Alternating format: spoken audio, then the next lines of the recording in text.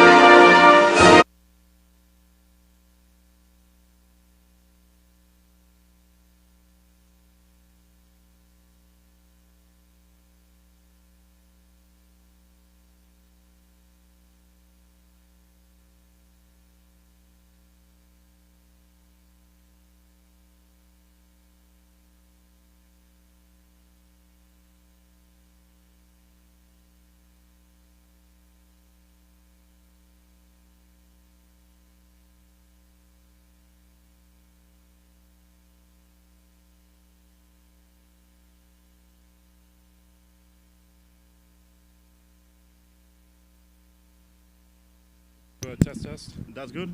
Test, test. Hello, hello, hello. Hello, hello. Yep. There are no live streaming now, or there? Do you know? Let me see.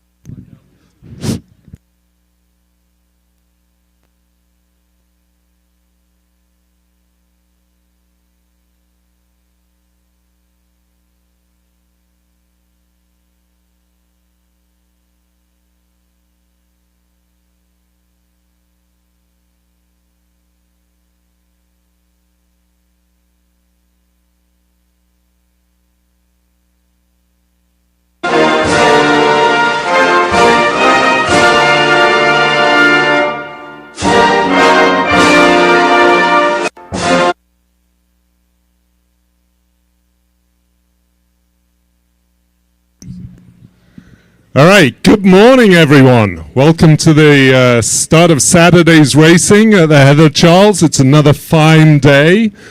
And to kick us off this morning, we have David Rivera Bozon.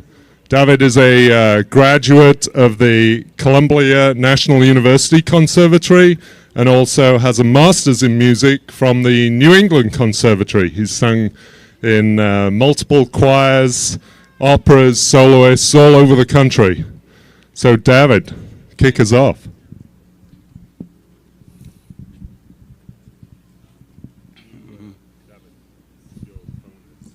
Let's put it here.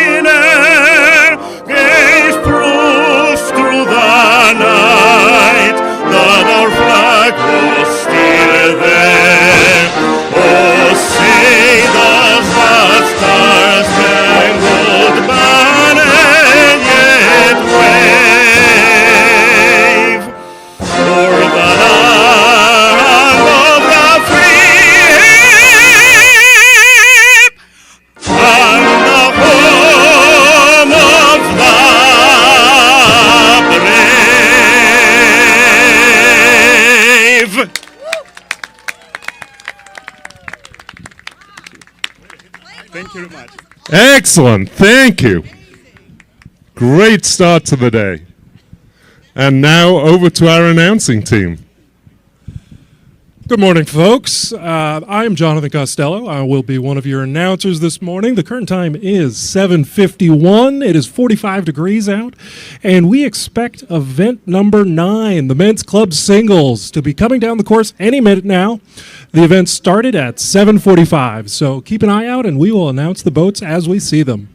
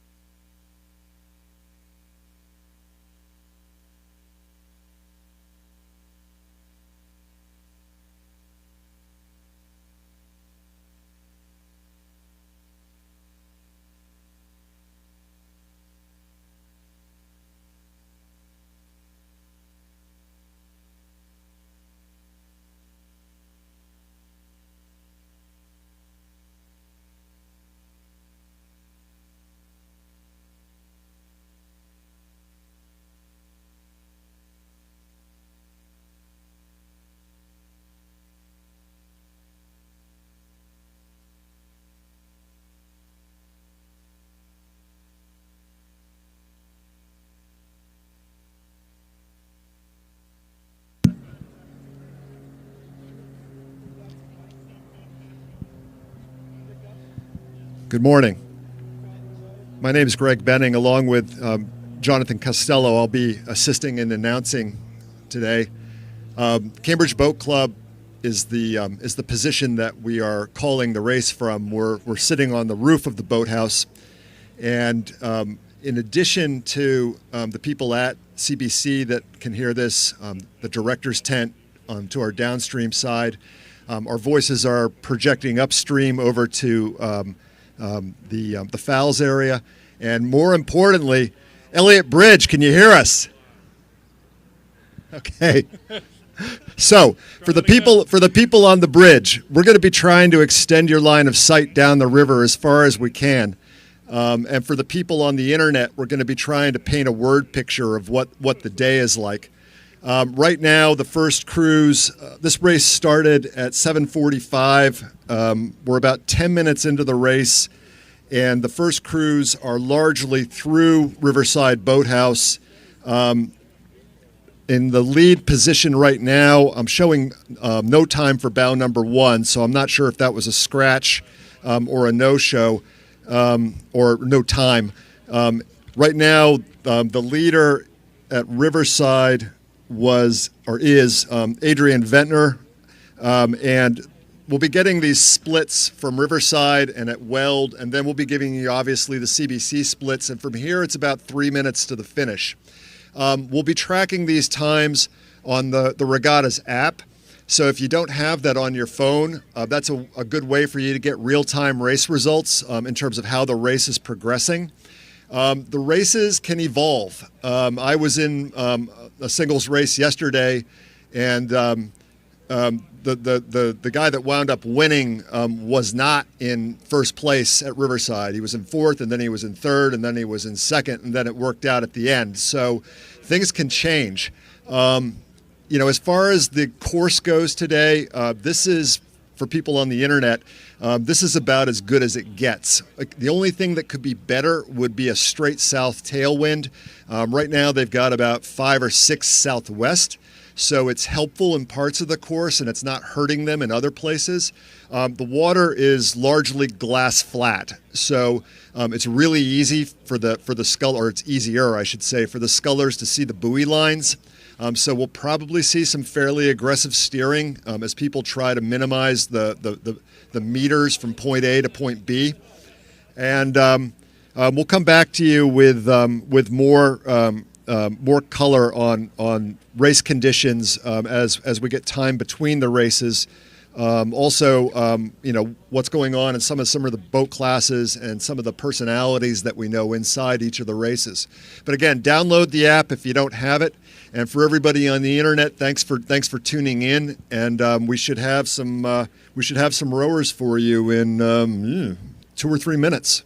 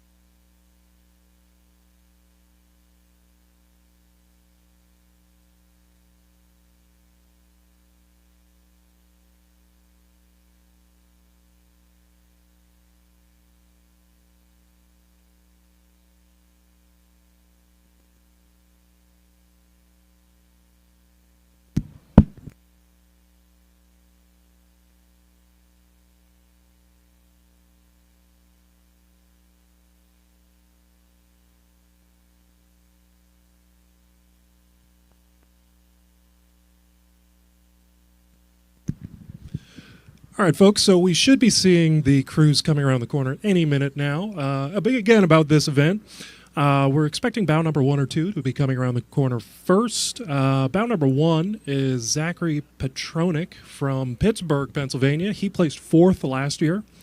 From the Regatta Central webpage, it looks like his time did not register at the first stop, so that's been corrected. we are now expecting either Zachary Petronik or local Adrian Venter from Riverside to be the first crew that we see coming around the corner. About this event, again, Zachary placed 4th last year, and the 7 scullers behind him are all in the order that they finished in 2021. Adrian was of Riverside, was at bow number 2, was just 5 seconds behind Zachary last year, and it's going to be chasing him for this rematch. Some of the scullers are in their first senior season at the age of 19, and the oldest entry is age 35. We can see the first crew coming around the corner now.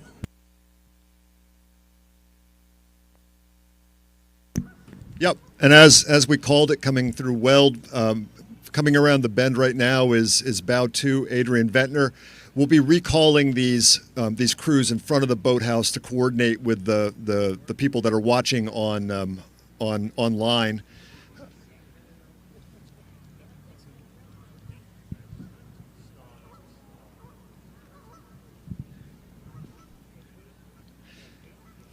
And here we have our first rower up the course of Saturday's Head of the Charles. Bow number 2, Adrian Ventner from Riverside Boat Club. It's got about 800 meters to go, 10 strokes to the bridge, and then he goes on automatic all the way to the finish line. Interesting enough, this is actually only his 2nd season rowing. He's a college swimmer from Duke and a South African national. And here's bow number 1, Zach Petronik from Pittsburgh. And that is him in the red shell approaching the bridge right now. And now we've got a decent gap back to the next cruise. It does look like a couple of the crews are bunched up coming around the corner. And again, we will identify them as they come around the corner and approach the boathouse. So right now, those 2 crews that came by you, Venter had obviously passed bow number 1. He's got a 30-second lead going into the last 700 meters. So if we kind of project back into the race, the question is anybody in the pack fast? Because right now it's looking like Venter is going for the win. 5 is overtaken 4. We've got bow 5 overtaking bow number 4 coming onto the screen now.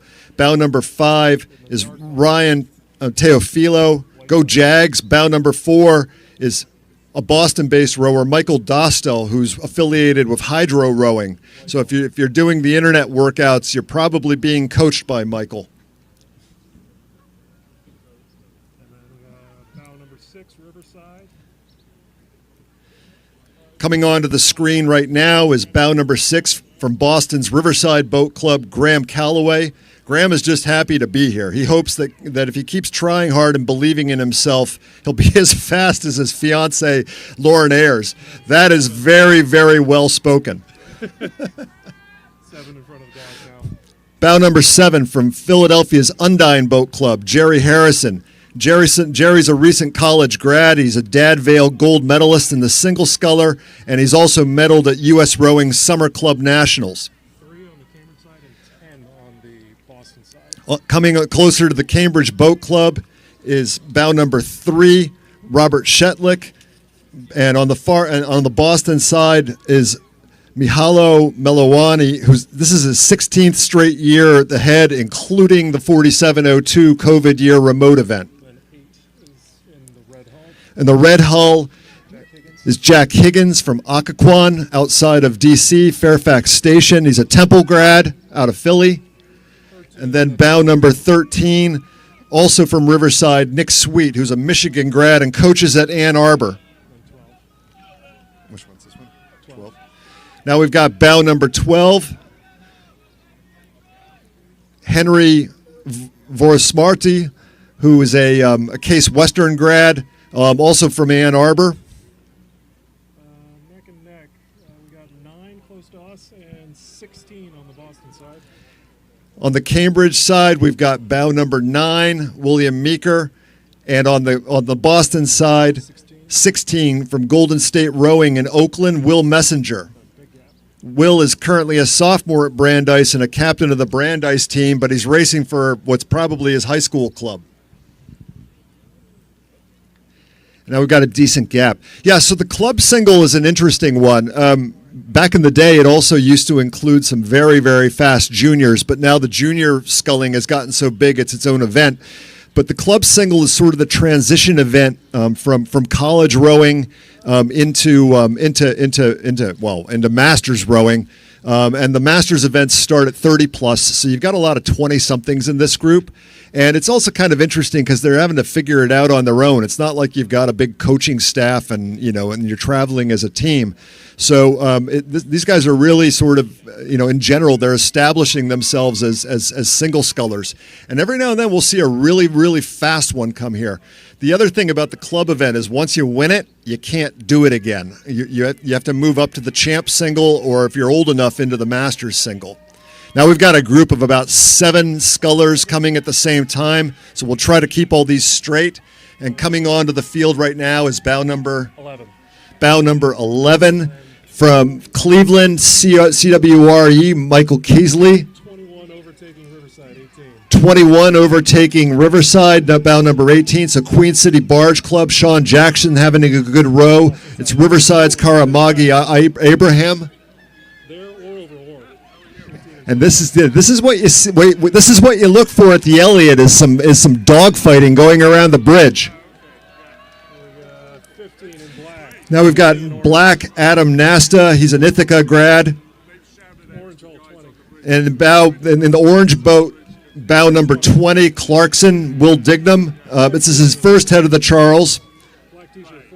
And now we've got bow number 14, Will Drescher, VCU crew alumni, ACRA doubles champ. 23 in the visor, Whitehall. And in the Whitehall, bow number 23, Chris Crawley is a Marist. Oh, so 23?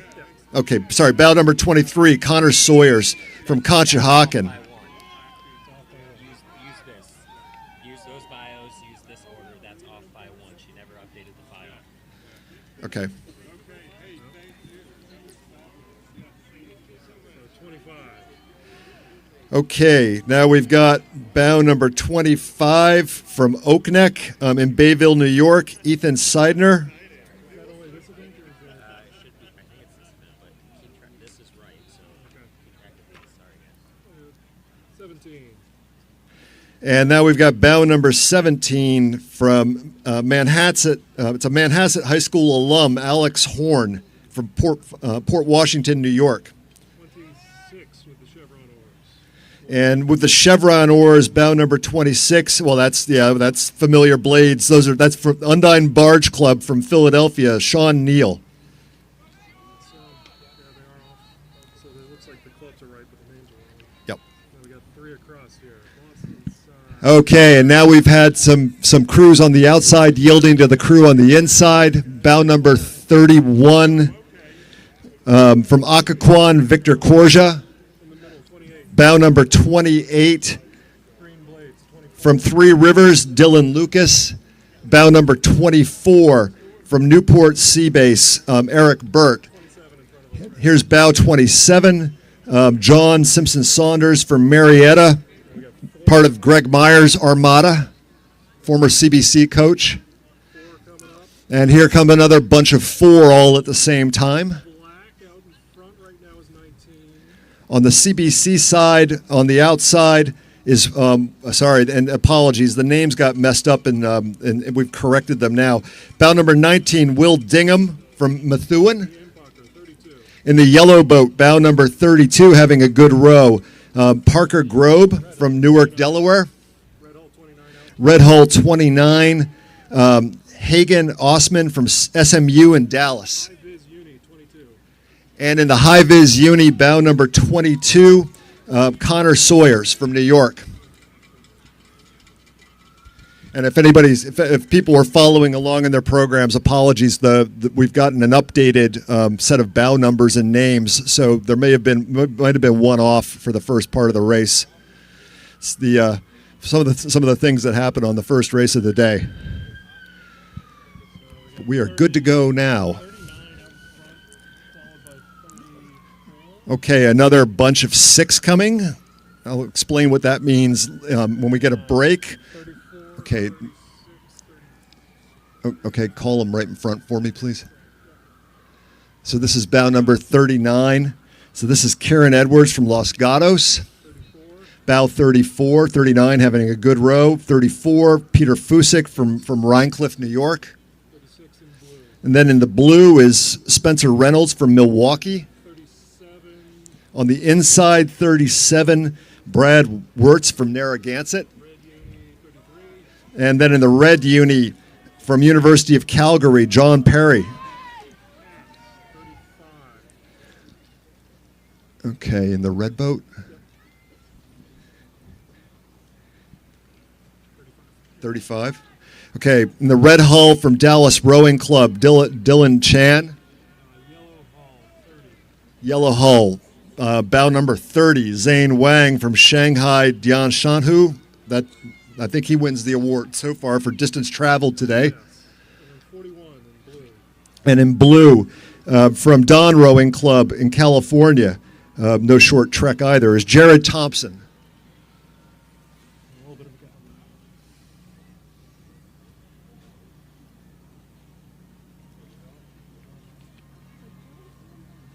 Interesting, he lists himself as going from Shanghai, but his country code is Great Britain. Unless that's another misprint. Well, it still wins the travel award. Yeah. Yeah, so those of you watching at home or those here for the first time, the Head of the Charles is truly an international event. We have people from all over the world. I would say Shanghai is probably the farthest I've seen to date, but will not be our last international rower of the day, that's for sure. Okay, and I think rounding out the field is David Foster from the Atlanta Rowing Club. So let's take a look at the results.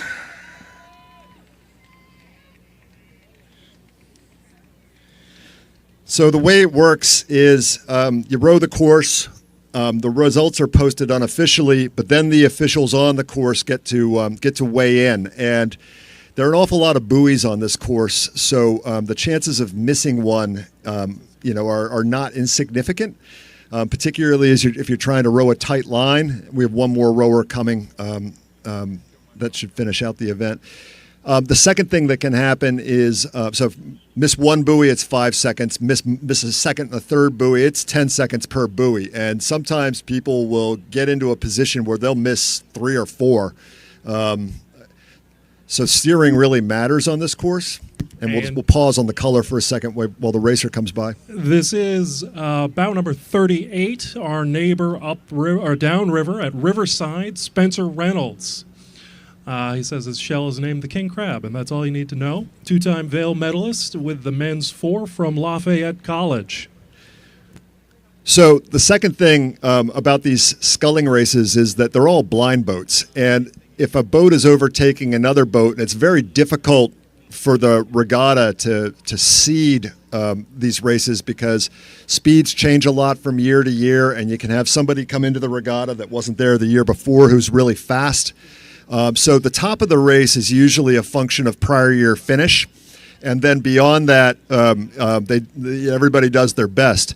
So when you get onto these, when you're on the straightaway, it's not such a big deal. But when you get onto these turns, if you're overtaking another crew, the crew that's being passed is required to yield.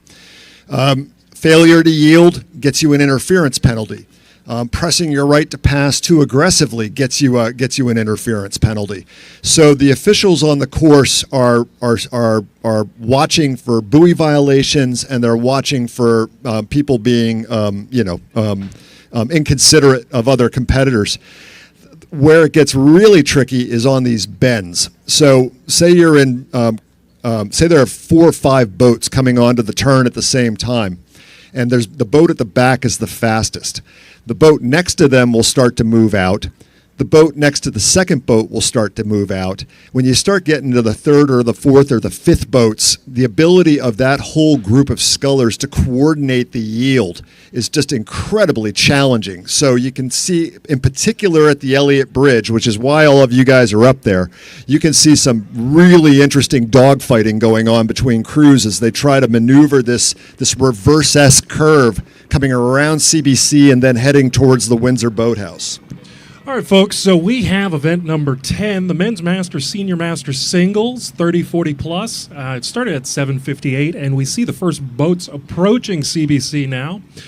This combined event is Men's Masters age 30 plus and Senior Master age 40 plus in singles. The field is led by Cody Lowry of Undine, who finished third in the combined event last year.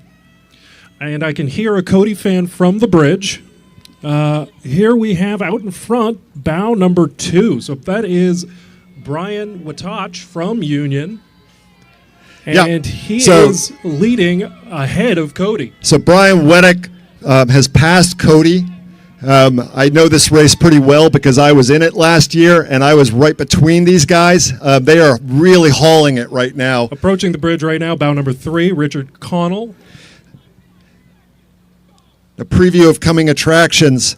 Those are not the guys in first place at Weld. So there is some action going on in the back of the pack right now. And we have Brian McEwen leading David Ringham of Maritime and Red Cedar, respectively.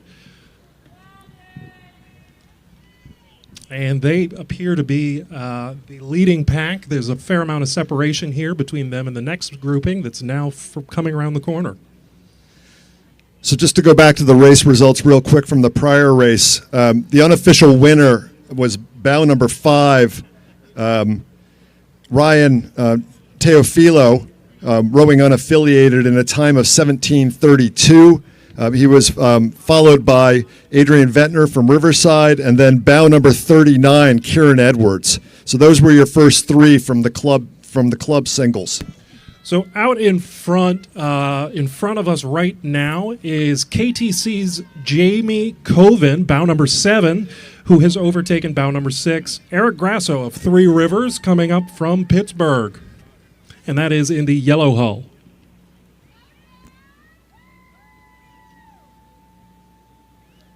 And approaching CBC now is bow number 8 in the white hull dark T-shirt, David.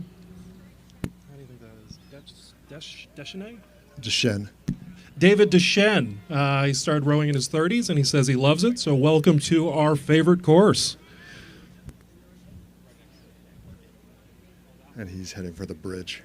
That 8 is sliding into the next course.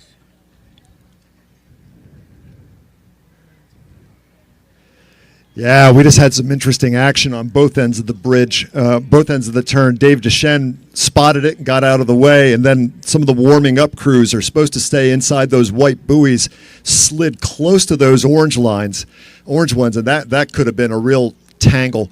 Here's bow number 9, Doug Kelly from Bellows Falls, Vermont. Bow number 10, Shane Madden from Undine. Undine well represented this year. Bow number 11, Jeff Toto from Union Boat Club. And bow number 13, Lee Greathouse from Union. And then we have bow number 12. It's very easy to recognize those Riverside unis. The horizontal blue and white stripes, that is Joseph Hanna. Yeah, go Stripes.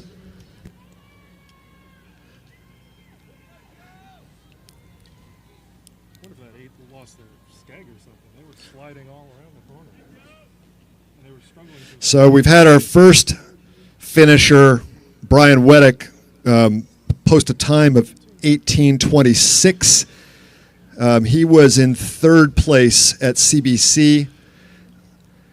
Crossing under the bridge right now, bow number 16, PJ Gupta, and bow number 14, Florian Carl from Great River, coming up from Connecticut.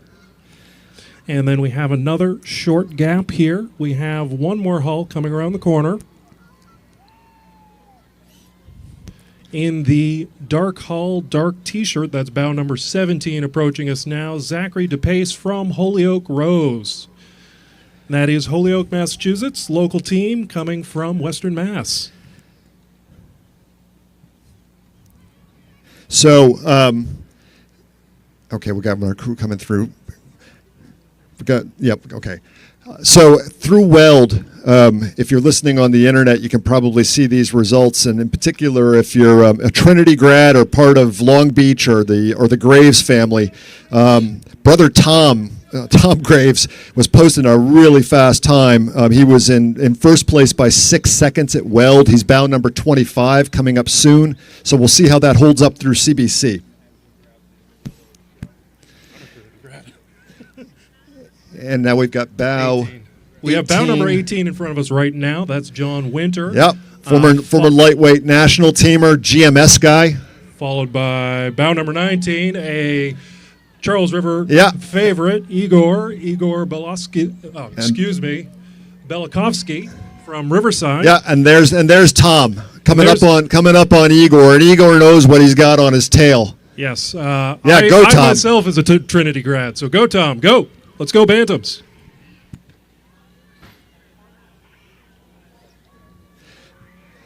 Yeah, Tom's having a great race. Igor's just coming off of COVID, so he really got a full ticket today. Now we have bow number 20 approaching us now, Patrick Rorden, Maritime Rowing. Yep. And bow 24, Eric Breinland from Green Mountain. Eric Lev. 24, Eric Lev from Cambridge Boat Club. My apologies. Eric Lev from the CBC Rowing Committee. Pretty much a regular down here every day at 6 o'clock. 23. Bow 23, Eric Breinland from Green Mountain. Followed by Daniel Ellis from Rose City from Oregon. And then bow number 22, Maritime Rowing Club, Randy Wilhelm. I imagine the time zone difference from Oregon has got to be challenging. Yeah, it's a little bit of a. We've had people starting to show up here on obviously there was racing on Thursday, but Wednesday was a pretty busy day. There were crews here on Tuesday. There were crews here on Monday. Some people started to show up on Sunday, and it's tough for this crowd because this crowd is pretty much working full time. We have bow on stern competition coming around the corner right now. In the lead is bow number 31 in the yellow hull, and behind them, striped uni, bow number 29. So in the lead, that is California Yacht Club, Mark Schaefer, who has overtaken Riverside's Tom Sampf. So the thing about the 30 and 40 compared to the clubs is, as I mentioned before, the clubs are, sort of that transition event out of college. In the 30s and the 40s, you're pretty much into full life. So, a master's rowing is what tends to be characterized by things like jobs, significant others, small children, mortgages. So fitting in the training is quite challenging, and you have a lot of ex-national teamers in this event. So people that rode at very competitive levels in their 20s, and this is their bridge event into staying involved with the sport the rest of their life. And coming across us right now is Tom Sweeney, bow number 30 from San Francisco.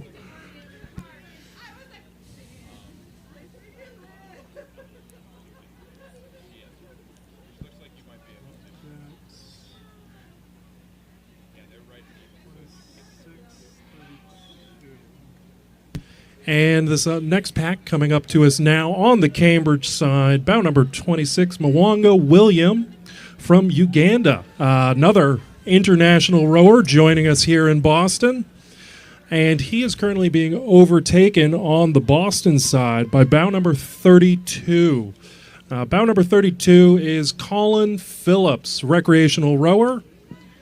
And tailing that pack there in the red hat, red blades, bow number 34. Bow number 34, Stephen Titus from Potomac, Washington, D.C. Yeah, so another challenge you get into in these kinds of races for the people that travel is you're usually rowing in a borrowed boat. And if you're really, really lucky, you get to borrow a boat that's exactly like the one you have back home. But then the challenge is, if not, that you've got to get used to totally new equipment, and you've got about a day or three to do it. And crossing us right now is bow number 33, Matt Beaton from Mossy Oak. That is Shrewsbury, Massachusetts. They row on Lake Quinsigamond in Worcester.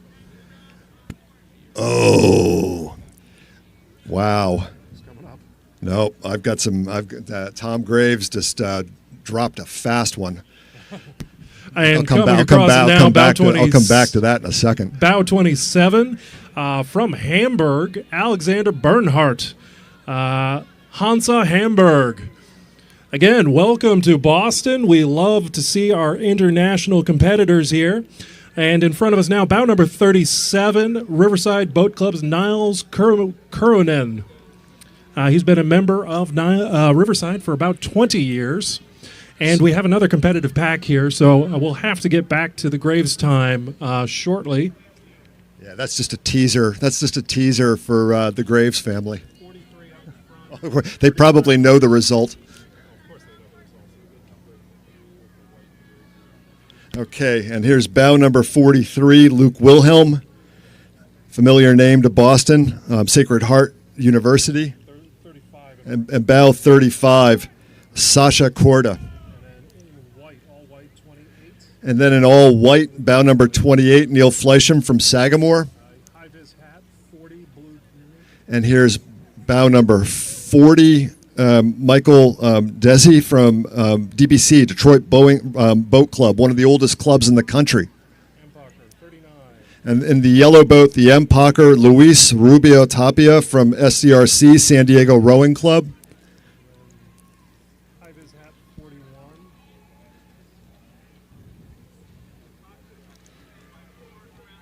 Okay. And here's bow number 41, Brent Basso from Coventry Lake. So let me just extend personal congratulations to Tom Graves. He just dropped a course record in 1815. And it's personally meaningful to me because the old course record was mine. So he just knocked me off by 4 seconds. And so that was an outstanding race by Tom in the 40 plus single. And here's bow number 42, Michael Maloney from Flower City. I mean, they say records are made to be broken, right? But so this race is 2 races. There's the 40 plus, and right now Tom's sitting on top of everything as a 40-year-old. In second place in the 30 plus right now is Brendan McEwen, and we'll see if somebody else comes up in the back of the pack. Here's bow number 44, William Simonson from Commencement Bay in Washington, Tacoma, Washington, followed by bow number 38, Scott Stewart, Nashakwitska in Chilmark. And here's bow 46, Julio Chances from Parana Rowing Club in Argentina. Bow number 45, and the white hull is, we already called that one. Yep. And bow number 36 from Hammersmith in the UK, Clark Berry, Fulham Reach Boat Club.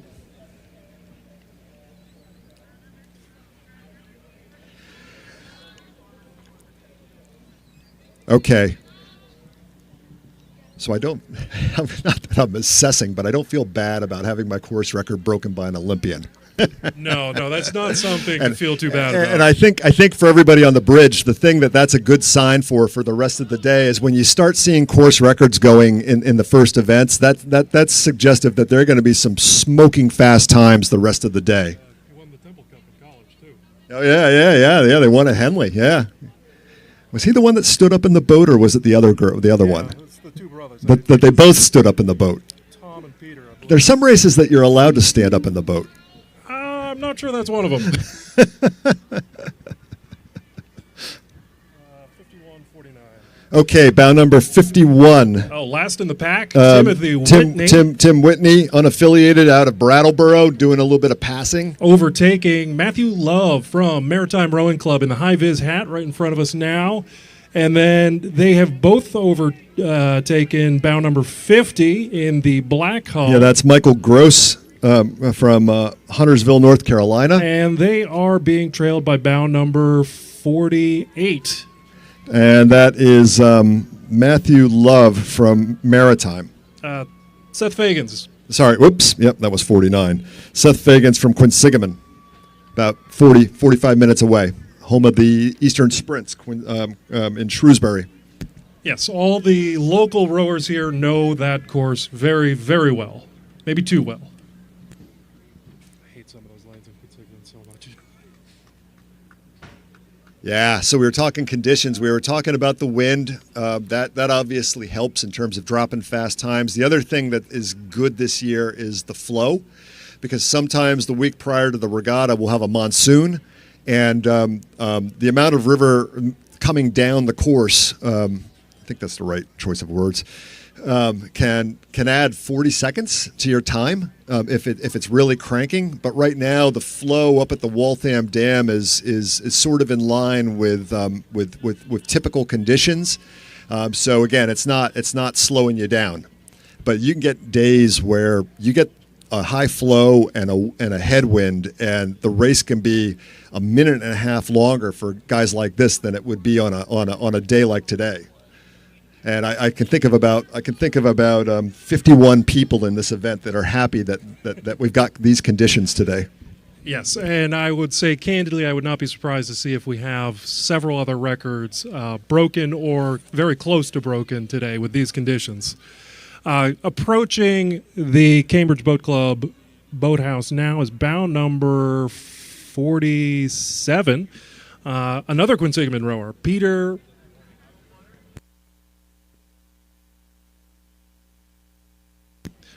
Mulcahy. He's from Shrewsbury, started rowing at the Shrewsbury High School, and rowed for Harvard. He first rowed the Head of the Charles in 2001. I think that is the end of this event.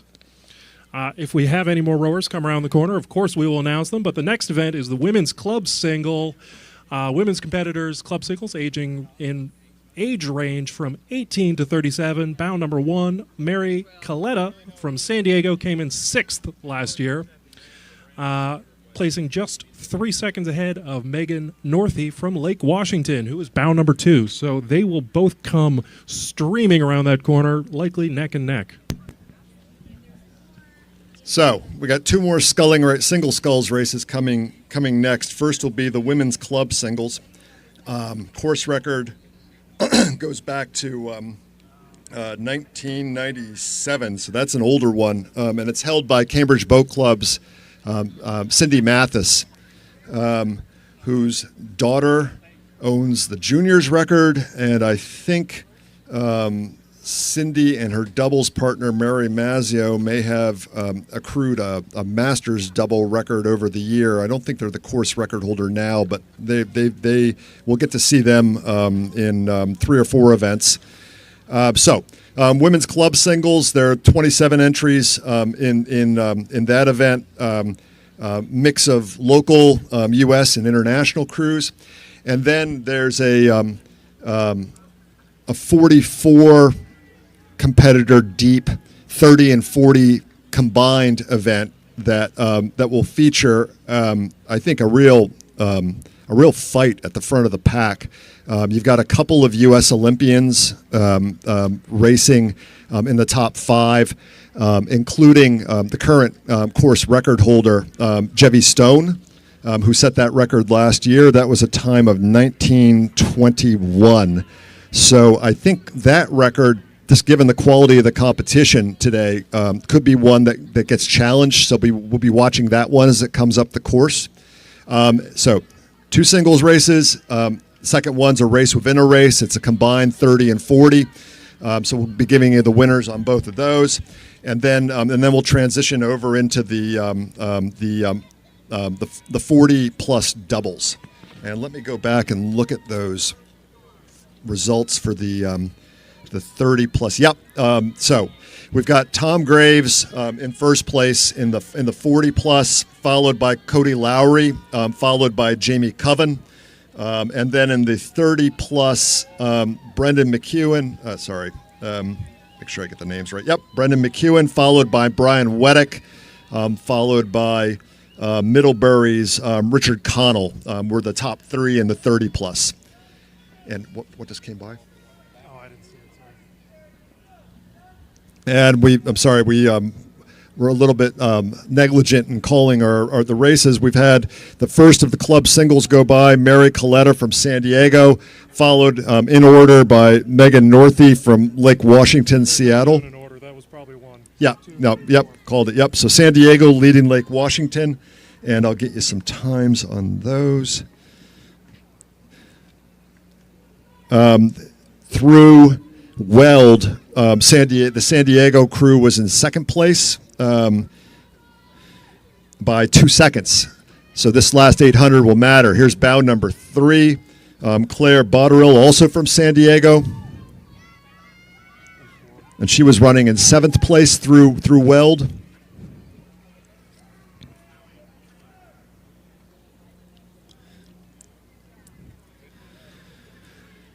Bow number 4 is Minnesota Boat Club's Madison Koch from St. Paul.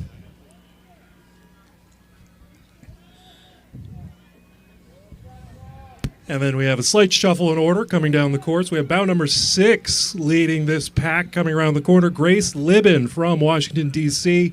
TBC Rowing, that's in the yellow uni.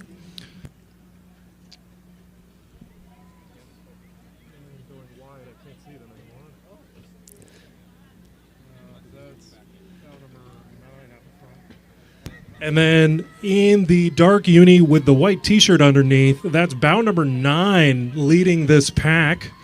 Saratoga's Morgan Hummel. And right on the Cambridge buoy line here, closest to CBC, is bow number 6. Yep. That is Grace Libben. Grace Libben from TBC, Washington, D.C. Go, Grace. And then bow number 5 is right behind her, Middlebury alumni Erica Sloan. And then from Riverside Boat Club, having a good row is Jenny Sorley on the inside, followed by bow number 7, Megan Schultz from Lake Las Vegas. I don't think I've ever seen a Las Vegas crew here before. That's Megan Well, Schultz. the water here is different than it is there. Yes. So. More of it. That's what I've been trying to make Yep. sure I have them identified. So we hope we're doing a good job of synchronizing the call with the video feed. We're seeing them before you see them, so we'll be calling them as we think they're coming on to the video feed. Coming up now is bow number 11. Jane Liu from CRI. That's another local crew. CRI and Riverside are both very easily identifiable Boston crews. You could even say they're iconic just from how their total image is. It's just that crimson hull, crimson oars, crimson uni. Yeah, yep. CRI, all red.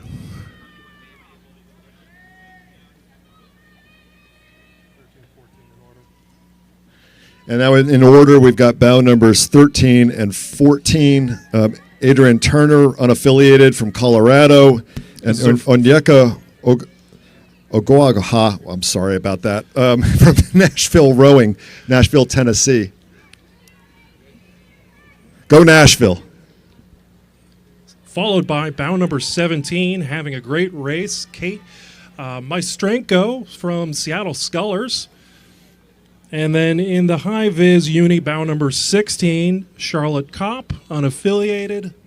And in the dark hull, dark uni with the rainbow blades, bow number 15, Ciara O'Sullivan. All right. Yep. And with a few rowers across the finish line, bow number 1 was in.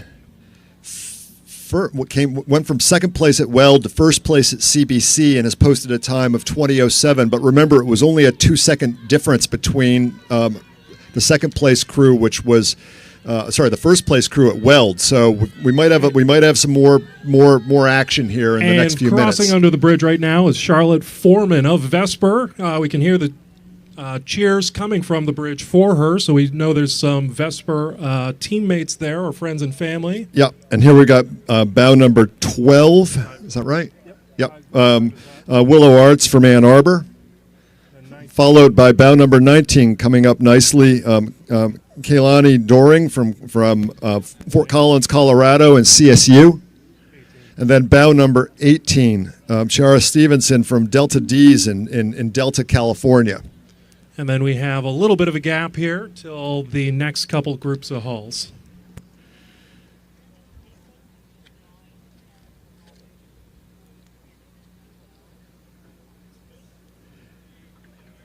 Yeah, and waiting to see what happens with bow number 20, Foreman from Vesper. That was our race leader at both Weld and CBC, so it's really nip and tuck between bow 20 and bow 1. And crossing in front of the green buoy by CBC now is bow number 23. Coming from the Thames, City of Oxford, Caitlin Armstrong.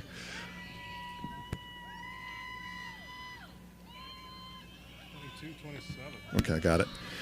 Okay, coming on to the screen right now, bow number 22, Louise Kuster from TRC, Texas Rowing Center in Austin. And she's being chased by Lauren Miller, bow number 27, Arian of Saratoga Springs. Yeah, Texas is one of the places that has it going on right now. There's quite a large facility down there, and there's quite a bit of not just community rowing, but also, I mean, University of Texas is there.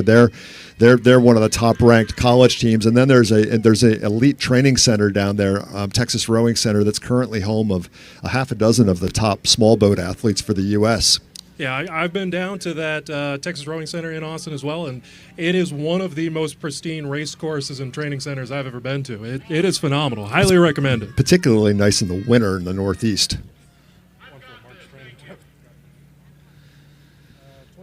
Okay, we've got bow number 25, Alyssa Treblecock from rowing unaffiliated out of Lakewood, Ohio. And then in the yellow hull. That's one of the next events. Wow, there's Jevy. Woo! Look at that. We've gapped the events. Go Jevy. She is flying. Wow, yeah, wow. She does currently hold the master singles course record. Wow. So it looks like she might be going for number 2 here. Wow, there's an after-action report. There's going to be a bit more of a gap between those events next year. Yeah, assuming Jenny's still in it next year. But I do believe that was she was overtaking Natalia Kastenberg from. Oh, I can imagine what's going through Jevy's mind right now. She's like, I can't believe I caught the race, and then then her adrenaline gets going. She's jacked. When you start overtaking the boats at the next event. That you don't get to do that very much with bow number 1. That's a fun thing to have happen. And approaching the bridge right now, Penn AC's Shannon Kaplan. Yep, Shannon quite good in her own right. Go Shannon. And then Riverside's Lauren Ayers. Yes, so that is very unusual at the head of the Charles to see someone enter into the next event. So at the starting line, at the other end of the river, yeah, they usually give, what would you say, 5 minutes? Well, let's see. So it was 8:16 to 8:24. So there was an 8-minute gap. So theoretically, if you have the start going efficiently, there should be 28 athletes. So that they probably had a 3 minute gap between the races. Yeah. So best case scenario, that's 4 minutes. That's a little tight. Yeah. The starters next year might want to gap that out a little bit to 4 or 5 minutes more. Yeah. But I'm sure if Jevy gets a big medal, and it's looking pretty good right now, I'm sure that's a war story for her. And just for those of you at home who might not know who Jevy Stone is, she did set the course record last year. She won in the champ single. She's also an Olympian from 2012, 16, and 20. Rode at Windsor, Princeton, and in her free time, she's a doctor at Beth Israel Deaconess. Yeah, so let me go back and give you the results on that. Oh, sorry, we got bow number. We have Union Boat Club's bow number 4, Karen Davies. Karen Davies, yep. Go Karen. Another phenomenal rower. So in the club singles, bow number 20, Vesper, Charlotte Foreman did wind up winning by 6 seconds over San Diego's Mary Collada, and in third place was Megan Northey. Now back over to the 30 and the 40 plus. 5, 6, and 21 from the last one. Okay, and here we've got bow 5. So we have Riverside's Ilana Zief. And then in the Whitehall, the yellow shirt, that is bow number 21, Michelle Sosa from the previous event.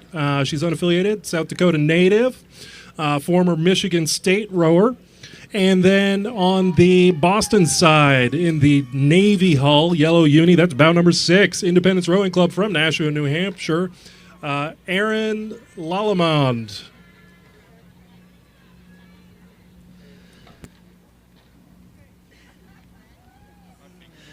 Yeah, so one thing you might notice is that the bow numbers for different events have different colors. And what we're watching right now is an example of why the bow numbers for different events have different colors. So in front of us right now in the high visibility hat, bow number 7, Emily Rocket. That's a great racing name. From Cascadilla, that's in Ithaca, New York. And then in the red uni, that's Heather Moon Vogels, coming from Vienna. She rode at UVM for 4 years before moving to Boston. Okay, so going through CBC, Jevy had a 26-second gap on second place. That was Lauren Ayers. And then and right behind Lauren was Shannon Kaplan. So about a 20-second lead for Jevy going through CBC. Course record was her time last year of 19:22. We'll see how that shakes out. It's about 3 minutes from Elliott to the finish. So I think we could be looking at a course record for Jevy. We'll see. Under the bridge right now, Union Boat Club's Catherine Infantino, and right approaching the bridge right now, bow number 10, Elizabeth McCann from Virginia alumni. 3 minutes from here to the finish line sounds like a pretty good estimate. I'll tell you, my adrenaline is still jacked seeing those races overlap. That's like, you don't get to do that very often. No, she must be feeling awesome coming out of the powerhouse stretch, and assuming everybody at Belmont Hill yielded to her. Yes. Because that's the problem when you start getting into those crews is the speed differential between first place and last place in the prior event. I mean, I've been at races where I was moving 30% faster than the crew I was passing, and it can become a problem if they don't know how to yield. Yes, and sometimes with these club events, you do have less experienced rowers or rowers who don't know the course well, and that can be a problem when you're approaching this turn to the right-hand side of us. And here's bow number 11 from Potomac, Samantha Houston, and Jevy, 19:10. So she just shaved 11 seconds off of her course record from last year. Pretty good for an ER doctor. Yes, again, that's what she does. She was coming off the Olympics last year, so she had a little bit of momentum, But like she's been, and she just got married too. We have bow number 13 and 12 in front of us right now. So 13 is leading. That is Vesper Rowing's Melissa Hilton, who has overtaken Atomic Rowing's Alyssa Nielsen. Yeah, shaving 11 minutes off your course record, or 11 seconds off your course record is when you're working full time and you're newlywed. That's pretty good.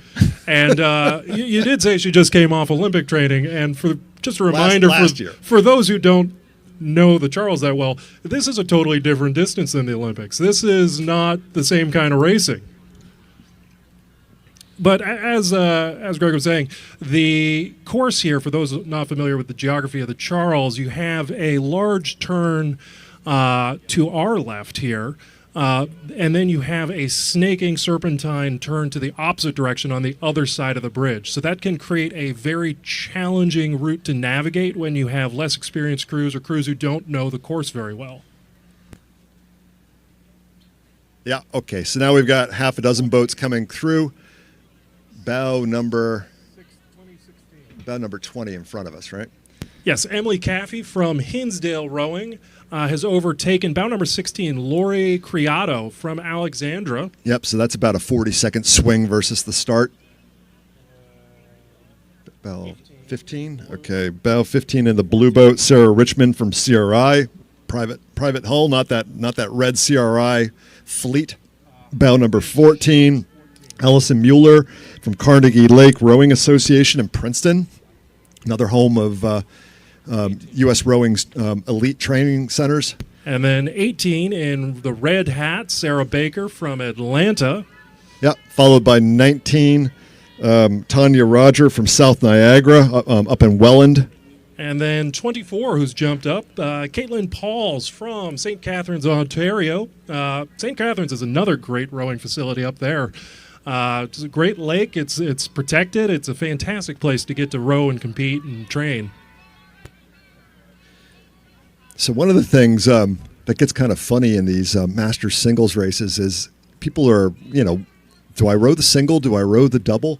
So there are probably some decisions being made today that will affect next year's, like somebody's after that's like, oh yeah, I'm doing this again, or oh, nope, I'm going to go row with my friend.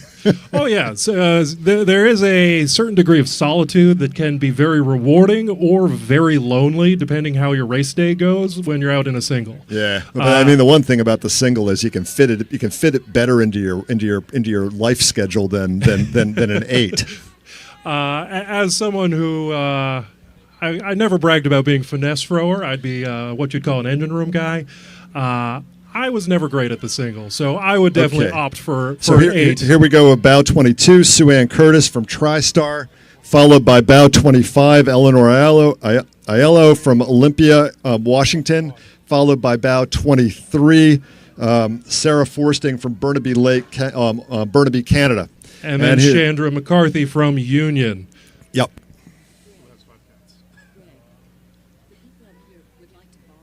Yeah, go ahead. Yeah, so one thing I also remember rowing on Saturdays, now that I've been booted over to Legends Friday, is practice is coming up the course with all of these 8s coming down the mat, because the big boats come after the doubles. So you're racing the single and you've got these 8s coming by you, and you're watching for the orange buoys, but then you're also watching for those white travel. And sometimes the white buoys and the orange buoys are really close to each other.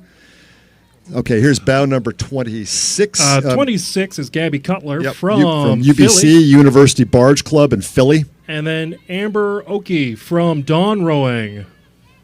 Coming down from Ontario. Again, international rowers. Welcome to Boston. Welcome to our Charles River. But these 8s, when they come by, even if they're going really slow, can bump up the water. So you'll be on big stretches of the course today where it's just glass flat, and then you start getting onto this turn and you're looking for the orange buoys, and all of a sudden the water starts to get a little bit bumpier. Yeah, you'll see that tomorrow as well when the youth 4s are coming down the course. They run into the same problem with the 8s. Yeah, well, the youth events. And if you want to hang out on the Elliott Bridge, that's what you live for. I mean, it's NASCAR. As a former youth coach, there's a lot of anxiety that goes into watching those events. Here's bow number 32 from White Marsh and Conshohocken, Laura Roberts. I think Conshohocken had a much better year last year. They had Philadelphia flooding last year. Their boathouse was literally like to the roof in terms of the flooding. You had a different number than I do. Okay. That's Riverside, Libby. Okay, now we've got bow 27. That's Union Boat Club's Marie Sorensen.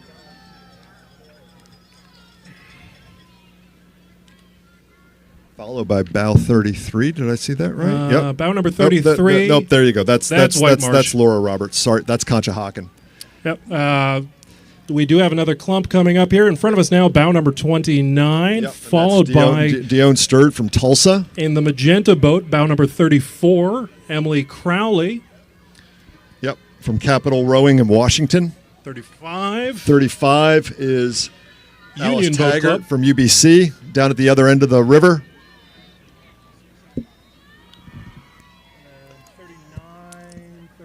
39, Emily Regan from Ready, Set, Row.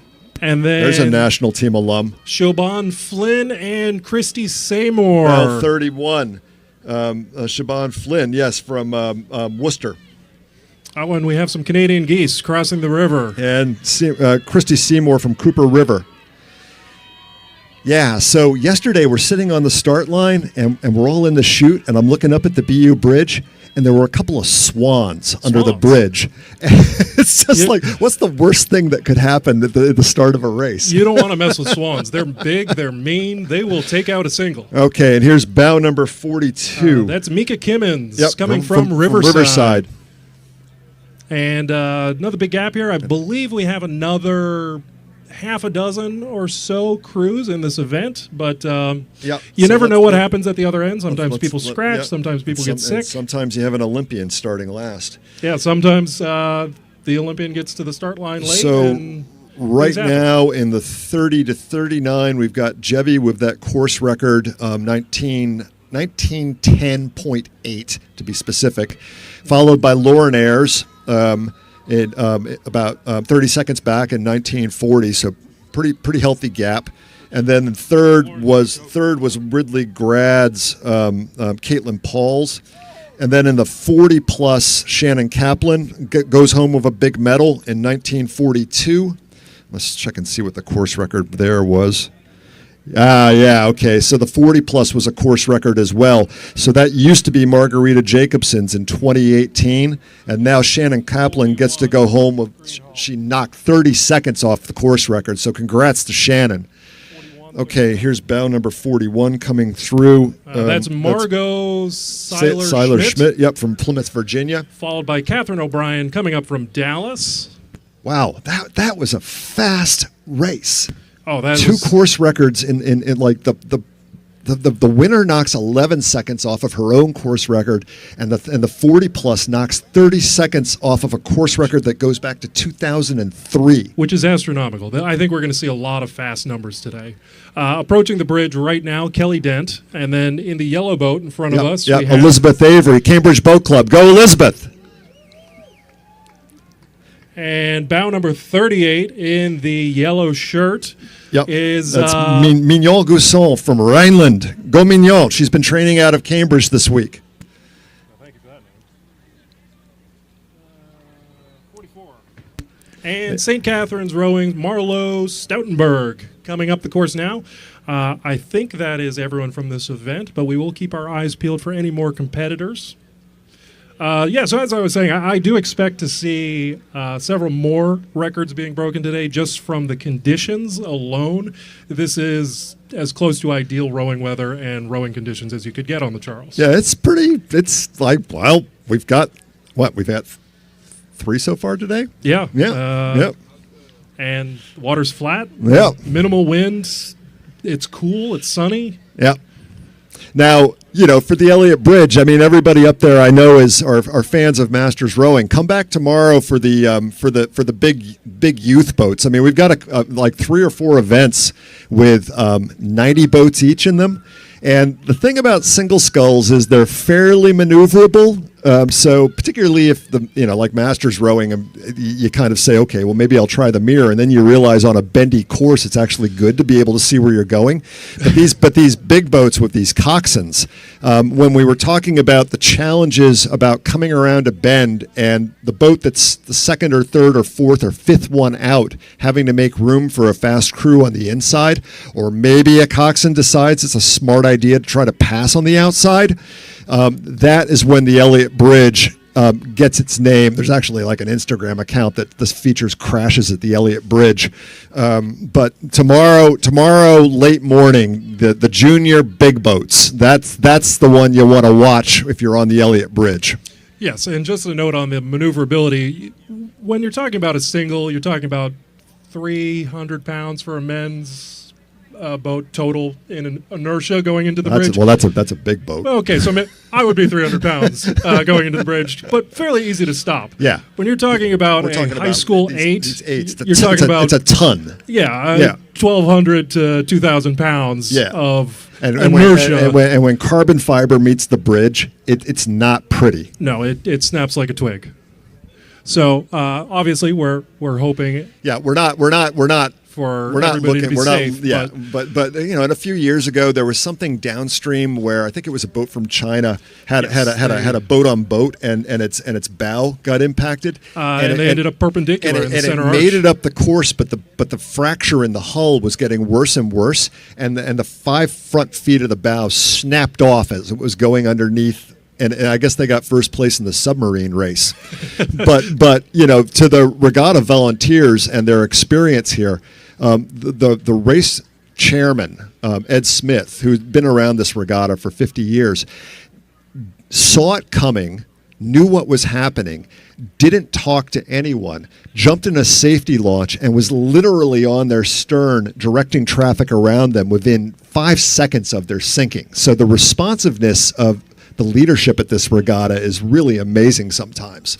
Yes, for the spectators, you'll see people around in navy or pink vests, and everyone there is part of the volunteer or staff of the regatta.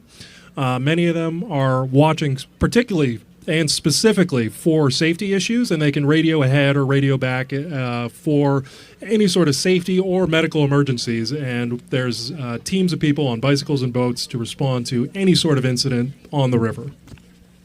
While we have a second here, our next event is event number 13, the Women's Master Doubles. It started at 8:44. So again, we will be seeing them any second now, but we do have some free time, so I would like to thank one of our sponsors. I'd like to particularly thank Moderna. Moderna, thank you to our new premier sponsor, Moderna. Look for Regatta and Moderna trivia stickers all along the race course and bridge throughout the weekend. Scan a QR code for answers. I don't think we'd be having this regatta without Moderna. Okay. We see our first crew coming around the corner here. Yeah, and through Weld, the crew in first was College Club Seattle, bow number 1, and which means that's probably who we're looking at right now. And that is Melissa Perlstein, stroke, Megan Gradeck in bow. They did win this event last year, Yep. and they have returned to defend their title. This is their second year rowing together as a double. 4-second lead at Weld. 2-second lead at Riverside, 4-second lead at Weld on bow number 2, which is a local crew, Alexis Sneff Belikovsky, whose husband passed us earlier in the 30 and 40 singles, and in stroke, Tina Vandersteel.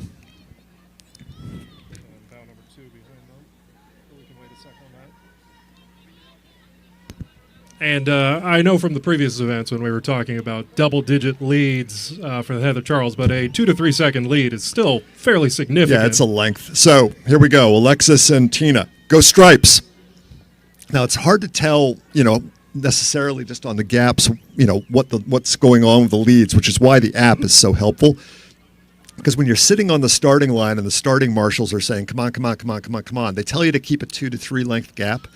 But they don't really yell at you too much if you let more than that. And here's bow number. In front of us right now in the Red Hall, that's bow number 2 from Ann Arbor, Michigan. Hillary Gaiman and Kelly Salcho MacArthur.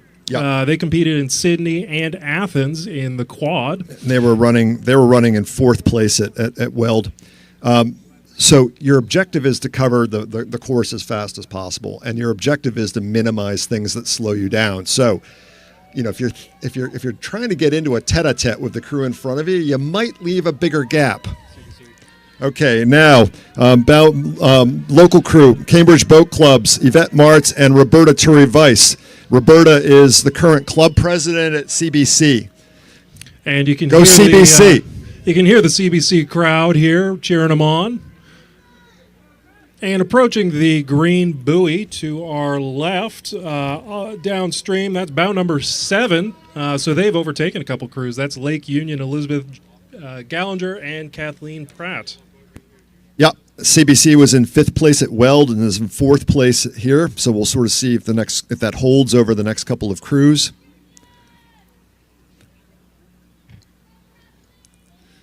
And then approaching the dock now in the pink shirt, dark unis, bow number 6, Mort Lake, coming from London, Rebecca Campbell and Christina Mattiotti.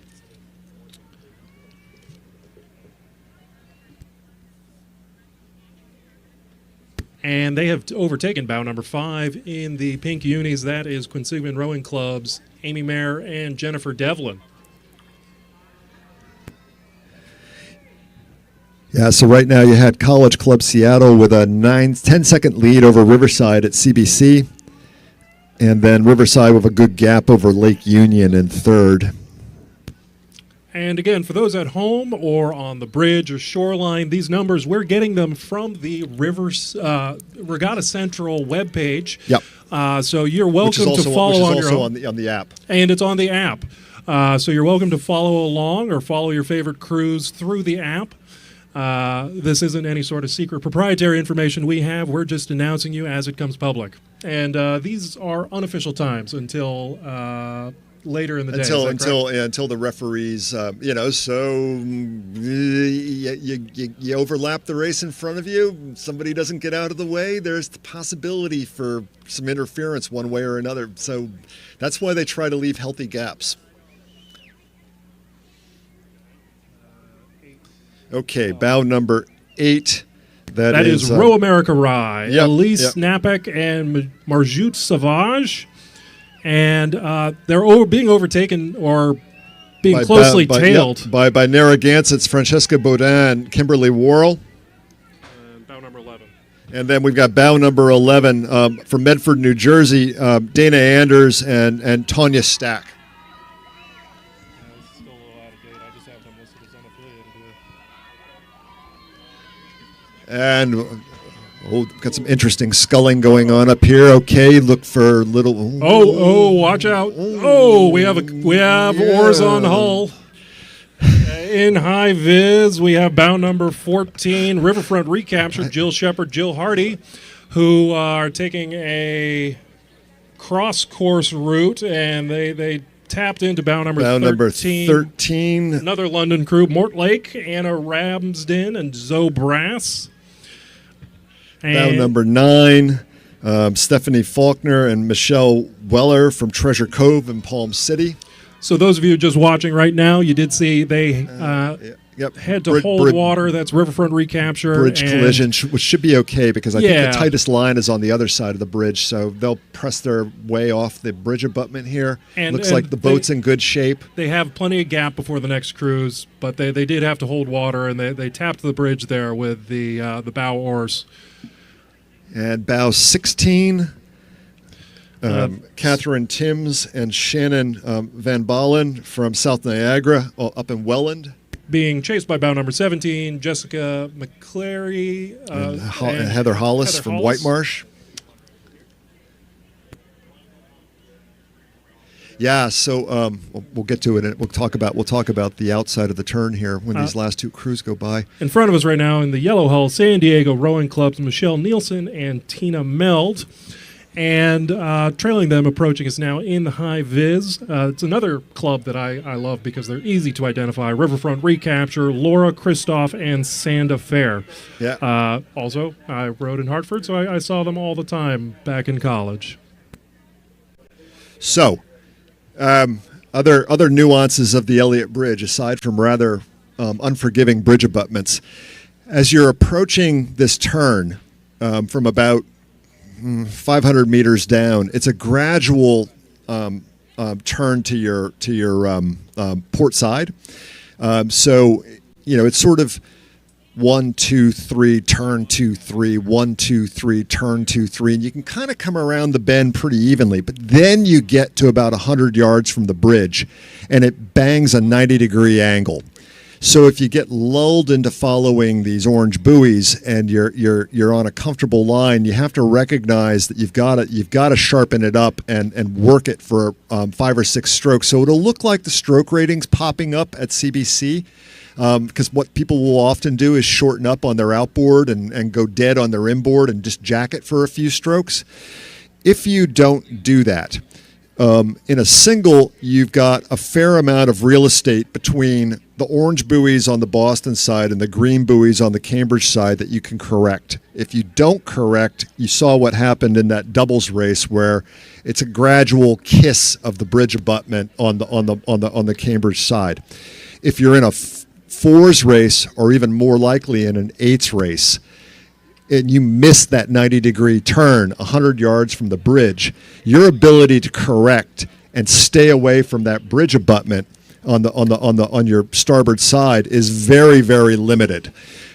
So the regatta says, okay, we'll solve that problem. We'll put the green buoys on the other side of the bridge abutment so that you've got an emergency off-ramp if you need to have it. Now, between the bridge abutment and the emergency off-ramp, just outside of that is the BB&N dock. Yes. So if you don't make that 90-degree turn and there are 3 or 4 eights coming around that bend at the same time, it can get really lively on that bridge abutment, but also for the people that are standing on the BBN dock. Oh, yes. And also on the other side of the bridge for the little off-ramp there, you have about 100 meters before you run directly into the Belmont Hill dock. So you have to take a further hard turn to the center of the river, which, if you're running 4 boats across, there's going to be boats there. Yeah, it's like one of those infomercials. But wait, it gets better. So you blow the turn here. You wind up in the emergency lane. You drag your oars. You try to correct back. The crews that are coming on the fast race line on the inside of the arch are angling for the Belmont Hill dock. And there can be a boat in the off-ramp coming back into the race course. And you've got to be careful that on the apex of the next turn, you don't create a collision. Yes. So get back to okay, look, Masters rowers have done this course 10, 20, 30, 40 times. You get these junior coxswains where it's their first time up the river.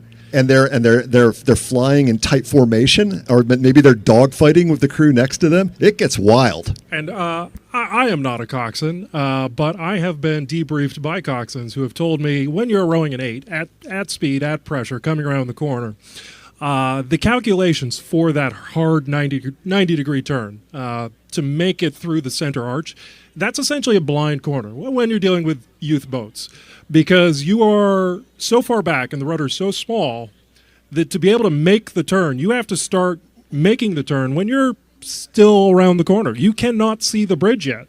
So if you miscalculate that by 5 degrees, 10 degrees, you're going into the abutment. Or if you've got a starboard stroke boat and your bow seat is on port and you can't use the bow and 3 to really drag the bow around or push the bow around. And that's another, in a sculling boat, you push the bow around. In a sweep boat, you're skidding the hull around using the rudder. So a coxswain that knows how to use his rowers to make the turn has an advantage as well, because every time you go on that rudder, you're scrubbing speed, and it just kills you in terms of your competitive position. Okay, next race, more racing coming up. Next up, no more color commentary. Event number 14, men's master doubles. Course record was set in 2003. 2003. I believe we heard one of those records got broken earlier today. So this may be another one of those years where every course record is set in 2022. We'll see. And we got some action at Weld. Maritime was in first place, followed by Fairmount, followed by bow number 1, Riverside. So we'll probably be seeing bow 1 first. Yes, the top 5 crews are all returning from last year, so I would not be surprised to see them come down the course in order. Bow 1 doing well. It's Sean Wolf and Pete Morelli. They've won this race several times in a row. They've got a good gap on the crew behind them. Yes, and it does appear that it is bow number 2 right behind them. As we were talking about before, at the start line, they try to space you out for 2, 3 lengths. The high competition rowers, I know they like to space themselves out a little bit more so they get clean water. I'd say this is pretty close to their starting distance. That's probably but so the course record in this event was set by Dan Gorarian and Mike Smith back in 2003. Those guys, between the two of them, over the 40 plus and the 50 plus doubles, had something like 16 first places. Here's bow number 3, Mike Ferry and Greg Kaplan. Go, Mike. But I think in terms of crews on the water and total first place wins, that Smith-Guerrerian double was like right at the top of the pile in terms of event success. In front of us right now, we have bow number 7, Maritime Rowing Club, Jake Watkins and Nate Kelly. So this is the crew that was in first place at Weld. That's another Trinity College alum right there, Nate Kelly. Okay, so we'll be watching these ones. They overtook bow number 4, red rowing long sleeve red oars. That is Potomac. You recognize them with the star on their oars.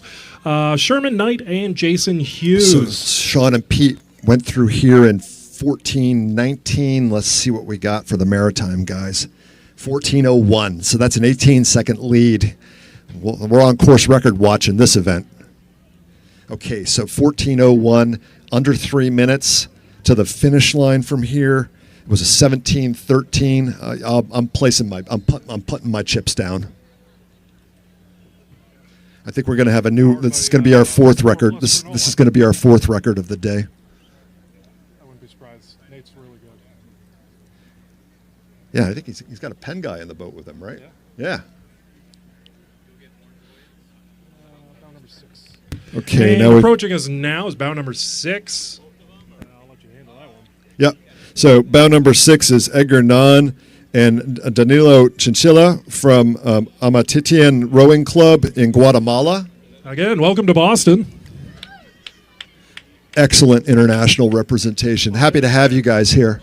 Close to us, Greater Columbus Rowing's John King and James Waterfeld in the burnt orange unis and blades. On the other side, Boston side of the river, bow number 10, coming from Mexico, Sir Christian Molvig and Klaus Rasmussen from Mexico. I'm going to sound like Tony Romo here. Oh, see, this is what we were talking about. There's the little out route, and now they have to cut back in.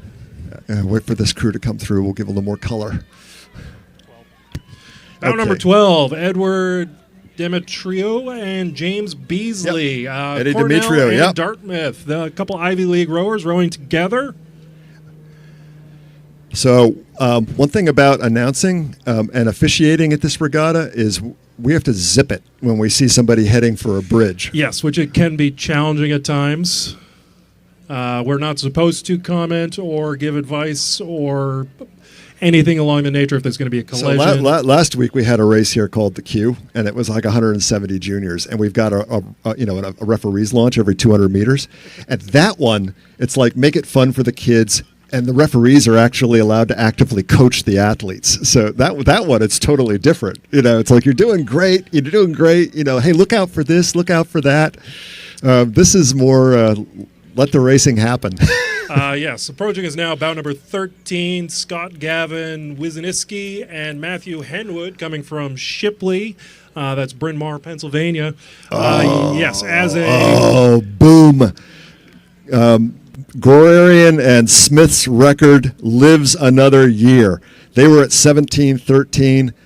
Really good row. Oh, no, sorry. It looks like it's refreshing. Yes, so we're gone. 17:13 was the old course record. The new one is 16:56 by Maritime. That is congratulations to those guys. Big new record. Sean and Pete were only 3 seconds off of the old course record. Bow number 9 in front of us now, Jackson Hole Rowing Club and Union, Thomas Shoemaker and Thomas Schumacher. Yeah, so Sean, that is just a fun duo. They go out, and they just like they're just a couple seconds off of a course record, and then they get another crew in that race that just drops the course record by almost 20 seconds. Woof! Nate's good. Powered by 4 Plus granola. Yeah.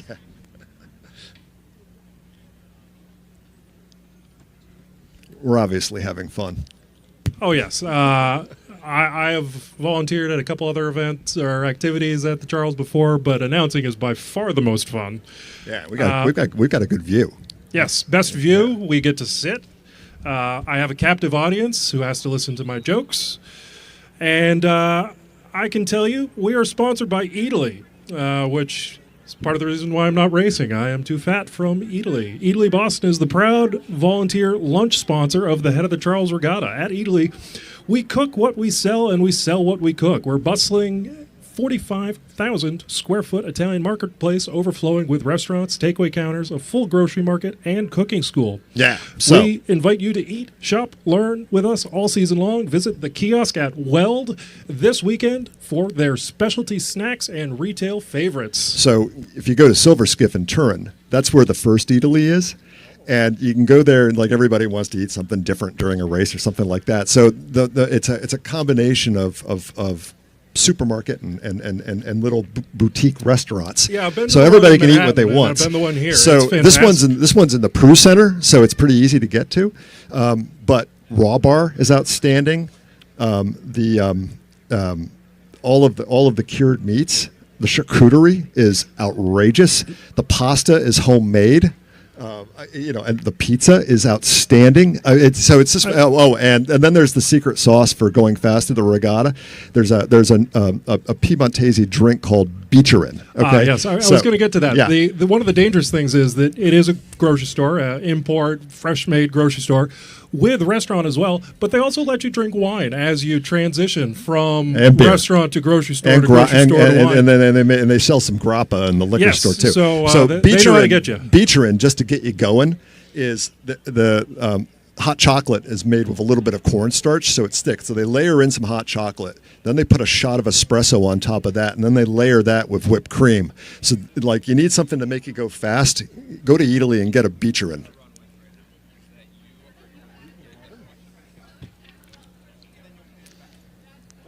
So we have a couple more crews coming down the course, approaching our dock now from the men's master double event. Out in front is bow number 8. That is in the light blue unis, leading the two boats. Here we go. We got more overlap coming. Bow number 8 is Port Jefferson. Here we go. Men's Masters 8's coming up. They are holding off the Quebec crews, but watch out. We have men's Masters 8. So it's a responsibility of racing crews, if there's an overtaking crew, to do their best to get out of the way. And it's pretty clear this coxswain is signaling that he's going to be going to the Cambridge shore through the bridge. And this 8 is probably moving at about 15 minutes over the course, and these doubles are probably going at about 18. Yes, this crew, this specific 8. Yep. Okay. Watch what goes on the far side of the bridge approaching Belmont Hill. This is going to be frisky. Yeah, that particular and crew. Check out the gap on Ex Nemo to bow 2. They set the record last year with 15:23, and that is the same crew. So I would not be surprised to see them break their own record. So those of you who don't know Latin, Nemo means no one. So Captain Nemo was no one. But Ex Nemo they're Harvard alums, and they know this river. They know exactly when they're coming up the course how they should be feeling at different points in the race. They've got a coxswain that knows the river intimately. So I'll be curious to see what happens to those. I hope those two doubles are okay. Yes, the ideal track. I'll continue that after. This is bow number 2. Approaching us now. Diesel rowing from Orchard Park, New York. I believe they came in second last year. That would be right based on their seating. Yes, so they will be competitive as well. Okay, so course record in this event is 15:23. We'll see if this is one for a record watch. 5-4-3. Okay, now we got 3/8 coming around the bend. Okay, they're 12:23 through CBC. So coming around the corner right now, we have reverse order 5-4-3. Marin from Green Bay, California, and another diesel crew, and they have overtaken the second Ex Nemo crew. So that is with the orange blades and the yellow and blue hull. That's Marin. In the yellow Empocker and blue shirts, that's Diesel. And then in the Empocker with the crimson and white tipped blades, that is the second Ex Nemo crew. Okay, and heading for the off ramp and is bow number 4. And you can see the coxswain dipping his left arm into the water to try and use it as an emergency brake. That's going to scrub some speed. Now they also have to be careful on these buoys on the far side of the bridge, because if they go outside any of those green buoys, that's a penalty. Oh, nope, they're safe. They're good. They just barely squeaked the bow back inside the buoy line. So Ex Nemo went through here in 12:24. They were over a minute faster than bow number 2. We have somebody rowing with Harvard blades coming down the course, but his number has flipped on his back, so I can't tell who that is yet. 6. Okay, we got bow number 6. So that's North Dakota indoor out of New York. Okay, so we got 6, 7, and 8. North Dakota followed by Sammamish, followed by Fat Cat. Fat Cat are Princeton alums. Sammamish tends to be Washington State grads. Washington State grads. Which, for these alumni and senior master eights, I do think Fat Cat has the best branding of any of the teams with their alternating race jerseys. Orange and black, of course, Princeton colors.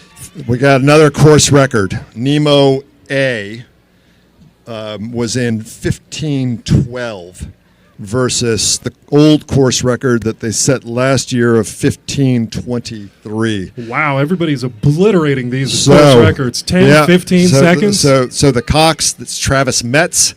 It's James Baker. It's Chris Swan. It's Bill Browder. Nick Peterson. Greg Ansola Bahir. In front of us right now, we have Riverfront Recapture. That's another Hartford, Connecticut club. So that explains where Greg disappeared from, because he had the #1 bow marker in the 30-40 single by rights. He ducked into an 8. So we were talking about, Yes. do you row of your friends? And there you go. You jump into an 8. I think I would hop into this You get boat. a course record. Let's see who else was in there. Adam Holland, who coaches here at BB&N. Pete Sherris, who's a longtime member of the Adager Cruise. And then John Gibbons. And in front of us now, we have Cornell alumni being chased by Bulldog, which are Yale alumni. That's bow number 10 entering the bridge, and in the yellow Empacher with the blue jerseys. That is Bulldog. So I will tell you one other thing that I'm doing up here is I'm scouting Masters rowers for our Heineken boats. So we'll look at who finishes well here, and if we have a gap in our boat, what we do first is we look at the head of the Charles results. It's like if somebody's in shape in October, they'll probably be in shape in March. Yeah, I mean, you can't lose that much fitness over winter. Crossing the dock right now, of course, with the blue and white stripes, Riverside. And then bow number 14, Olden Bears. That's mostly Cal alumni. Cal alums, yep. And then right behind them is, that looks like we got a little bit of a change here. 17, Irish Masters. So these guys over at Libourne at FISA World Masters were incredibly fast across their entries. So they were fast in September. So we'll have to look and see how they do. Go Ireland. All right. And then we have chasing them California, bow number 15, California Rowing Club with the white hull. And behind them, in red and white with the, looks like... Yeah, Irish Masters were 4th through CBC. Gentle Giant Rowing Club oars, bow number 18, French team from Annecy. Annecy? I don't know French. Which 18? Yeah, Club Nautique d'Annecy.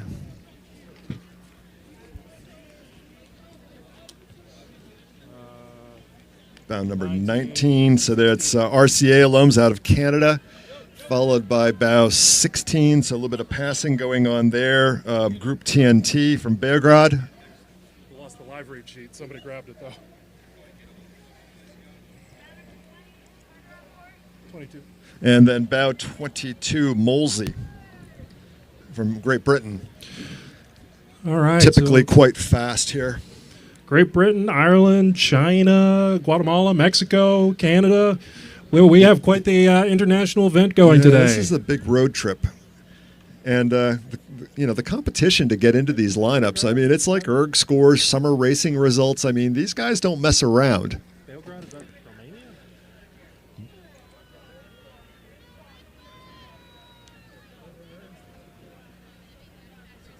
Serbia. Yeah, some north. There are a fair number of from the Belgrade group is Serbian. Right in front of us now, BU alums. Decent number of Serbian U23s that go to university in the U.S.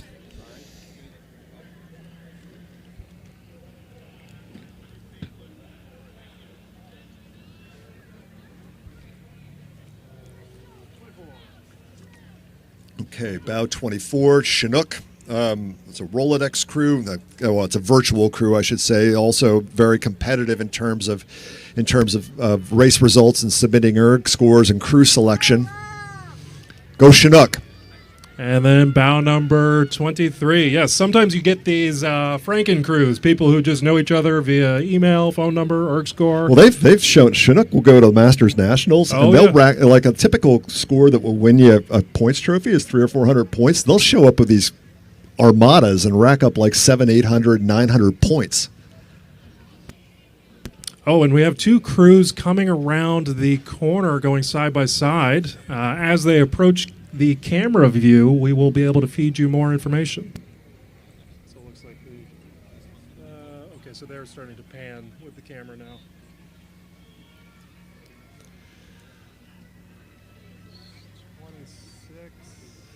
Okay, we have bow 26. That is Navy Masters. Oh, sorry. Yeah, did we get that right? No. Yeah, sorry, wrong event. Bow 26 is White Marsh from Conshohocken. And then we have Northeastern alumni who just held water here in front of the Cambridge Boat doing a Club. hockey stop for us here in front of CBC. Yep. If you know you're not going to make the turn, you might as well just stop and adjust rather than hitting the dock. So, I mean, in the Masters events, the guys don't typically train together every single day. So when the coxswain's thinking, okay, I'll use the oarsman, or I got my lineup. The crews are more unpredictable for the coxswain than if they're out there practicing 7 days a week. Now we have 30, so they've made a big jump over the pack. That's Texas Rowing Center, again, coming up from Austin, Texas. Yep. You can recognize them because they have the Texas flag on their oars. Yeah, and they're in shape in August. These guys traveled. They were well represented at Masters Nationals in Sarasota. They look good. And then we have bout number 25 in all black. And bow number 27 in all red. So aging Aggies, that's UMass Amherst in all black. Aggies, of course, being the mascot of UMass Amherst. And bow number 27 is Pacific Rowing, coming up from San Francisco. So through CBC, the top three crews were ex-Nemo, we talked about with that course record. Behind them was Marin A, about 22 seconds back, so that's about 6 lengths. And then behind them was Molsey, about 2 lengths behind Marin. So those are your top three crews, assuming every now and then in this event, you'll get somebody that'll be last in the field and they'll leave a massive gap. So under the bridge right now, they now, can just burn it. But we have the Crimson Death Barge. It's a 25th year reunion boat of a Harvard freshman team. And chasing them is bow number 28, Catawba from North Carolina. Catawba? Do you know if that's an anagram for something? Or nope. Catawba? Well, I think we have a couple more coming down the course, but our next event will be the men's Grandmaster 8, so more of the big boats. Yeah, and the next event will be 60 plus. So that course record is held by an Australian crew, Melbourne University, that was here back in 2017. So the deal for this race is you have to average 60 years. So if you have a 50-year-old, you have to have a 70-year-old. And it, again, gets kind of like tricky in terms of how well matched is the crew, so you don't get halfway down the course or 3/4 of the way down the course or into the last 3 minutes and have somebody blow up. And that can be a function of somebody being younger. It can be a function of somebody being in better shape. Sometimes the old guy is the one that's in better shape.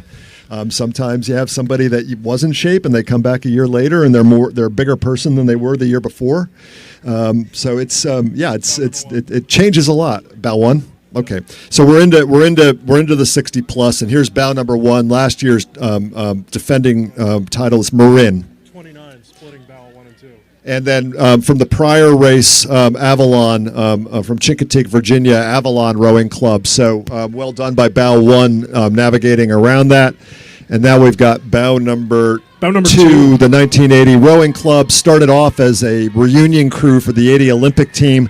They've swapped in a few new people since then. But they always represent well in whatever division they're in. So, Bow number 1 and 2, Marin in 1980, they look to be rowing very well today. Now the crew that they're overtaking should be yielding aggressively over to the green buoys. We'll see how that works out after the Elliott Bridge. It does look like, just from their angle of exiting the bridge, 1980 is planning on passing them on the outside of the next turn. Which is, you take a tour towards Brighton, it sort of adds 10 seconds onto your time. And for the rowers, it adds a couple hundred extra meters as well, which is not what we'd we want after a couple miles. If you're counting stroke, you're like, oh, I get another 10 strokes because of what?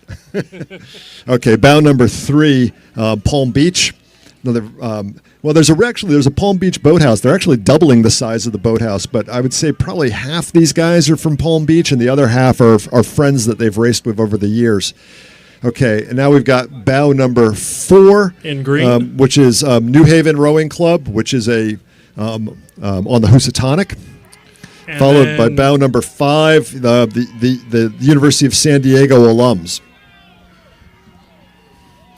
Yeah, so the Serpentine course we were talking about, ideally, if you're a coxswain or you're rowing a small boat, you want to be entering the Elliott Bridge on the Boston side and exiting the Elliott Bridge at a diagonal angle coming out on the Cambridge side so that you can aim right towards the back corner, the upstream corner of the Belmont Hill dock, minimizing the amount of distance you have to actually cover. There's a real neck and neck going on in this one. At Riverside, you had let's see, who's winning at Riverside? It was Upper Yarra. And then Upper Yarra actually was in, they're bow number 17. So have they come through yet? And in front of us right now, we have another Fat Cat crew. Again, easily recognizable by the orange and black. And I can hear some Fat Cat friends, family, and fans from the bridge. So you had Marin in 1980 within a second of each other at Riverside and at Weld and at CBC. So, okay, Marin in 1980. But back at bow 17, you've got Upper Yarra from Australia, and they were running 13 seconds faster than those other two crews at Weld. So they'll be coming through. In about a half dozen boats. So in front of us right now is Itauni, 1980 Olympic team crew. And they were just commenting on the status of the course. They were putting their riggers over the orange buoys, which is as close to the corner as you can get. It's dangerous. Good coxswain. But if you have a steady crew and steady conditions, yes. It is... And a good driver. It cuts off several seconds off your time. Okay. Bow number 9. In the CRI oars and colors, it's Corvallis from Oregon. CRI hosts quite a few out-of-town crews because they have an enormous fleet of 8s. So you'll see a lot of red boats coming through with guests in them this weekend. 8. We have Motley coming from Craftsbury Rowing Center up in Vermont. Yeah, so this is another one that has reunion angles. These guys tie back to the 72 Olympic team. Got a few guys in there from that boat.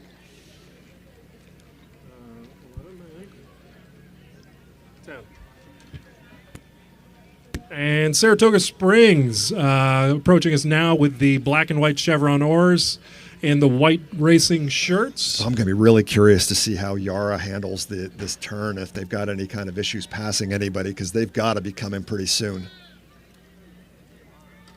Upper Yarra, just to be specific.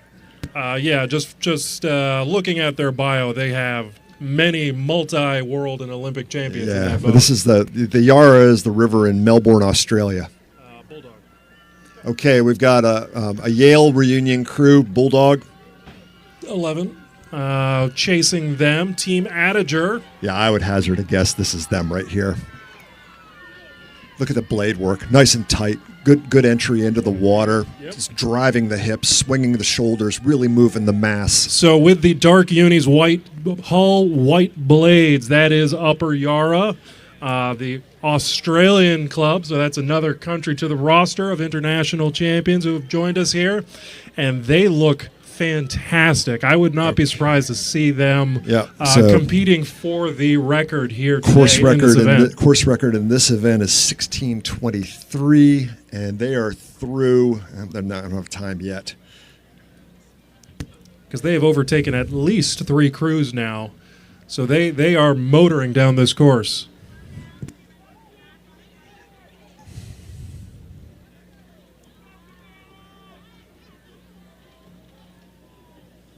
In front of us now with the Blue Blades, bout number 15, CBC's own. They have overtaken bout numbers 13 and 14. That is bout number 14 in the lead there. Purple Rain from Chicago. Bout number 13 is Northeastern alumni. Yeah, so Yara ripped through here in 13:10. They were 33 seconds ahead of the 1980 crew. So 13:10, back to that 16:22 course record. They'll be under 3 minutes from here to the finish. I'd say we're seeing another course record go down. This is a fast day. And approaching us with the light blue unis and yellow hull, bout number 16, King's Crown from New York. So yesterday we had something like 14 first-place medals and had 2 course records. I'd say like a third of the races today we're seeing course records. Yeah, almost every single race we've seen has set a new course record.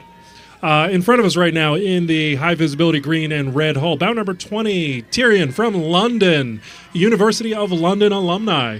Okay, so just for for anybody that's on the bridge that wasn't here for some of our earlier analysis of the race, things that affect course records. What's the wind like? A southwest wind is okay. A south wind is better. What's the course like? And how tight is the buoy line set? What's the flow like? How much river do you have coming down at you, pushing you back towards the starting line? And then how effectively are you able to execute relative to if you got bow 1, it's one thing, but if you've got a pass cruise, do they get out of your way? And so far this morning, I think we're on track right now for so far our 5th course record, right? Yes, and for reference, just from quickly checking the internet, it feels like there's no wind, but there's a slight 4-mile-an-hour southwest wind pushing these crews along a little bit. So that's like a little turbo boost down the course. Yeah, and it's glass everywhere else. 18. Okay, bout 18. So this is Der Hamburger from Hamburg, Germany, and then bout 21 from Florida, Jacksonville Rowing Club.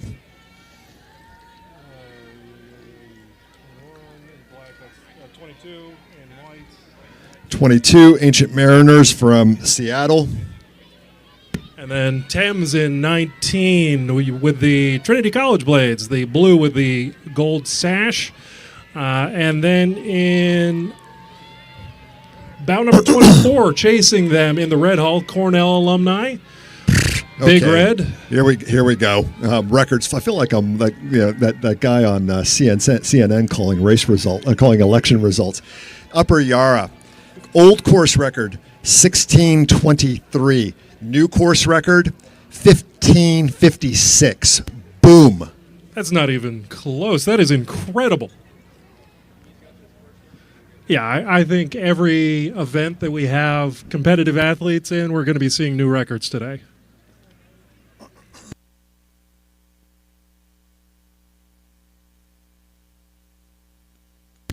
And approaching us now, we have Warren in the maroon shirts with the Harvard Blades. That's the crimson with white tips coming in from Sharon, Mass. They're founded 40 years ago by former Harvard lightweights who have wanted to keep competing on the Charles.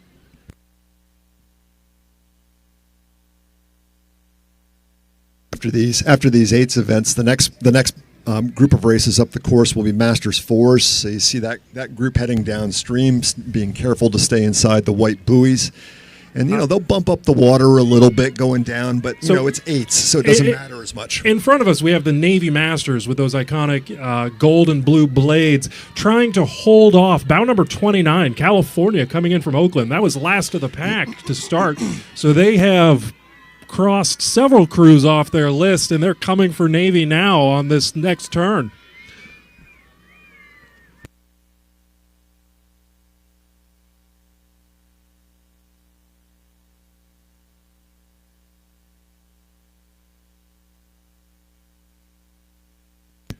And approaching us now is another aging Aggies crew from UMass Amherst, class of 1981, 82, 83, and 87.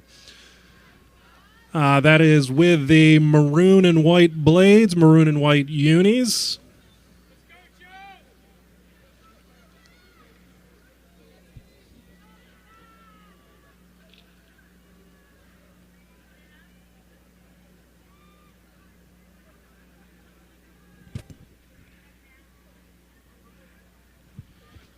And approaching the bridge now in the yellow hull, orange and black blades. That's bow number 23, Carnegie Lake. That is, of course, down at Princeton, New Jersey, the training facility down there. And bow number 28, right behind them, is Wesleyan alumni with the red blades with the black chevrons on them. And I do believe that's the entire pack of athletes here. So next up would be event number 27. Same event, but it's the women's Senior Master 8s started at 9:31. So we should start seeing them in the next couple minutes. Course record set in 2017 by Chinook Performance Racing, 17:22. I would not be surprised to see that record go away today as well. So no time recorded yet for Marin, which was second through CBC behind Yara. So we'll hold off on calling second and third places.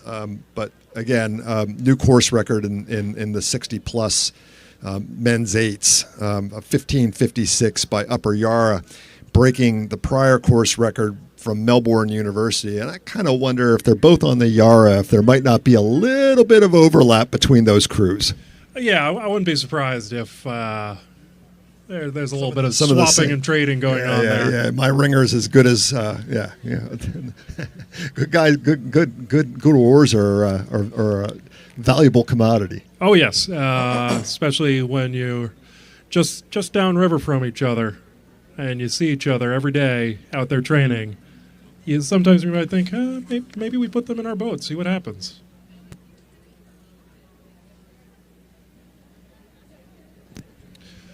So in this event, the 2021 second place winner, College Club Seattle, is returning, and they are taking bow number 1. They have some notable alumni, Radcliffe alumni, national team alumni in this crew. And then the next 5 crews are also all back from last year's event. And I believe I see the first crew coming around the corner with taking actually a very aggressive lane.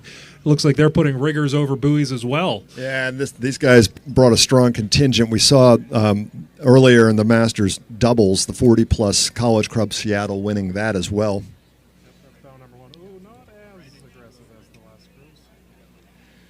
So through Weld, College Club Seattle had a 1/10 of a second lead over Texas, and then a 4-second lead over East Bay. So this one's scrappy in terms of the top few crews. Yeah. So just from eyeball test here, this looks like it would be about the starting distance between the two crews at the start. So they are very competitive, neck and neck with each other here. As we were watching them come around the corner, again, this is College Club Seattle out in front, Texas Rowing Center in the rear. They were putting oars over buoys, not quite as close as some of the other crews like Yara. Yeah, nice blade work. But it's risky because these buoys are anchored to the bottom of the river. And if your oar timing is off, you can actually get your oar wrapped up by the anchor, and it's like a turbo crab. It stops your boat immediately. That actually happened to one of the Graveses in the championship event like 3 years ago. Coming around the bend, three crews fairly close together. 4 out in front, 5 in the high vis. I can't see who's on the Cambridge side. So in front of this next group, bow number 4 is Marin. Yes, Marin is leading East Bay Oakland, and then on the Cambridge side being overtaken is Sammamish.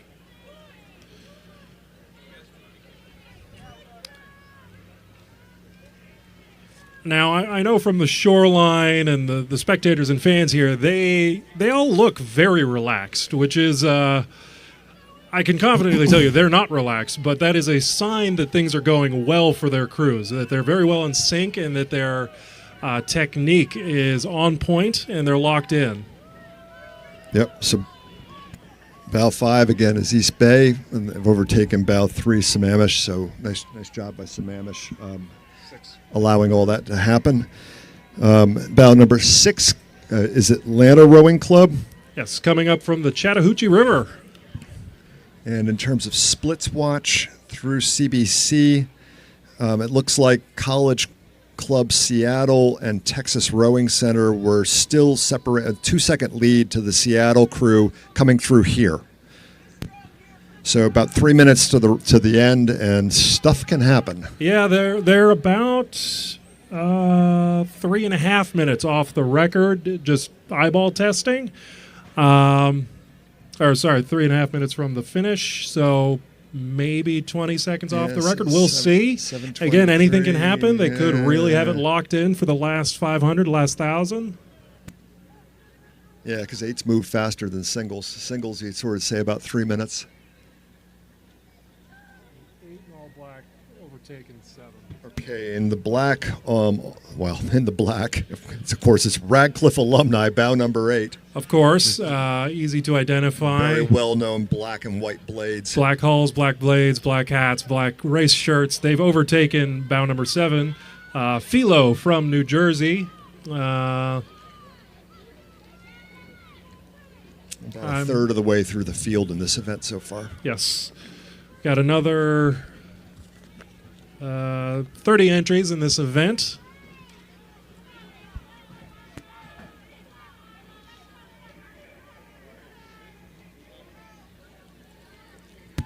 And we have bow number 11 approaching us now. It's Bayak from Redwood. Yep. Bear Island Aquatic Center, for those of you who don't know the acronyms. They've overtaken a couple crews here, so they're having a good day. And I do believe I hear a contingent of Bayak fans up on the bridge chanting them on. Yeah, so Love to hear that.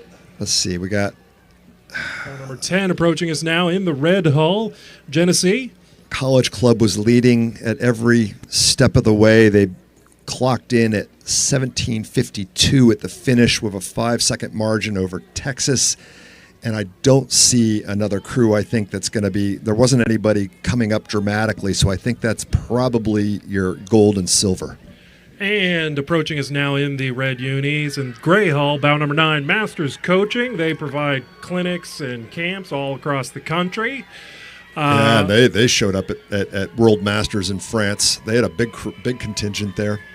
And then bow number 12, Litchfield Hills. They're from Connecticut. Neighbors to the south.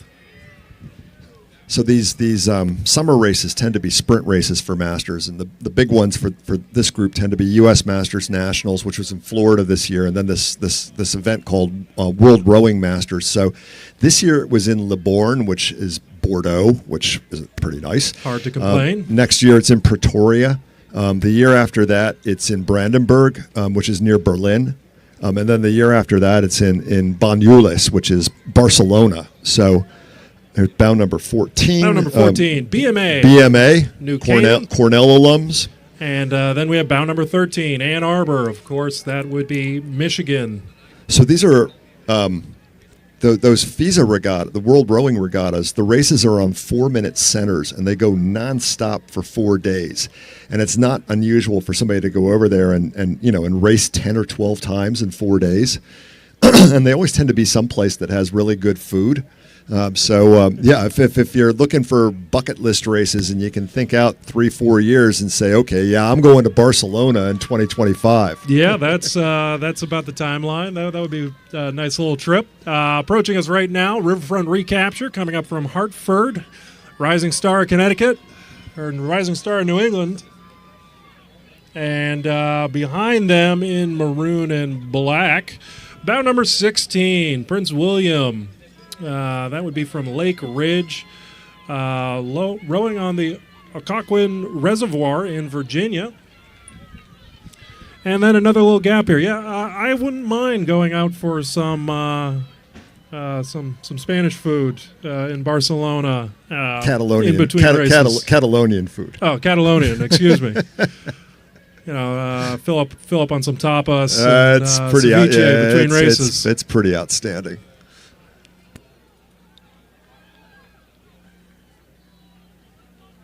Who's this? They look pretty good. 21. Now we have Endeavor Racing Alliance from Scottsdale, Arizona. They look to be very efficient. They have mismatch colored blades, which is a unique look. I like it. Teal and orange. They were the crew that won the Senior Master 8 2021 under Chinook Performance Racing and stepped away to create a smaller club. This is That's a boat to watch. Yeah, that boat's getting driven by Leslie Wright, who was one of the big drivers of the early Chinook crews. And under the bridge right now is a DeWolf crew coming down from BU, our neighbors downriver.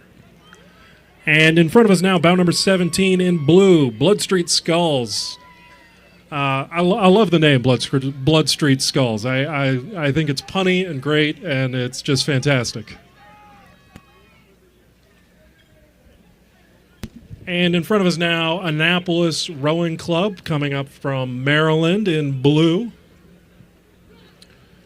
So yeah, I think that Endeavor Racing Alliance coming up from Scottsdale, they're probably going to be a good contender for this event. Let's.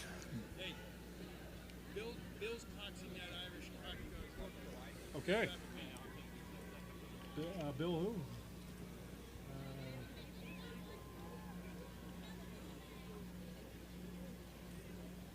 Do you know who he's talking about? Nope. Oh, this is the Cork boat. Let's go, Cork! And we have a crew from Cork right in front of us right now. And a little bit of contingent cheering them on from CBC Upper Deck. Yeah, Endeavor was second at Riverside, first at Weld, first at CBC. Another Irish boat joining us here. Welcome to the Charles. Always love to see our international friends joining us in competition. Leslie Wright is one of the masters of Rolodex rowing in the U.S. They were 3 seconds up on the College Club Seattle crew here. Of course, the Stripes entering the bridge. That's another Riverside crew. In front of us in red, out in front, they are trying to hold off another crew. 23 is Putney Town coming in from London. They're trying to hold off Dawn Rowing from Canada. Looks like they both have room and they both have competitive lines going through the bridge. That's kind of the kind of experience that you expect from this level of competition when you contrast that to some of the college and youth 4s and 8s events. You tend to see fewer mistakes at this level. And we have bout number 24 in the red hull. That's another Putney Town crew. Trying to hold off bout number 28, Sarasota, coming up from Florida in white.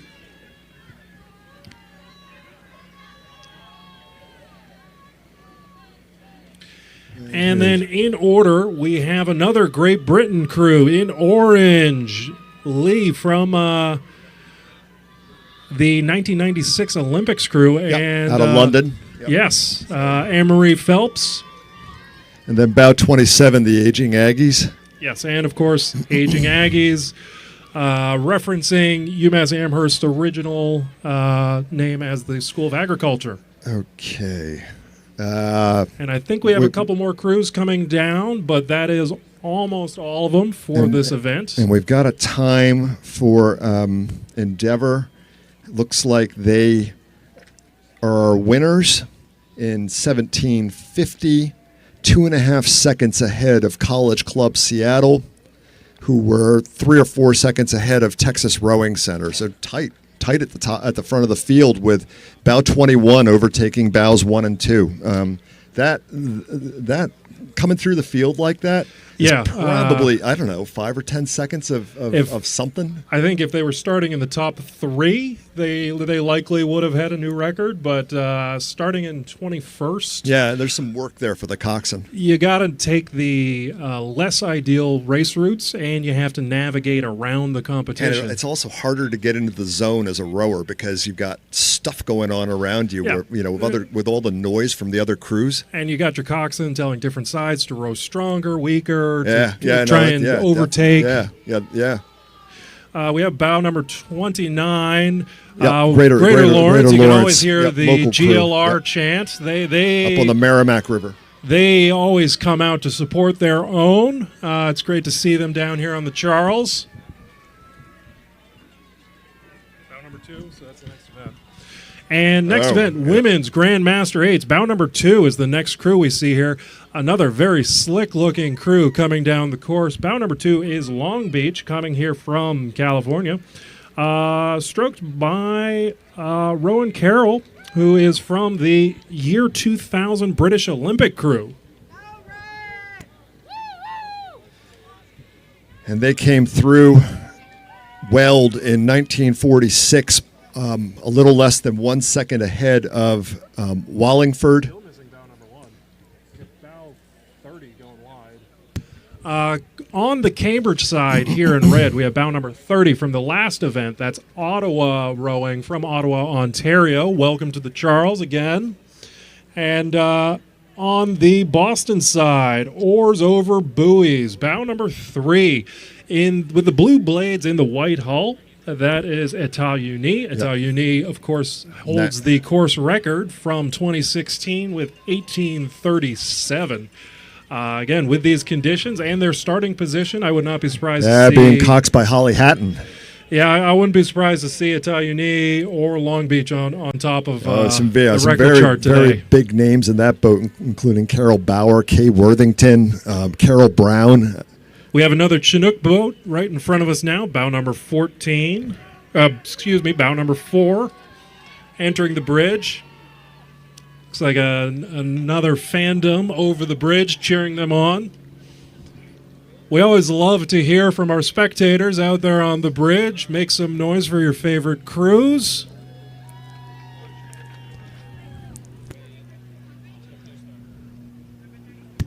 And approaching us now, bow number 5 in red and black. Martha's Mom's coming in from Seattle.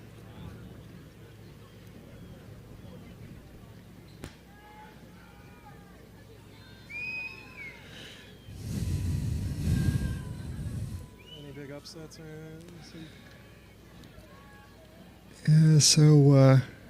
Waiting for a CBC time for Lucky Charms. They were number 1 through Weld. But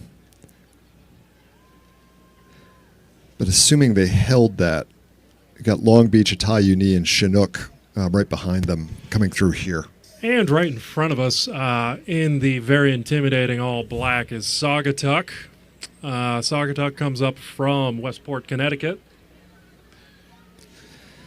Sometimes, in terms of the splits, you'll just, there are backup systems and all that. The one that matters is the start and the finish. But Yes. sometimes in between, you'll have some gaps in reporting. Like the first Long Beach and Etat-Uni, we don't have Riverside times for them, but we do have Weld and CBC times. In front of us now, we have bow number 8 from Three Rivers, Pittsburgh, and they are being trailed, the crew in the blue race shirts, bow number 9, the 1980 crew. Again, this is another national team boat from the 70s and 80s.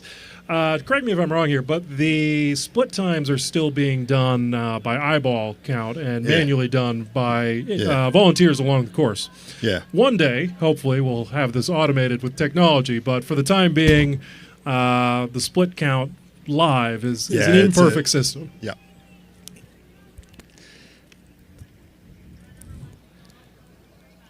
Sort of like the announcing. Yes, I'm not sure if you can tell, but we are not professional announcers. We do this for fun and all the free stuff that we get from our sponsors. Bow number 10 is in front of us right now. That would be Vesper Vesper, of course, is coming up from Philadelphia. Rose on the Schuylkill. We're about halfway through the field for this event. And then This is the ladies of the 8. They gold medaled in the Schuylkill Navy Regatta and second place in the Independence Day Regatta. So I would not be surprised if they put up a competitive time here on the Charles. In black with the orange blades, bow number 14 approaching the bridge. That is another crew from Endeavor Racing Alliance. They look very slick, and this is, I believe, their first real competition season. Is that right? yeah, that's right. And we're on course record watch for this event. Bow number 13 approaches us now, and I just heard from the bridge identifying them. That is Jacksonville with the red blades, black hull. That is, of course, Jacksonville, Florida. Jacksonville oftentimes puts up Instagram posts because they row on, I believe it's a bay there, so they get to row with dolphins, and dolphins will join them during practice. Bow number 17 is approaching the bridge now. That's Wallingford from Great Britain. Again, welcome. Welcome to our international competitors. Love to see them join us here. I know it's quite the trip, and it is stressful to borrow equipment from other crews. So we're always happy to see people who like to come out to do their best and compete here on the Charles. Right in front of us now is bow number 12. That's Saugatuck from Westport, Connecticut. And approaching us now in the red unis, that's bow number 11. That is Masters Coaching. That's another coaching boat from the Masters Coaching Clinic and Camp program. And they have a woman, their bow seat, who is 89 years old. That is actually what you were talking about earlier, because one of their other athletes is 28. So to get to that average age of 70 plus, you have to have somebody to offset it. So that bow 17 from Wallingford was in first place coming through CBC, 3 seconds ahead of Long Beach. And I don't have a time for Lucky Charms at CBC, but they were in the lead at Weld. So and all black in front of us right now. That is Cooper Rowing Club. But now right in front of us in the rainbow race shirts, that's bow number 1. So that is Lucky Charms. I wonder if they got to the start they must, late. No, they had a time through Weld. They had something happen between Weld and here. They must have had an equipment breakage or something happen. That explains that. That's unfortunate. You hate to see that happen, but it's the Charles River. Anything can happen when you're racing out here. Neck and neck on the Boston side, we have bow number 19, and on the Cambridge side, bow number 18. Pink hats, Sarasota County from Florida. Dark unis, green oars. White Marsh Boat Club from Pennsylvania. Yeah, so we're looking at right now Long Beach has a time of 18:27, which is 10 seconds under the prior course record set by Italiuni. Now we have Avalon approaching the bridge right now, and we'll see what Wallingford posts up. They were 3 seconds ahead of Long Beach coming through here. So there's a course record going down. The question is who's going to get it. And coming up the course now with the black, or well, I'd say that's more of a purple hull, bow number 7. That's Old Glory coming from Melrose. And they are being chased by the crew in the, what would you call that? Teal unis? Yeah. That's bow number 20, Alexandria. And that is the whole pack for this event. Okay, so let's go on record watch. Yeah, Wallingford 18:21. Your new course record holders, old time 18:37. In second place, Long Beach. In third place, Endeavor. Is that their finals? Those are the finals, yep. 18:21. Okay. Oh, that's a new record. We'll be back for more eights racing Tentatively at 11, but and those will be the alumni eights. But between now and then, we've got some fours racing for you. Tentatively, unofficially, that is a new record. Yes. For Wallingford Yep. by 16 seconds. 16 seconds. Wow. So next event will started at 9:54. So they're somewhere between Weld and here. Let me pull up the splits. So again, that is the men's senior master 4 with a start time of 9:55. So we'll be seeing them any second now. Wallingford set the course record in 2017. This one we've got 17:05. Let's see, we've got 30 crews in this event. 10 of them are through Weld, and the leader at this point is Palm Beach, followed by a close length of Riverside A. But like I said, 30 boats, and this is one of those ones where, like, wow, Molesey is bow 19, and they were 2 seconds faster than Palm Beach at Riverside. So this one's going to have some give and take coming up the course. And Nemo, another one of those Harvard alumni boats, was right on Molesey's tail. So here we go.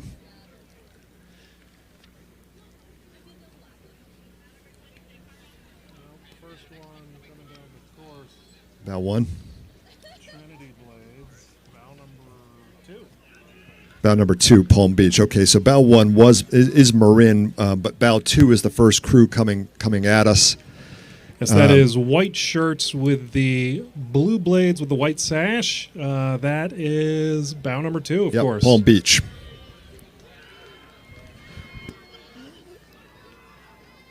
That's one behind them, so they overtook one by a lot.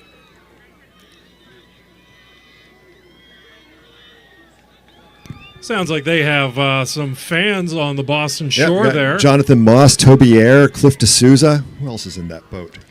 They've overtaken bow number Kevin 1. McDermott. So that's the Trinity coach, former Trinity coach, right? Jacob Philby driving. I'll keep my thoughts off microphone there.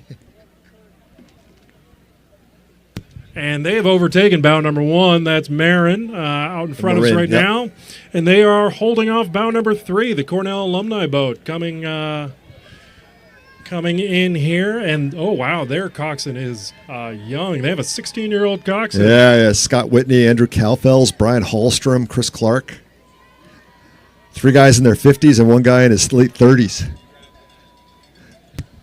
And, of course, blue and white stripes, that is Riverside coming up right now, bow number 6. They've overtaken Atlanta in red. That's bow number 5. Yeah, so okay, through Weld, bow number 19 was up 3 seconds on bow number 2 that we've already seen. Oh, sounds like there's some Atlanta fans up on the bridge. Let's see if we Again, love to hear from the crowd. Love to hear the fans cheering on their favorite crews. Bow number 7 in the high-vis hats, Greenwich crew coming up from Coscob. And about half the field is through Weld, so we'll see if there are any more surprises coming. Yeah, we're seven crews in right now. That's 30 competitors, assuming everybody made it to the start line today. So we will see the rest of the crew join us momentarily.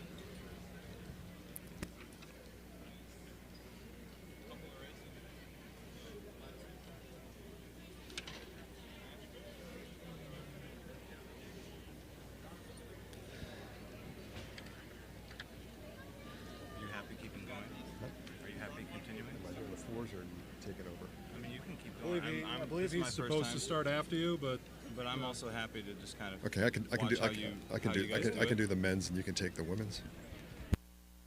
Yep, good. Spot too. Yep. That makes it easier. So that's 13. Okay, bow 13, ex-Numo. So they've jumped ahead quite a lot.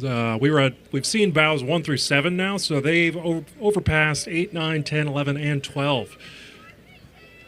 And that's bow number 9 behind them, Lake Washington. As we were saying before, if you are a fast crew and you start in the mid or the back of the pack, that adds time to your total time because you have to take these unideal racing lines or you have to navigate around other crews, and it makes for a more complicated race. So I wouldn't be surprised to see them at the top of the pack. Yeah, they're running in third. That Nemo crew is running in third through CBC.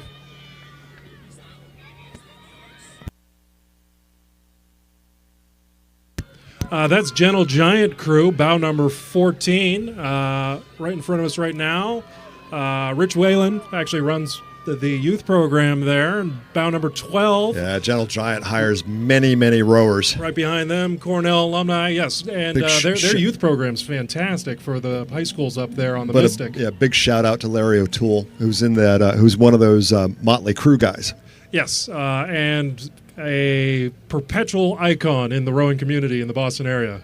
Yeah, whenever you see stuff getting hauled around for the regatta, actually they're a partner of the regatta. Whenever you see stuff getting the hauling around of all of this physical stuff at this regatta, Gentle Giant is hands-on on an awful lot of that. So we have a pack of 4 boats all jockeying for space. Okay, so somewhere in here, bow number 17 is out front. That's North Adams coming up from D.C. They've overtaken, that's bow number 18 behind them. So bow number 17 is trying to hold off. I don't have 18 on my roster. So we've got 17, which is... We don't have 18 on our roster, so we're not San sure who Diego. that is. Bow 18 is North Adams. 19 and then 15 in the blue hull. 15 is PCRA. And 19 on the Boston side entering the bridge right now is Mosley. Yeah, so we'll see how this course affected them.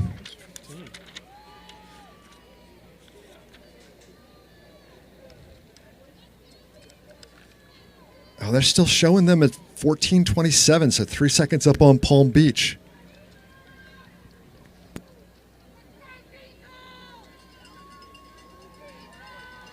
And then we have bow number 20. That is Diesel right in front of us, coming from Orchard Park. Have to double check. I'll make sure I'm looking at the results from the right event. That would be good. It would be unfortunate to be reporting times from a different event. Because internet lives forever. We now have bow number 8 in front of us. Rockland coming up from Nyack. That's Nyack, New York, of course.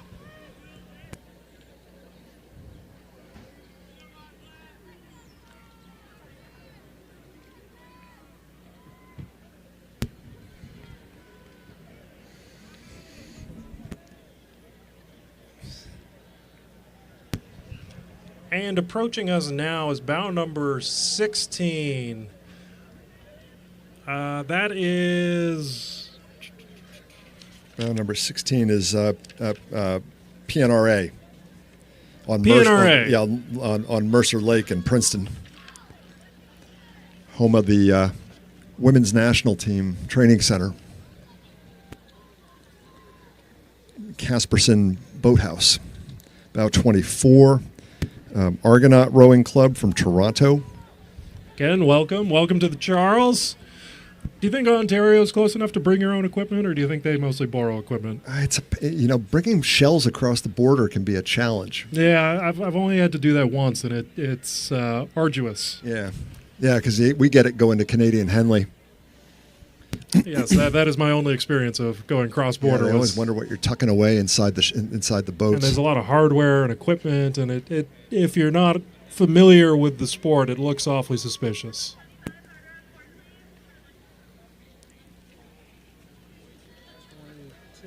Okay, bow 22, East Bay from Barrington, Rhode Island. And the boat in the middle there, the bowman looks like he's lost his number, so we're not sure who that is quite yet till the number comes into view. Oh, so that's 23. Yeah, that's 23. Manhattan College from Riverdale. And then 21. So Willamette from Portland, Oregon. So I imagine these 3 crews have been battling against each other since the powerhouse stretch, considering how they're so bunched together. Until death do us part. And just for reference, for new fans and new spectators, the powerhouse stretch is A little bit upriver or downriver from us, past the Harvard boathouses, there's a straightaway. It's about 1,500 meters, several bridges, and it's dead sprint. With a big powerhouse in the middle of Yes, big steam electrical power plant there, which I think is owned by MIT, Harvard. One of the big universities owns it. Yeah.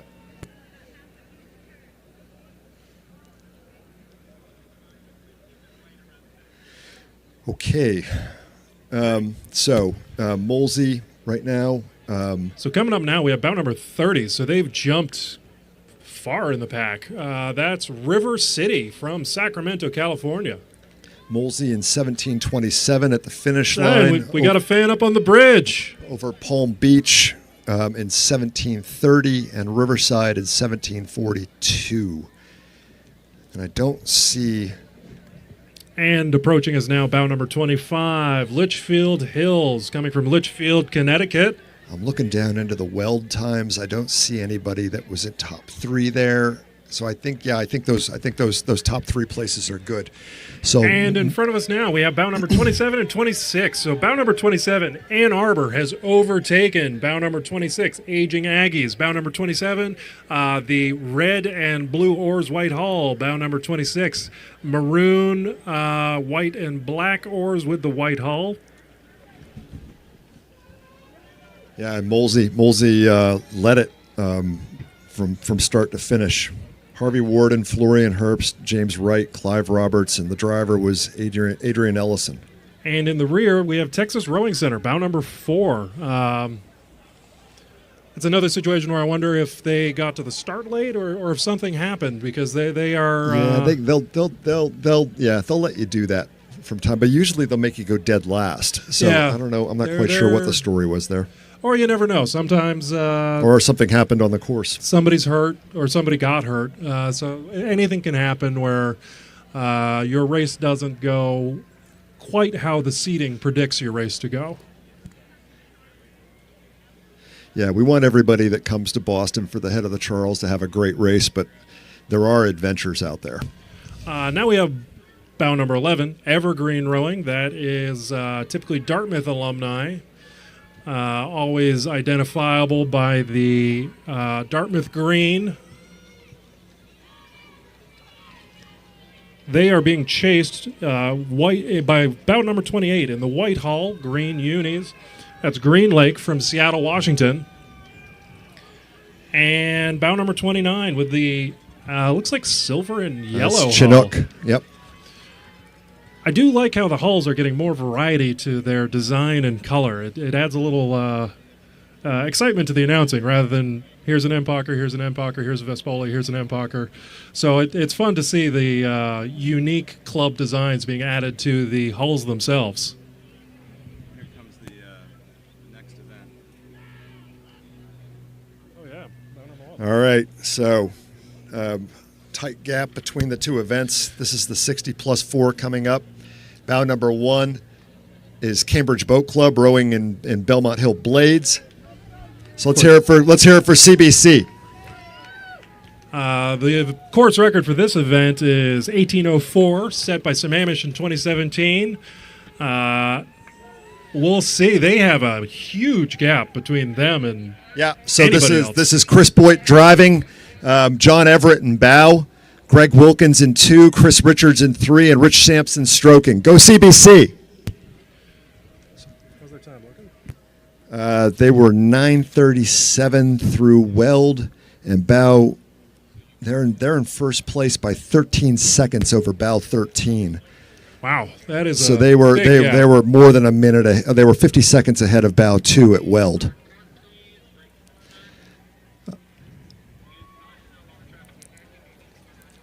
And coming around the corner, looks like bow number 2 and 4.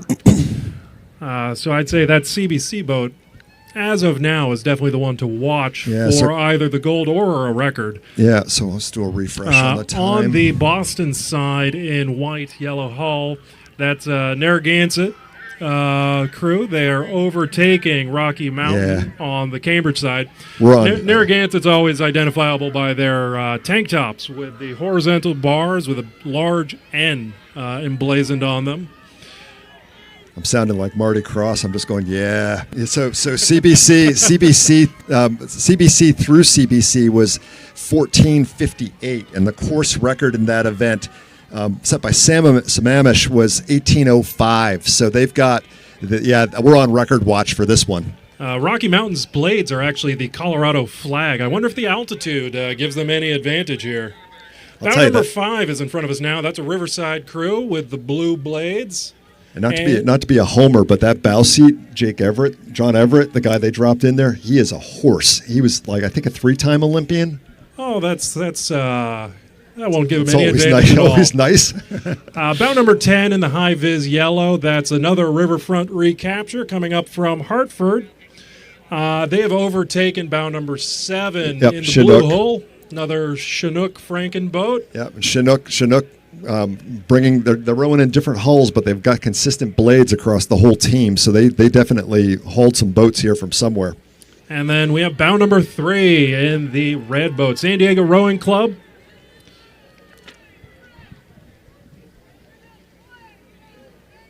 And bow number 8, steering them blades over buoys.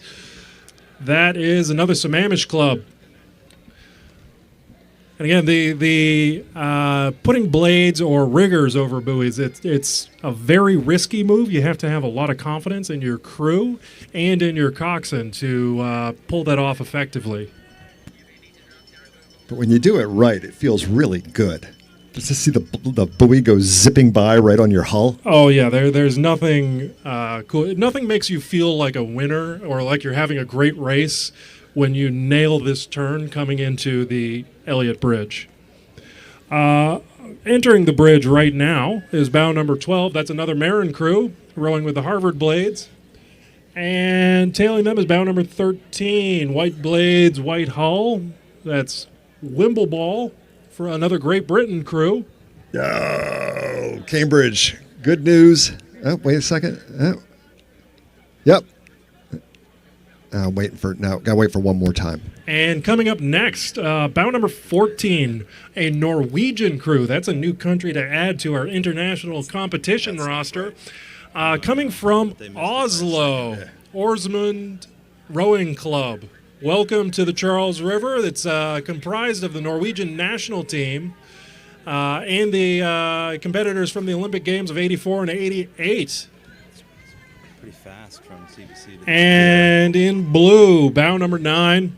That's a CBC crew right in front of us right now. 70-plus CBC. Came in second in 2021.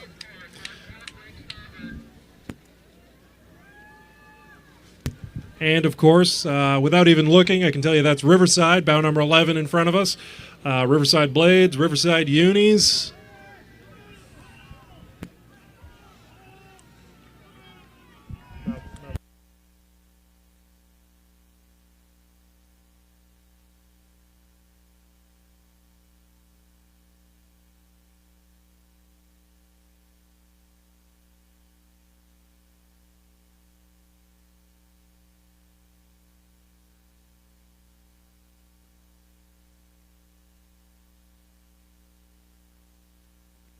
Okay.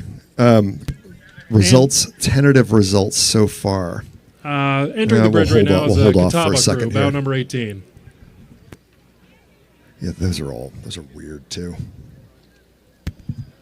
So we are noticing, so this does tend to happen with the Head of the Charles, that the data connection slows down as more people arrive. The unofficial results. So the results are coming in a little more slowly. So we will update you with times when we have them. Yeah, we think we have a winner, but it's a cliffhanger. We're going to make you wait. Right in front of us now, though, bow number 17, Palm Beach, coming up from Florida. I know it's only 55 degrees, probably cold for them, but I think this feels fantastic. They are rowing a bucket, which I love to see the bucket on the Charles River. The sides that they chose for the bucket, I think, is a little curious. I probably would have put a starboard man in bow, but to each their own. Whatever makes your boat fastest, right? And then we have bow number 19 overtaking bow number 15. That's Saugatuck. Saugatuck is overtaking Blood Street Skulls. Again, love the name of that team. Love it every year. I think it's just a very cool name for a club. It's up there with Atomic Rowing. I think that's another great name for a club.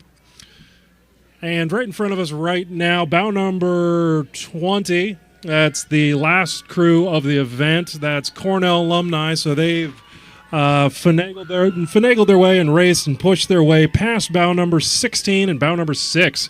Bow number 16 is on the Boston side. That's Avalon. Bow number 6 is another Riverside crew. Yeah, and I think we're good on the results here now. With a few crews still to get through the finish line, it looks like first place Cambridge A, Cox by Chris Boyd, has a time of 18:06 versus so congratulations on the win. It was a win of 16 seconds. The old course record was 1 second faster. So this is going to be one of those ones where they're going to feel really good about having that big medal in their pocket. But you're going to question what you did during the race. Yeah, congratulations, CBC. I think that's them rowing by. And in second place was Wimble Hall in 1824. And in third place was Marin A in 1831. So our next event will be event number 21, Women's Senior Master 4, 10:15 start time. So we'll be seeing them any minute now. Course record set by CBC 2017. 2017 was another one of those years with conditions similar to today, ideal racing conditions. That course record time is 18:45. And I'll take another minute here to thank another one of our sponsors. I will thank the provider for our volunteer uniforms, Vineyard Vines. Get the good life. We're proud to announce the Vineyard Vines is the official style of the 2022 Head of the Charles Regatta. Stop by their locations at Attager Rowing and Fitness Expo in the Weld Exhibition area and check out their limited edition gear and enter to win the unlimited Vineyard Vines gift package.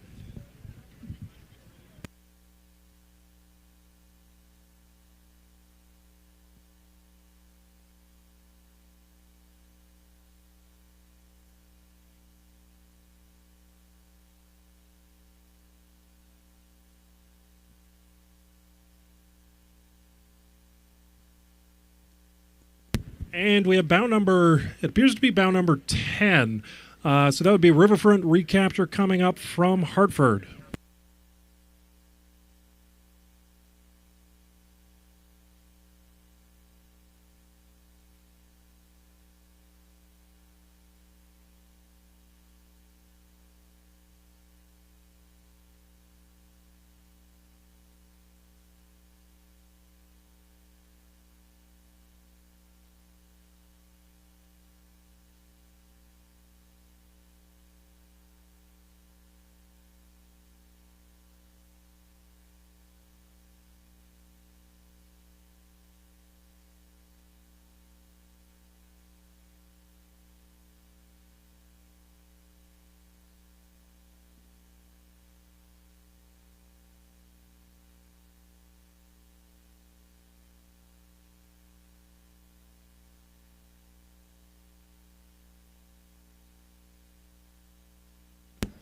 All right, folks, so we're having a slight shift in announcing here. I am still sticking around, but I'm now being joined by... Rob Ramsdell's in the house. And we have bow number 1 coming through. All right, so bow number 1, that is another CBC crew. Sure to get a big cheer from the dock and the deck here. Amanda Cox, Jennifer Shack Ward, Olin Huxley, Linda Murray, and Sans Boer. The 2021 winners trying to retain their title. They have gapped the competition by quite a distance. So we will try to update you with results as we get them, but we're losing some of our tech here, so we will be less consistent on updating you with the times. Coming around the corner, we do have two crews neck and neck. We have bow number 2 and bow number 3 in a battle coming around the corner. Which one's which? Number 2 is on the Boston side. Number 3 on the Cambridge side. So on the Boston side, that would be East Arm. That's coming from New York. And they're trying to hold off the San Diego Rowing Club, who tried to, it looks like they tried to take the outside lane on the corner to pass, but may have just not had enough speed to get that pass through before the bridge. If they can hold this positioning, though, and beat them to the Belmont Hill dock, they will have better positioning for the next corner.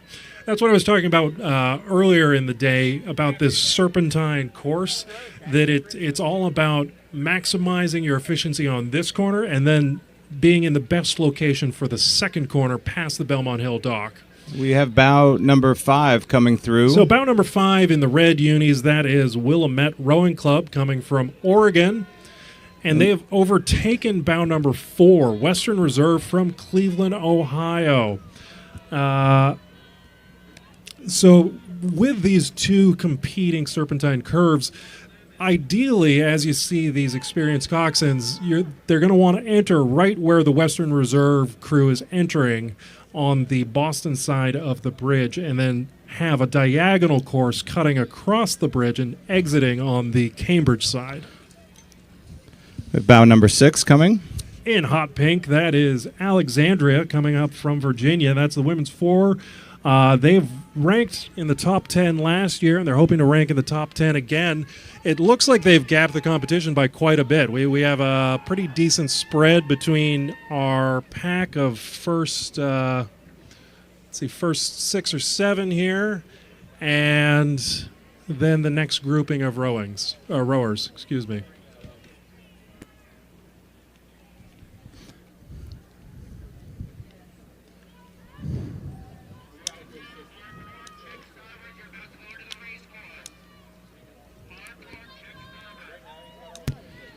We have bow number 10 coming around the bend on the Boston side. Oh, bow number 10 has jumped up. That is Saugatuck. Always identifiable by, again, their intimidating black hats, black unis, black everything. And we have bow number 11 coming on the inside on the Boston side, having overtaken bow number 8. That's a Sammamish crew. So 10 and 11's been close together, and it looks like they are trying to push their way through the pack. Bow number 8 in the green hats, white hull, that is New Haven, coming up from, of course, New Haven, Connecticut, Housatonic River.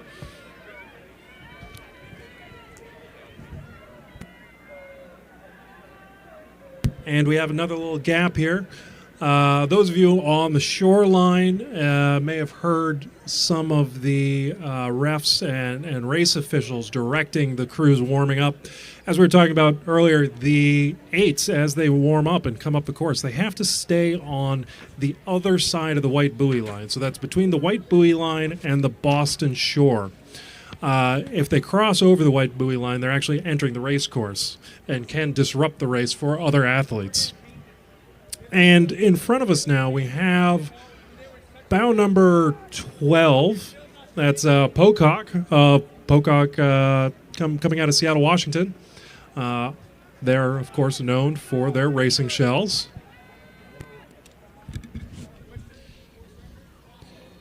We have bow number 13 and 14 coming through in order. Bow number 13 being Hudson River, coming up from Poughkeepsie, New York. And bow number 14, Oak Neck Rowing Academy.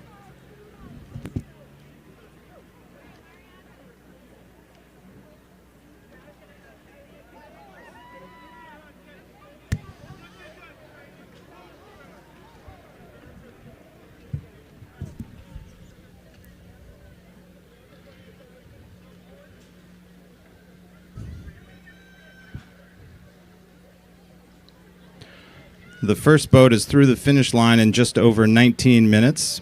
The course record is at 18:45. And there's still more boats coming through.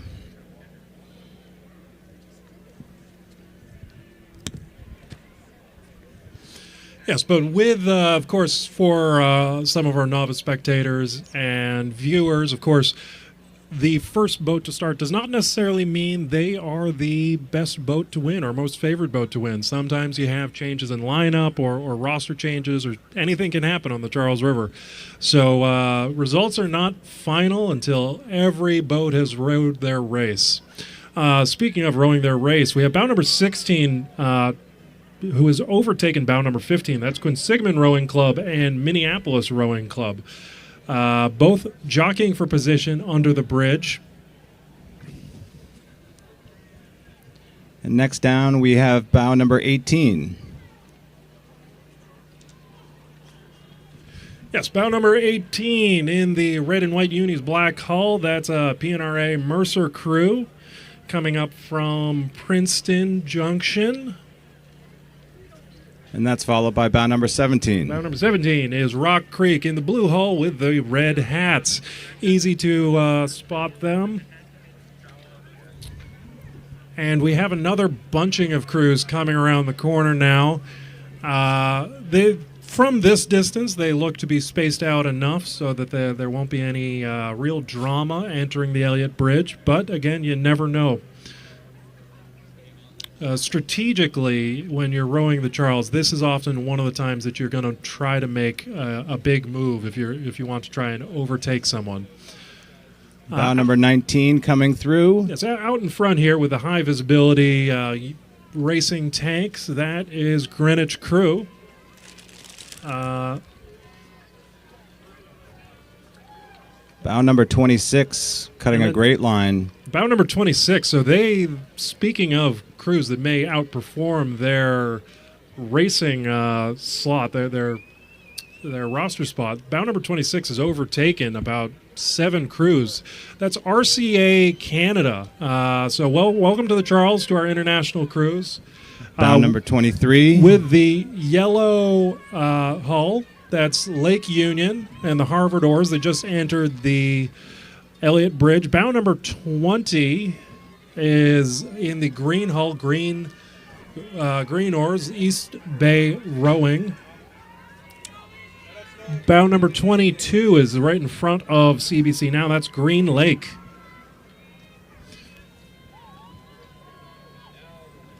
We have a bit of a gap, and then bow number 21. Bow number 21 is Los Gatos, from Los Gatos, California. They've been training together for this regatta specifically. Always great to see crews that try to get together specifically for the Head of the Charles. Always makes for a competitive environment, both in the top of the field and the mid-pack.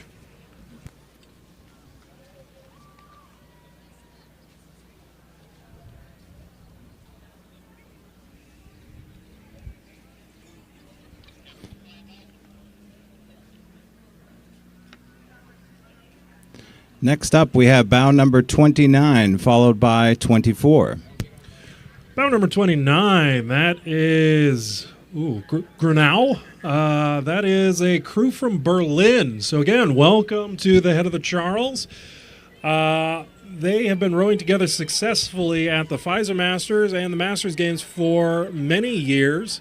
So welcome to Boston. We love to see you here to compete. They are being coxed by a BU alumni, and they have overtaken bow number 24, Westford Community, from Westford, Massachusetts. That's with the dark hull and maroon tanks. Behind them in the blue unis, white and blue blades. We have bow number 27. Bow number 27.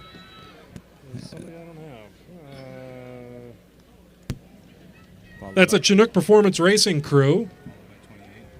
Followed by 28, Capital Rowing. Always recognizable by the red, white, and blue unis and blades. 25. And then bow number 25, Chargers, Liverpool, New York, not to be confused with Great Britain. And then bow number 30, Georgian Bay from Ontario. Yeah.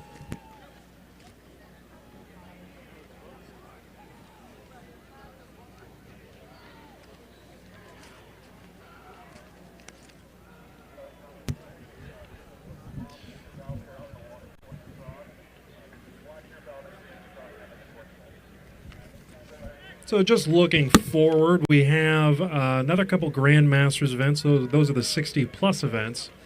And then we have a grouping of eights events. The eights events are men's and women's alumni eights, and then alumni fours. So those are events similar to the club events that we were watching earlier. For those people who don't quite qualify for the championship event, so they're usually in that recent graduate range of athletes. We have a big group coming down the course now. 32 out in front, that's North Suburban Crew from Skokie, Illinois, followed by bow number 33 in orange, Greater Columbus of Greater Columbus, Ohio. Looks like they're trying to overtake North Suburban. 35. Chased by 35, Mount Baker from Seattle, Washington. And bow number 31, a Gentle Giant crew. Again, one of our Gentle Giant is one of our official sponsors of the Head of Charles. So we love to see them come out here to compete. Bow number 9 is Prince William. Looks like Prince William is going for the Boston side, while Gentle Giant is going for the Cambridge side of the Elliott Bridge, leaving each other lots of room and plenty of room to make it through safely. And with the black and yellow out in front, bow number 34 is Zlac from San Diego, or Zlac. It's the oldest women's club in the world. And then followed by bow number 7, another Narragansett coming up from Providence, Rhode Island. Again, always recognizable by the horizontal bars on white tank tops with the large Narragansett N emblazoned on the chest. And then I think we have one or two more in this event. This is bow number 1, though. Oh, excuse me. Then no, we are on to the next event. Event number 22 with bow number 1, Narragansett. And as a special note, we have Frances Middendorf in the 3-seat of this event. And we are joined by her father here on deck, William Middendorf II, Harvard graduate. He's been very active in rowing. We love to see the Middendorfs here at the Head of the Charles. And they look to be having a great race today. William Middendorf II, of course, was also a former ambassador and Secretary of the Navy and has been a tremendous influence on rowing across the country. So thank you, and great to see the Middendorf family here at the Charles. With this big gap between Narragansett and the next crew, we have bow number 3 in blue approaching us now. That's a Chinook Rowing Club coming up from Maryland, of course. And then a nice Bow number 2 is on the Boston side.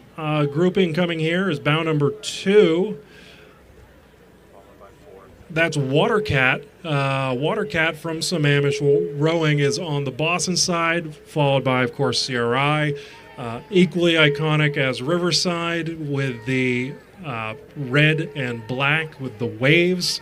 Anyone who spends any time on the Charles will recognize the fleet of red hulls that CRI sends out. We have 2 boats right together here, 6 and 5. And then the 2 boats right neck and neck. We have bow number 6, who looks to have overtaken bow number 5 somewhere over the course. Out in front, bow number 6 is Narragansett, another Narragansett crew. This would be their B boat. And they have overtaken bow number 5, Northern Suburban Crew from Skokie with the red hats. Looks like they're going to be battling for the rest of the course because that Northern Suburban Crew is not giving up. In black, we have 8. In the black tank tops approaching us now is bow number 8, Saugatuck, black blades, black unis. You know that's Saugatuck. And they have overtaken Minneapolis Rowing Club with the green and white. They, of course, come from Minneapolis, Minnesota. They row on the Mississippi River, actually, all the way up by the Twin Cities. And we have another big gap here, but it looks to be a crew that, again, is putting blades over buoys. That once they get a little closer, I will identify them.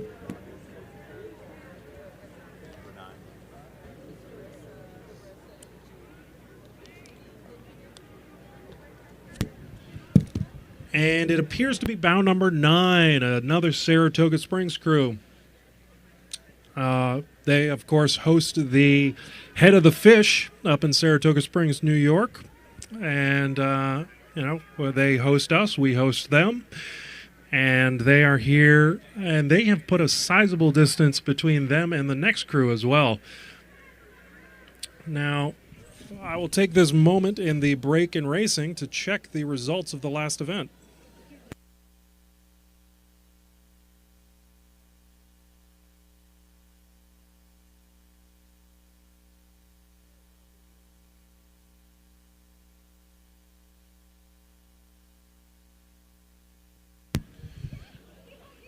Now, looking at the last event, the course record was 18:45, and it appears RCA alumni with the unofficial finish.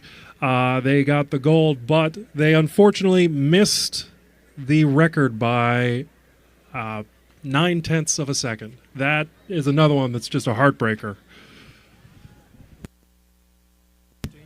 And in front of us right now is bow number 13, Marin from Green Bay, California.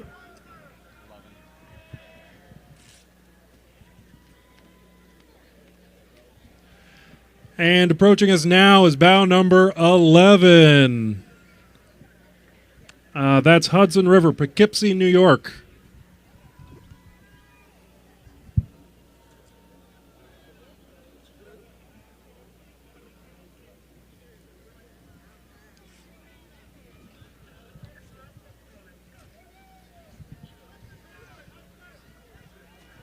And then we have another pack of crews coming up the river.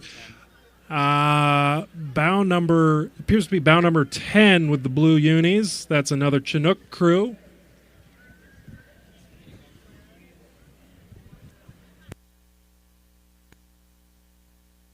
I could probably mess with myself after. In the orange.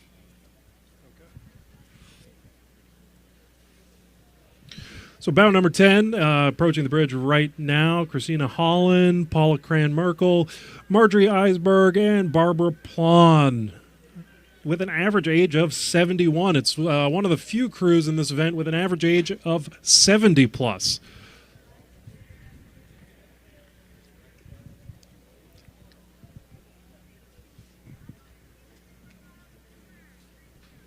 And approaching us now in looks like red and black with a high visibility orange coxswain is bow number 14. That's Martha's Moms coming in from Seattle. And they're holding off bow number 15 with the red hats. Atlanta Rowing coming out from the Chattahoochee River.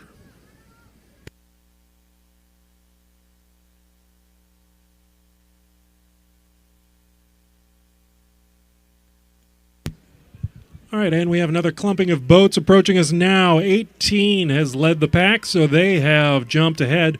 That's Quinsigamond Rowing Club coming to us from Lake Quinsigamond, of course.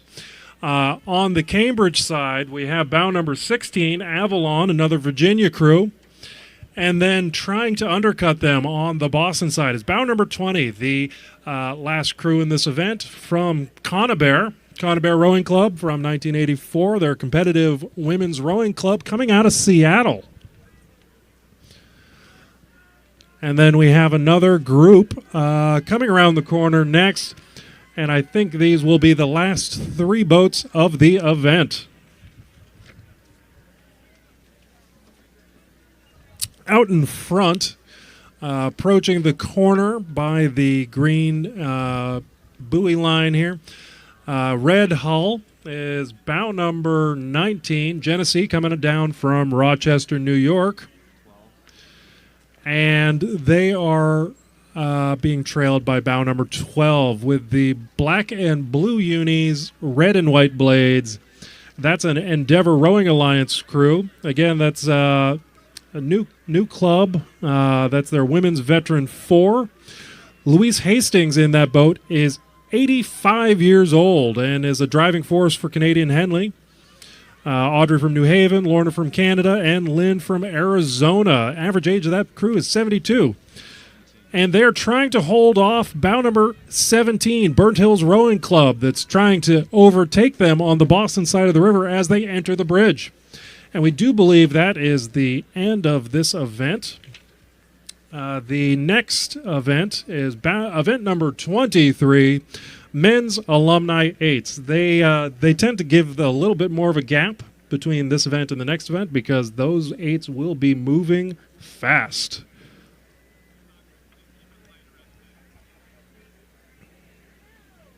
The course record, for reference, for the men's alumni 8s, 14:35. The course record for the event we just witnessed, 20:08. So the starters know that there's going to be a speed difference, and they will put more time and more space between the last starter of the previous event and the first starter of the next event. The course record was set last year by the U Washington alumni crew, 14:35, and of course they are returning this year as the current record holder. Are they going to still have the magic in the bottle from last year? We will see.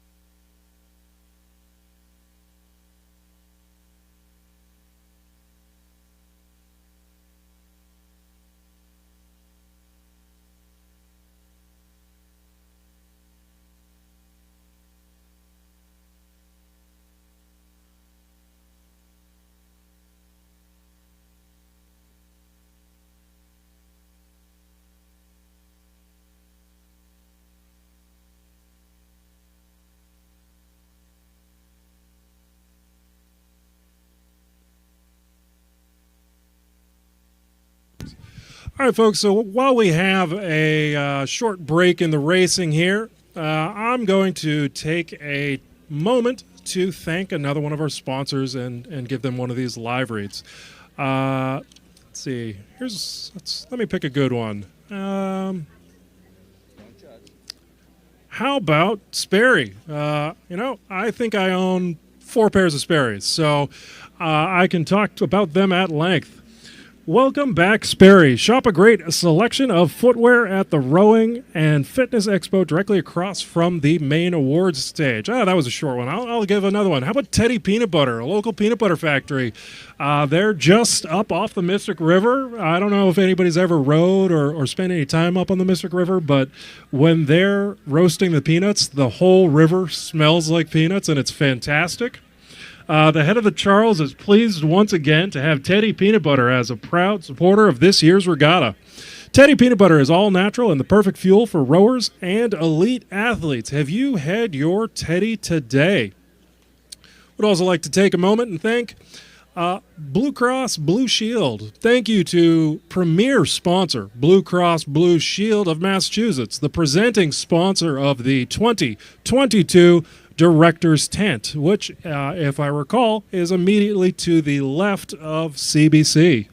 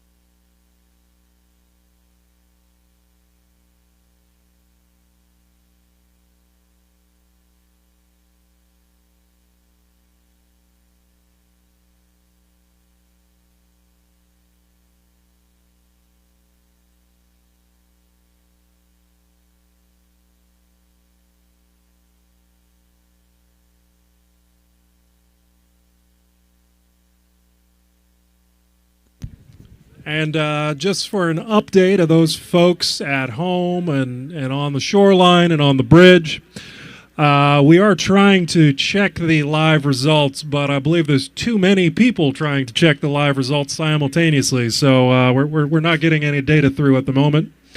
But I do believe I see the first crew coming around the corner, so once we start to get a little bit closer, I can identify them and give you some more information. But just from looking at how they're rowing, and those buoys are grazing the hull, that is a fantastic line.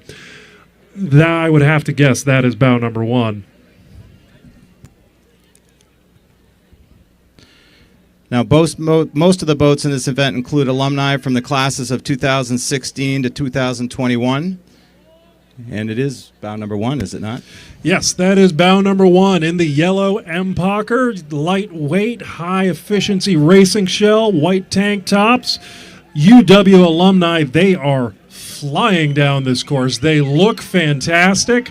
They're definitely a favorite to watch for the gold medal and a possible record. I believe we're at 5 record-setting events for the day. Next up, we have bow number 3, which is ex-Nemo. So they've overtaken bow number 2. Ex-Nemo, of course, Harvard alumni. This is their home river. They know it better than anybody. You know, anybody who's spent any time on the Harvard or on the Charles River is very familiar with the fleet of Harvard boats that sent out a Newell. And they have put a big gap between them and anybody else. So I think those are going to be our 2 favorites to watch today, the UW and the ex-Nemo. If we start getting results digitally again, we will update you with how they look. So, John, we have bow number 6 coming down. That's Brown University. Oh, bow number 6. My alma mater. So go, Bruno. Bow number 6, that is, of course, yes, Brown. They are looking good as well, and they may be having a fast day. And they've definitely overtaken bow number 4. 3 crews, bow number 2, 3, and 4. They're chased right now. Bow number 4, that's BMA, Cornell alumni. And then bow number 7, looks like, just judging by the blades, yep, that's Old Dog, Yale alumni. And bow number 5 coming up next. Blue and yellow blades, MRA alumni. So that would be Michigan. Can always tell it's Michigan by the big Michigan yellow M on their back. Michigan yellow hull, Michigan yellow M.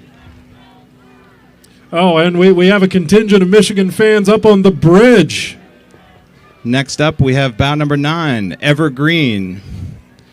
Evergreen, of course, being Dartmouth alumni, Dartmouth green unis, Dartmouth green blades, Dartmouth green deck of their hull. And orange and black, that can only mean Fat Cat.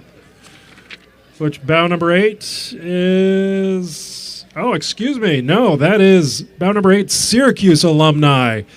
I apologize. That is Syracuse. Orange blades with the dark navy, I believe. I believe they're orange and navy. And next we have bout number 10, another evergreen. Evergreen coming down from New Hampshire. These are some fast-looking crews. Now these alumni crews, they're typically alumni that graduated in the last few years. So you're looking at athletes who are usually 23 to 29 or so. So still competitive, still engaged with the peak competition, and many of them were our former teammates that like to come back together to compete. Next up we have bout number 11, Navy Masters. They're graduates of the United States Naval Academy who have served their country in the United States Navy and United States Marine Corps. Next up we have 13, which is Butte. Butte, so that must be Michigan. We don't have a bio here, but our Butte is Montana. So they must be coming from Montana. Oh, and we have a couple boats going neck and neck. We will see if they 14. spread out when they get to the bridge. 14, Oregon State. Of course, then followed by bout number 16. If you can't tell by the blades, that is Temple. And they have overtaken bout number 15, the red and white blades. That is BU Men's.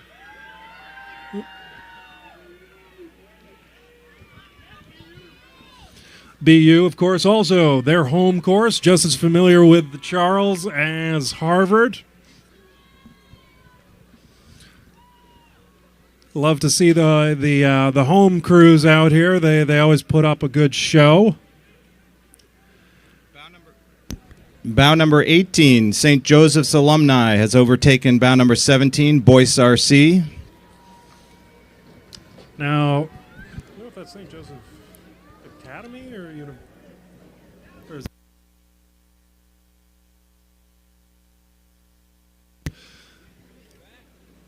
and then bout number 17, Boyce Rowing Club. I'm not sure who they are.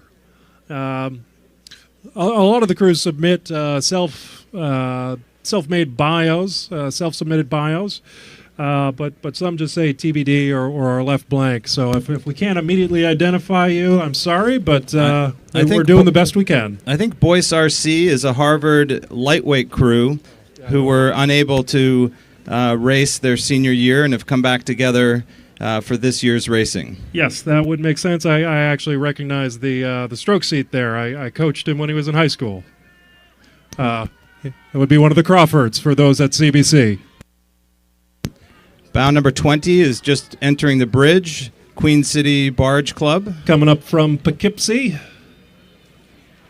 They are largely members of Marist College. And then in front of us, across from us right now, is bout number 21. That is Blue Cheese Rowing Club. Yale Lightweights.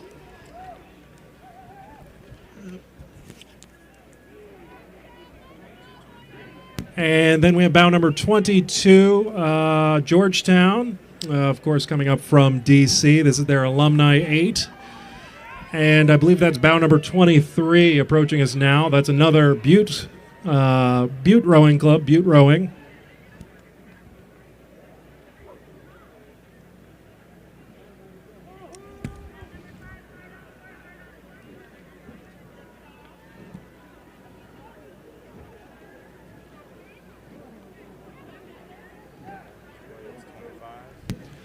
And another crew coming up with orange blades. Orange is such a unique, distinct color. It's always easy to identify those crews. This solid orange plane on the blades, that is Virginia. Virginia alumni, so from UVA. And then chasing them, rowing with Northeastern blades, bow number 28, putting blades over buoys. That is of Northeastern coming up from upriver from us, and they've overtaken bow number 24 with the white and light blue blades. King's Crown, that's Columbia's heavyweight alumni. Next up, we have bout number 27, Isla Vista from Santa Barbara, California. Yep, wearing those UCLA tanks, and looks like they've borrowed Trinity blades, the navy blue with the white gold sash. And we have a big gap between them and the rest of the pack. Just looking ahead in this event, just because of the age demographic of this event, this is a pretty packed event. We have 48 entries. So we're only about halfway through the number of competitors here.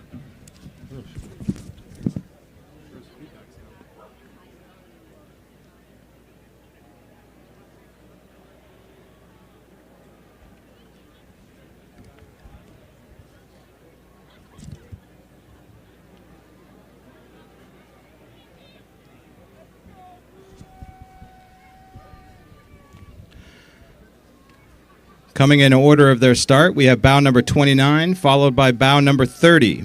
Bout number 29 is UCLA alumni, followed by St. Ignatius Prep alumni.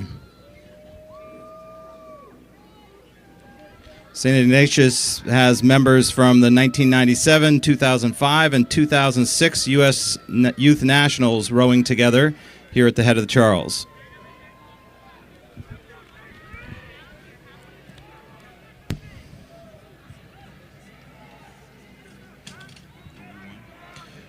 And coming up to us now with the white tanks and white and red blades, that's WPI, Friends of WPI. That's alumni from Worcester Polytech for the last decade or so. They are bout number 31, and they have... Bout number 32 is next. That's Salisbury School. Just the eyeball test says that's probably about the distance they were released from each other, so they're competitively seated.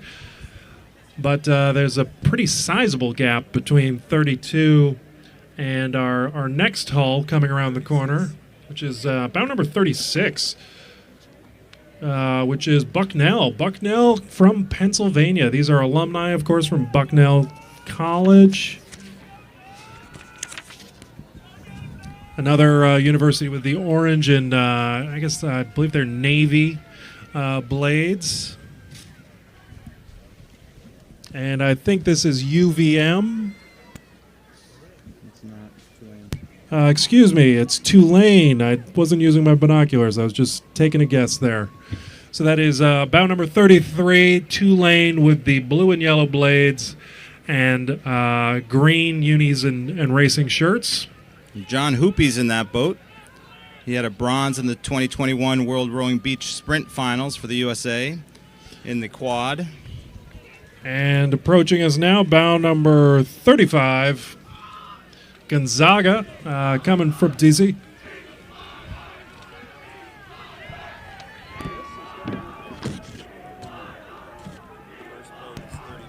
And we have a pack of crews coming up now.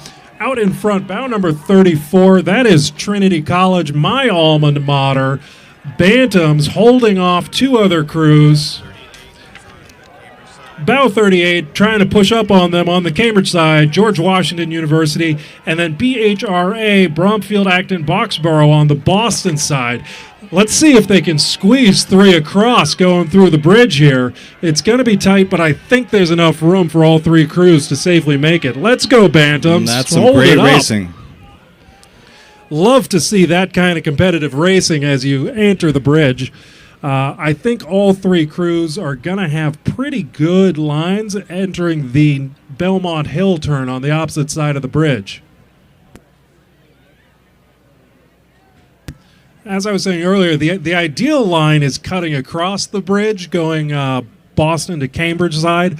But if you go through the bridge straight through, you're still in a great position for targeting the next turn.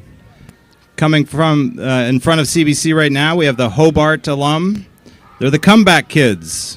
That's another big jump, and they look fast. They look real good. They're going to be another favorite to watch on the final times sheet. 41 is LaSalle rowing, the alumni. And So we've kind of jumped around a bit now. We're in the mid 40s, but we still have several bow numbers in the 30s to get through. Bow number 39 is in front of us now. That's Concord crew. And then bow number 42, Holy Cross alumni. Locals coming from Worcester. Of course, know Quinsigamond very well. And jumping down the roster, Ex Nemo. This is another Harvard alumni boat. This was the last crew in the pack today, so they have moved up on many crews. They're going to have a great time. But so number 2, seat number 2 is on the Boston side. That is, of course, Fat Cat. You can identify them with the alternating Fat Cat T-shirts. And then bow number 43 is Fairfield Beach from Fairfield, Connecticut. So again, I'm wondering if something happened with Fat Cat, but the way they're rowing, they look great. So they may have just gotten to the start late. It's hard to know what's going on at the other end of the course.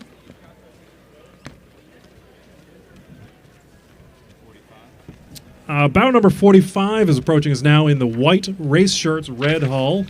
That's Downing from Great Britain. The crew comprises alumni of Downing College from the University of Cambridge in the early 90s. They were the crew from the head of the river in 91, and 2 of them rowed for the Cambridge University lightweights in 92. Next up is 47, Oars of Rhode Island. So Old and Ancient Rowers Society, Oars. Get it? And next up, we have bow number 12, the Purple Cap Boat Club. Seem to be maybe some Williams men's crew from the 2022 class. So they'll have a competitive boat as well. But again, as I was saying earlier in the race, when you're competitive and you are starting behind less competitive boats, that just inherently adds time to your race because you have to navigate around slower crews. You're going to be taking slower race lines, and you're going to have to deal with just the chaos of overtaking boats on the Charles River. Bow number 40 is our next crew here that's entering the bridge, which appears to be Concord crew from the Merrimack River. And then bow number 46 in purple, Amherst alumni. So that's Amherst College, not to be mistaken with the Aggies.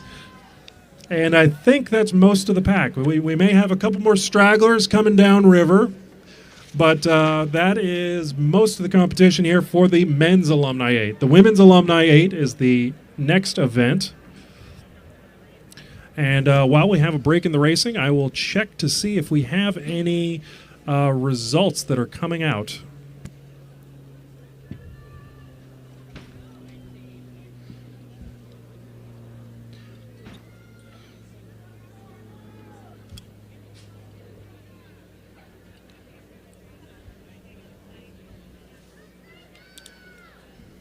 There are 45 competitors in the women's Alumni 8s. The course record was the Virginia alumni in 1548 in 2017.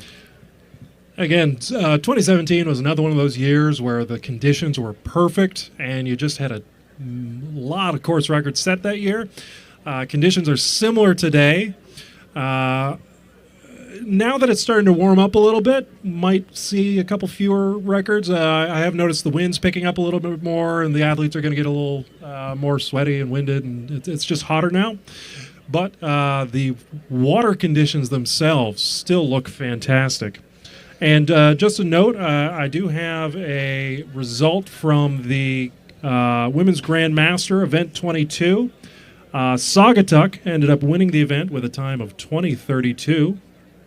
And we will update you with the men's Alumni 8's results as soon as they're posted and available.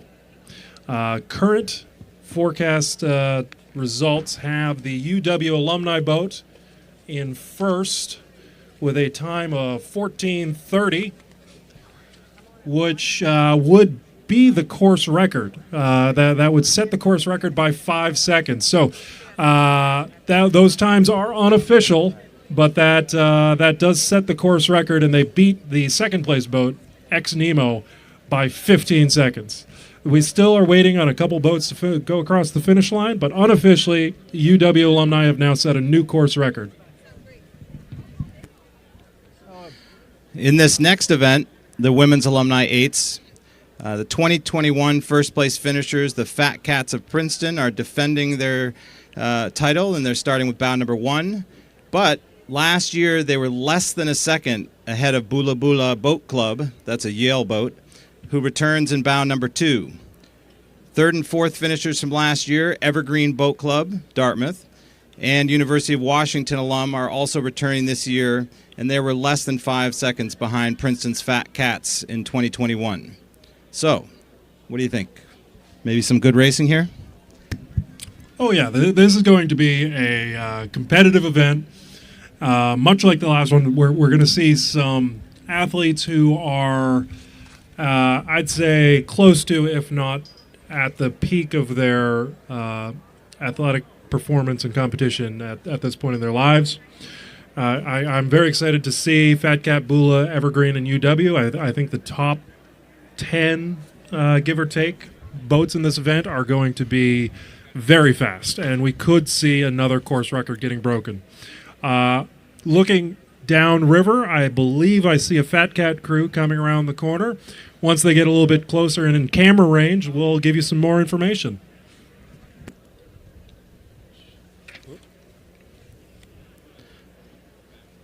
Multiple Olympians and national team members, yeah, I wouldn't be surprised. So this is the defending champ Fat Cats boat from Princeton. And you can always tell it's them, alternating red and black. Fat Cat, Fat Cat. That's what it says on the back of their shirts. They have multiple Olympians and national team members. Collins, Hendershot, Noble, and Wheeler are all international competitors in this boat. But the eyeball test says they're about the same distance as they were from the start as they are from, I believe that's Bula Bula. No, however, that seems to be bow number 4, which is the University of Washington alum. So they've gained some significant distance. Wow, that's an exciting upset. So that means UW has overtaken Bula Bula and Evergreen. Looking at the blades, that must be Bula Bula and the Yellow Empire. That's bow number 2, Yale alumni. You know, you can always tell it's Yale. White on top, blue on the bottom with the blades. Followed by bow number 5 in red. That's Stanford. It looks like they're going for the Cambridge side arch. No, it looks like the 2-seat just dropped out and is holding water to try and make a sharper turn. But they're being overtaken by bow number 6. That's Brown University. Yeah. Go Bruno. That is exciting to see. Looks like they have all overtaken Evergreen, who's coming around. Or is that Evergreen? Yes, that is Evergreen coming around the corner now with the green blades with the white corner. That is bow number 3. Evergreen is, of course, made of Dartmouth alumni coming from Hanover, New Hampshire.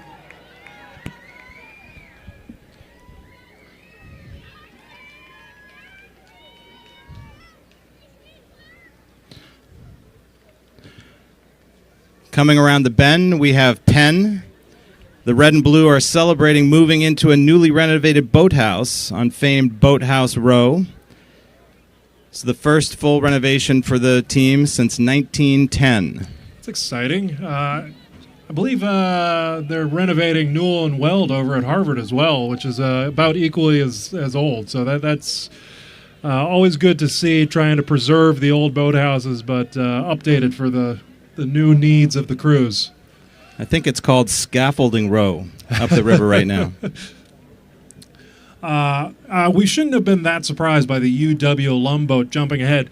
In their little self-submitted bio here, we have a note that Brooke Mooney and Jess Thonis, I apologize if I'm butchering that name, but they're both 2020 Tokyo Olympians.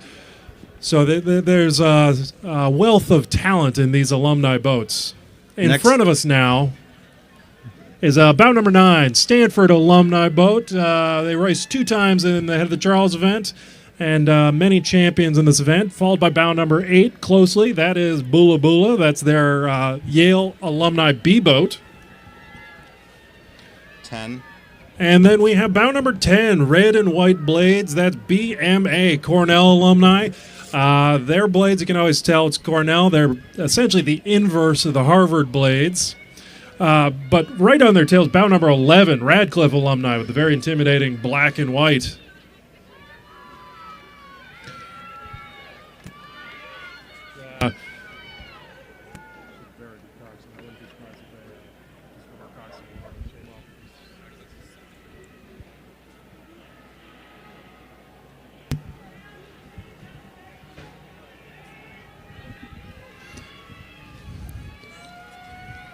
Coming through in order, we have bout number 12, which is X-Boat, which are Bates Bobcat alum women who are back to scratch up the Charles. And they're followed by bout number 13, another Brown women's alumni boat. And that boat is cocked by Duncan Wilkinson, class of 1990 from Brown. Coxed a few boats I was in.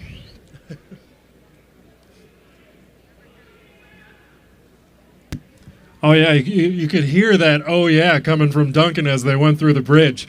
For those of you on the shore and on the bridge, the Elliott Bridge has a bit of a echo chamber effect to it. So if you're going through the bridge with another crew, it's total pandemonium. You can hear your coxswain, you can hear their coxswain, you can hear the rowers yelling at each other. It gets pretty loud under the bridges.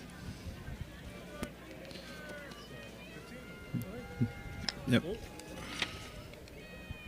Followed by 14. So entering the bridge now, bout number 15, that's Northeastern alumni crew, followed by bout number 14 with the blue and white oars in the dark hull. That's Rhode Island women's alumni. That's URI coming up from, I believe they're right out of Kingston, Rhode Island. And then we have bout number 16, Colgate alumni.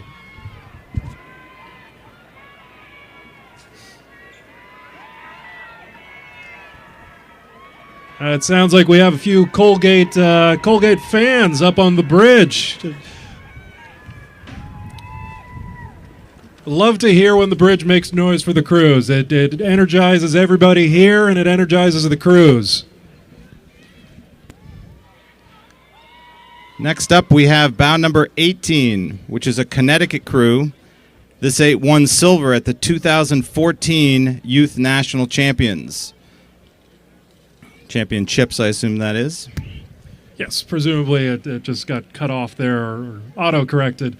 Norwalk, is that Concall or Yukon? I think that's Concall. I'm wondering, because it's a Youth National Championships. Oh, maybe they're just alumni from one of the clubs down one there? of the clubs down in Connecticut. Not sure. We don't have enough information. Oh, and we have another close pack of boats coming up now. So with we've spent a lot of time talking about the 2 turns here around Elliott Bridge, but the turns over by Newell and Weld, the Harvard and Radcliffe boathouses, are also very competitive turns for making moves on crews, so that you get bunches like this. Out in front, that appears to be bout number 22. That's a Radcliffe alumni crew. They've overtaken, they're being chased by bout number 23. That is King's Crown. That's a Columbia crew. Followed by number 20, Friends of WPI. So they've overtaken Friends of WPI, Worcester Polytech. And they're being chased by 21, Red and White. That is BU Women. And then 2 crews side by side approaching us now. Looks like Northeastern out in front. That is Northeastern alumni. Trying to hold off bow number 19 with the red hull. That's DeWolf. That's, of course, BU open weight women's rowing coming up the course.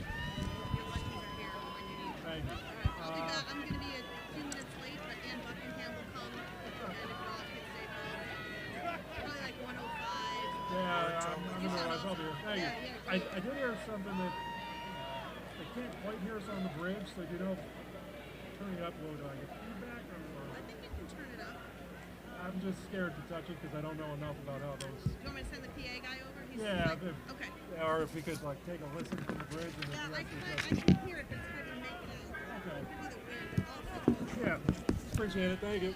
Next up, we have bound number 27 coming from Saratoga. As I think you've mentioned before, Saratoga is the home of the Head of the Fish. Yes, they have a pretty good racing facility up there as themselves. That looks like 28 in front of us. Excuse me, 25. Alabama, Roll Tide. And then 28. So I got those mixed up. So that's blue and black. 28. That is Georgetown coming up from D.C. And they're trying to hold off Thunder Crew from Canada. University of British Columbia. Again, welcome to the Charles. We love to see our international competitors joining us here. We know it can be difficult and a bit of a pain to transport your equipment or handle borrowing equipment, so we're always glad to see our international friends joining us to compete. Next up, we have bound number 31, Rutgers alumni.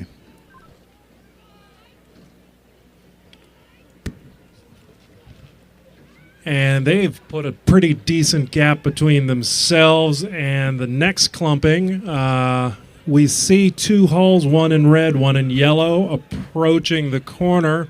As they get closer to view, we will identify them for our fans on the bridge and our fans online.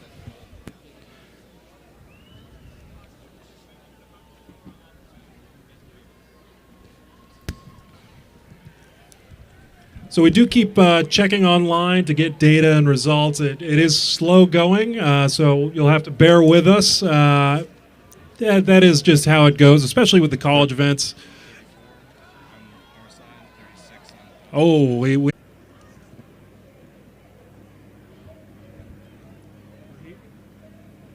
it's overheating in the sun. yeah.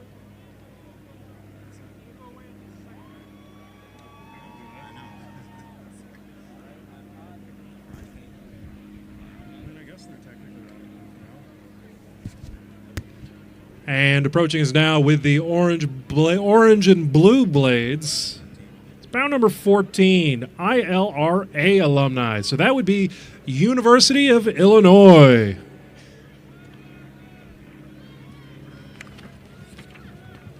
Oh, looks like we have some Illinois fans up on the bridge.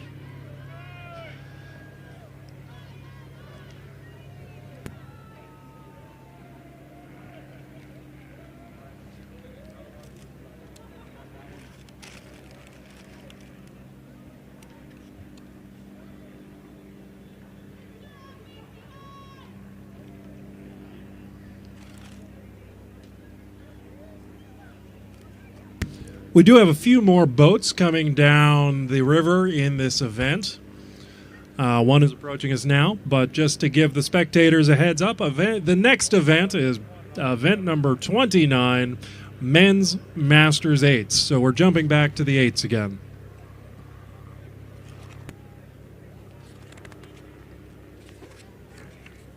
This is bound number 13 approaching us, yellow and green. UVM alumni. That would be University of Vermont, coming to us from Burlington, Vermont. And we have some vocal Vermont fans on the bridge. Love to hear it. Love to hear you cheering on your teammates and alumni.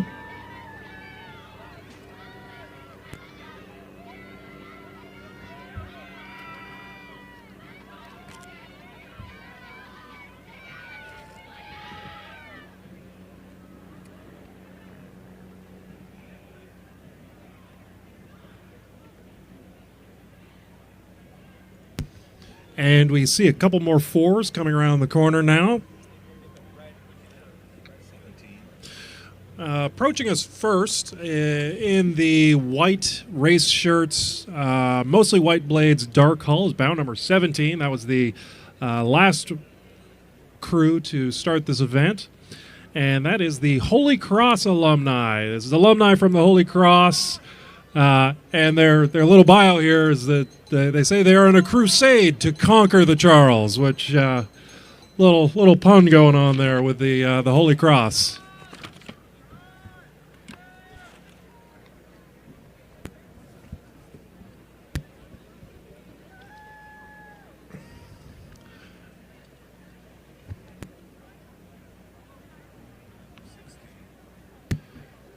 And approaching us now is bow number 16 in high visibility orange. That is East Bay Rowing Inc. from Barrington, Rhode Island.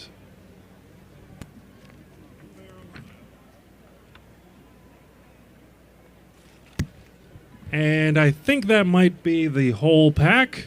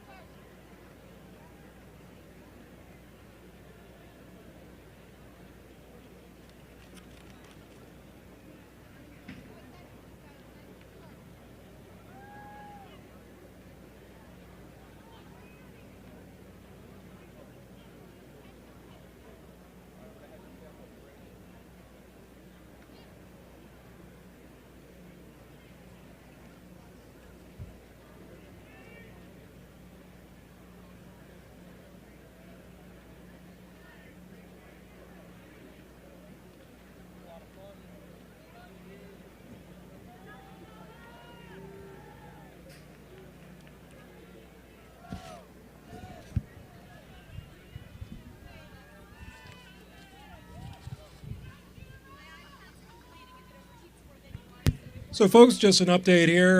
We are still trying to check on race results for you and give them to you as we get them, but this does tend to happen every year with the Charles, that either the webpage gets overloaded or the cell towers get overloaded, so the data comes through a little bit more slowly than we would like. But as we receive the information, we will convey it to you. We're looking at the alumni events and the Women's Masters event. But we're going to take a minute here between our racing to read a couple messages from our sponsors. So first, a big shout out to our premier sponsors. Thank you to our premier sponsors, Vineyard Vines, Moderna, Blue Cross Blue Shield of Massachusetts, and the Omni Boston Hotel at the Seaport. The head of the Charles Regatta is presented by BNY Mellon Investment Management. EasyDock is another important sponsor. EasyDock is proud to be the official dock supplier and official sponsor of the head of the Charles Regatta. We'd like to welcome every crew team to this year's event and invite you to visit the EasyDock booth to see our low-profile dock, which exceeds FISA and U.S. rowing standards and was designed specifically for the rowing community. I'm not sure about you, but I can personally speak to the EasyDock, and I'm a big fan of EasyDock. They're great for rowing. They're low profile, easy to pull up to, easy to launch from, and they're pretty modular, so you can kind of build whatever you want. And how about Rival Kit? Rival Kit USA is delighted to be the official kit partner of the head of the Charles Regatta. Come and visit our pop-up to shop our technical garments and club kit. Speak to us about supplying your club's technical kit today, or visit rivalkitusa.com to see our full range. I don't know Rival Kit. That's a new one.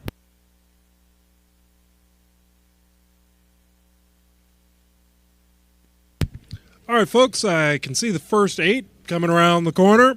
So just a reminder, this is event 29, men's master 8s, start time 12:05, course record set by Shannon Rowing in 2014. Will that stand? Will it be broken? So we're about to find out.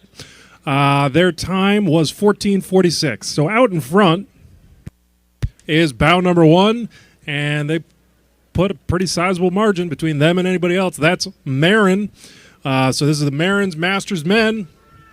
Coming from us from Marin, from Green Bay, California. And they'd like to recognize the leadership of Steve Johnson, Joel Kimmel, and Alan Collinette in their club.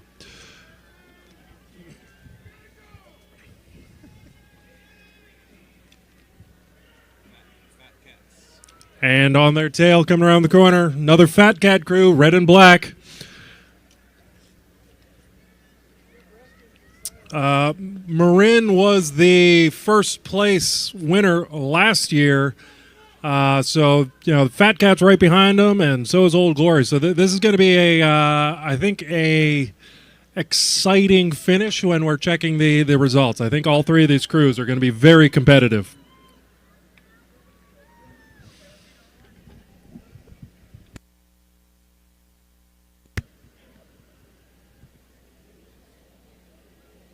And coming around the corner next, bow number 3, Old Glory. Old Glory consists of the 2008 U.S. Men's Lightweight World Champions.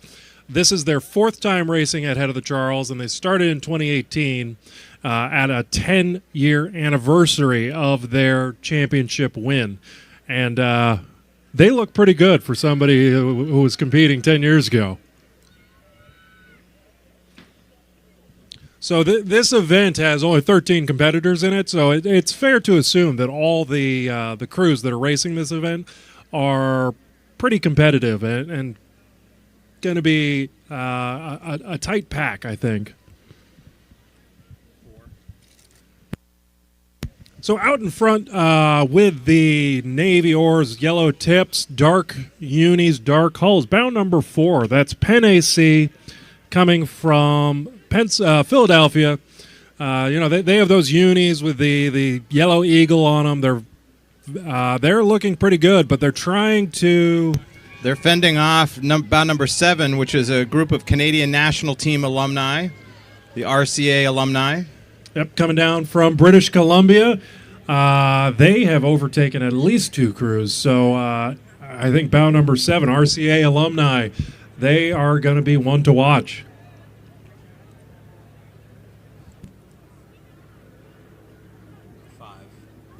And approaching us now is bow number 5, California, coming to us from Oakland.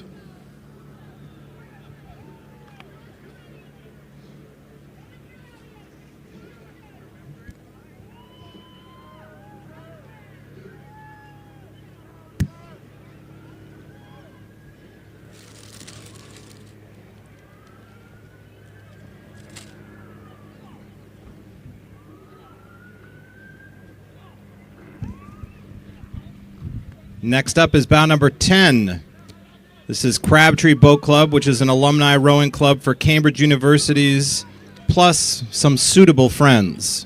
And that's from their self-submitted bio with quotes around suitable friends. So maybe there's a couple ringers in there. We'll see. Let's wait till the results come out. Next up is bow number 6, Yale Old Fellows. This is former Yale varsity crew rowers, mostly from around the 1994 era. Yeah, they have an average age in the boat of 50 years old, so that makes them the oldest average age crew in this event. Oh, I can hear the coxswain from bow number 9 barking at his crew. That is Queen City Barge Club coming up from Poughkeepsie, Marist College. Oh, that's because they're going a little wide on the corner here, it looks like. We'll just have to watch and find out. And Green entering the bridge right now, bow number 12. That's Minneapolis Rowing. So this is what we were talking about earlier in the day. So Queen City Barge Club took the emergency exit route there. They didn't go off course. That is buoyed. That is part of the course. It's just to give crews another option. It's not the best racing line, but they're not penalized for taking the right-hand arch as long as they stay within the green buoys. Coming in front of CBC now is bow number 8. That's St. Joseph's alumni. And they let us know the hawk will never die.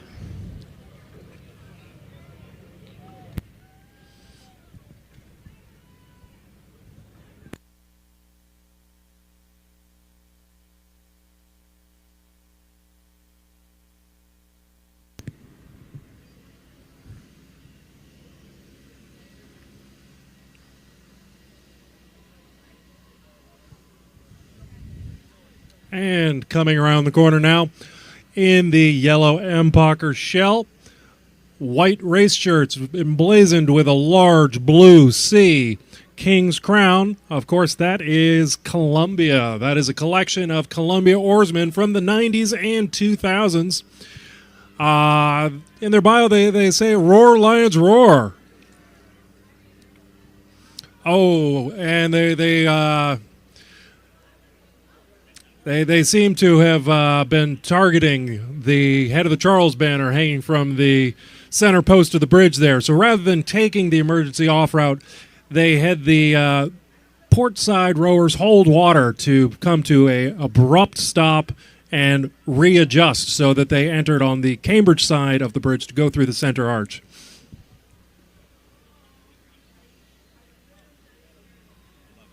And coming up to us now is bow number 11 in the gray shirts with the purple-tipped blades. That is a Holy Cross alumni crew. This is another crew of alumni from Holy Cross, all aged in their mid-40s, and I believe that is the whole pack here. Coming up next, we do see the next batch of crews coming around the corner.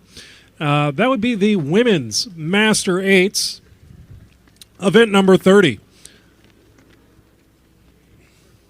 The course record was set by Chinook Performance Racing in 2019 with a time of 17:33.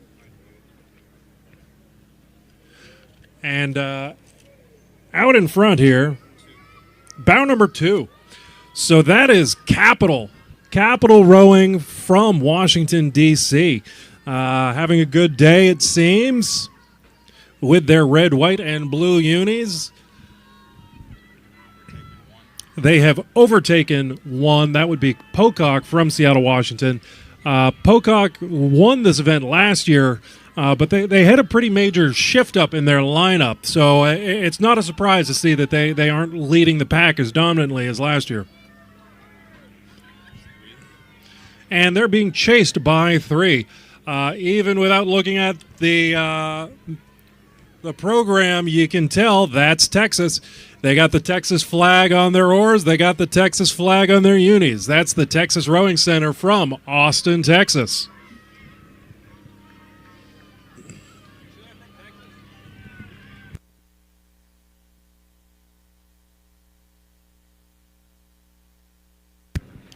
And coming up now, blue unis, white blades, dark hull. Looks like a gray-silver hull. Bow number 4, that is Chinook Rowing.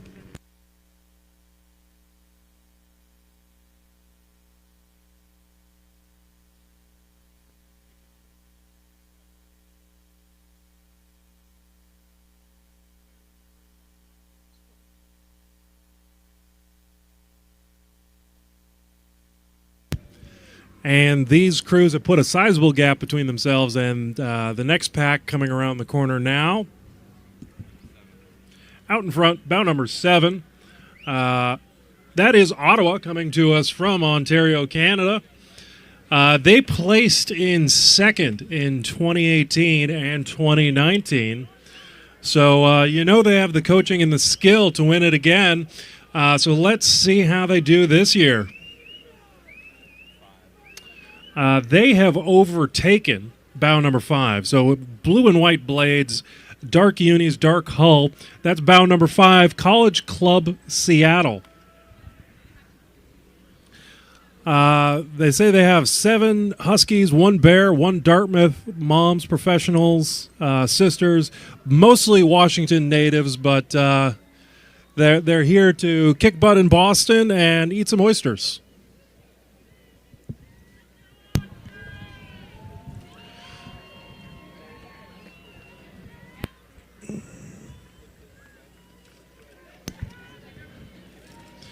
And approaching us now with the red unis, white hull, white blades. That's bow number 8, Masters Coaching. That's the clinic and camp program, national program. And they have overtaken bow number 6. That is, of course, the ever-present CRI on the Charles River with their waves emblazoned on their red and white blades.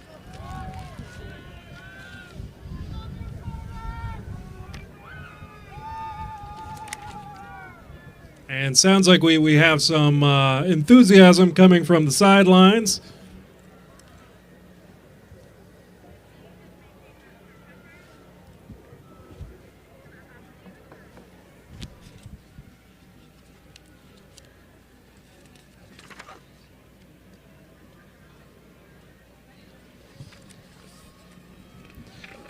And with the mismatch blades, you got teal on port side, orange on starboard side.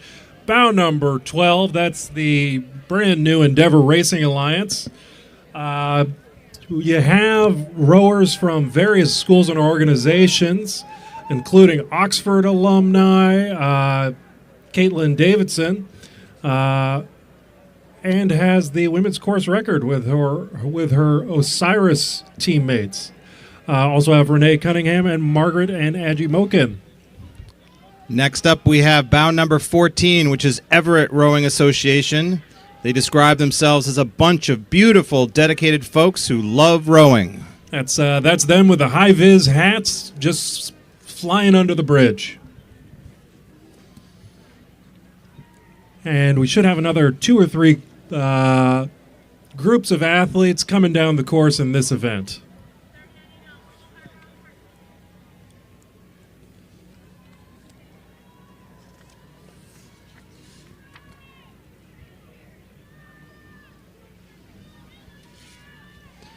Bow number 10 is Lake Oswego Community Rowing. They row out of Lake Oswego in Oregon.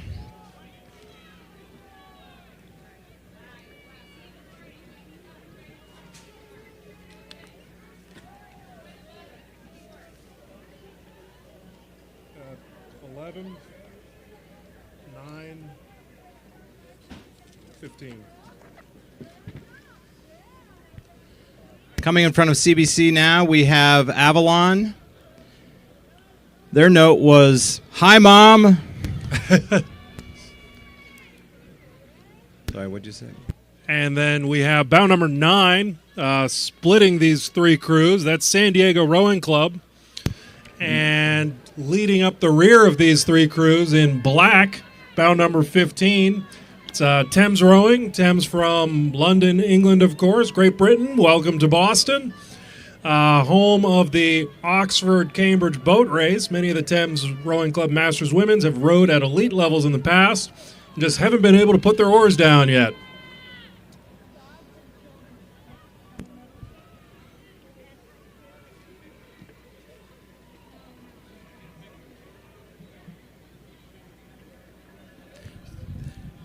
Coming in front of CBC now, we have Micmac Rowing Club.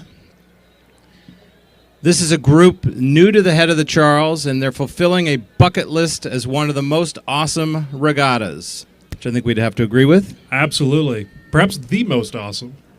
And they're one of our, I always like to note, they're one of our other international crews joining us from Canada. I believe that's Nova Scotia. That should be everybody for that event. Our next event, Event 31, Men's Club 4s. Union Boat Club currently holds the record, set in 2013 with a time of 16:05. And as we have heated up a little bit now, the wind has picked up. So we now have a 7 to 8 mile an hour wind going southwest. No wind is best, but southwest wind is least worst. So the athletes won't complain too much, but the wind will likely prevent us from having as many record-setting events as we did early this morning.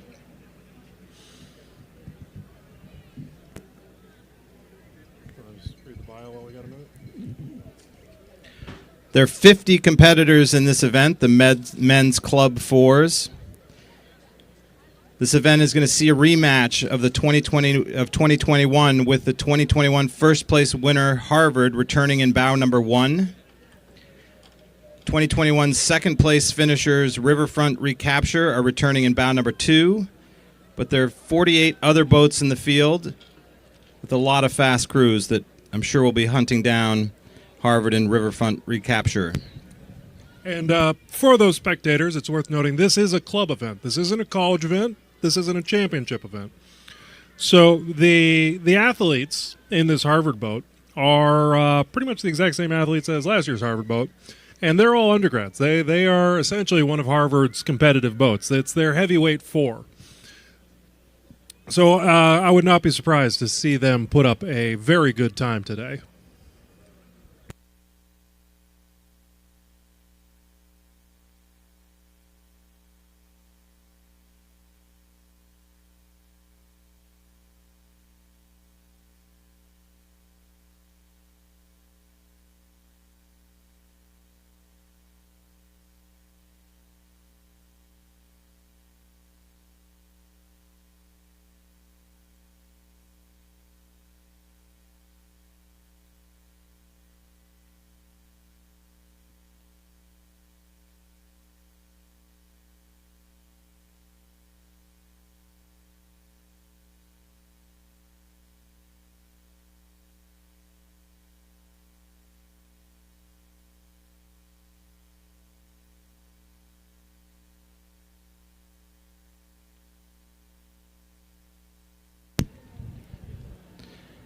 A few more shout outs to our sponsors. First, Gentle Giant Moving Company. Thank you to our partner, Gentle Giant Moving. Gentle Giant is the secret force behind regatta operations, transporting and storing tens of thousands of pounds of gear each year. Gentle Giant is currently hiring. Stop by their booth at the Rowing and Fitness Expo to learn more. Yes, pretty much everything you see here at the head of the Charles, all the banners, all the posts, all the equipment, all the buoys, all the docks, everything that isn't regularly used in the day-to-day maintenance and operation of the Charles River, it has to get stored somewhere. And it is Gentle Giant that stores it for us throughout the year until we need it next October. So they are a big deal for the rowing world, and particularly the head of the Charles. Another important sponsor is Hudson Boat Works. We've seen a lot of their boats coming down through the course. They're the official gold boat builder for Head of the Charles Regatta and will host some of the world's best rowers in the Shark Zone. Located within the main expo, see how Shark Vision continues to push the pace of high-performance rowing.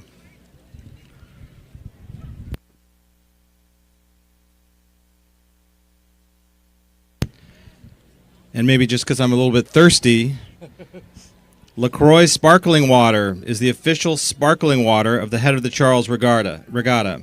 Head down to Adager Row and the Rowing and Fitness Expo to try one of their many zero-calorie, naturally flavored waters.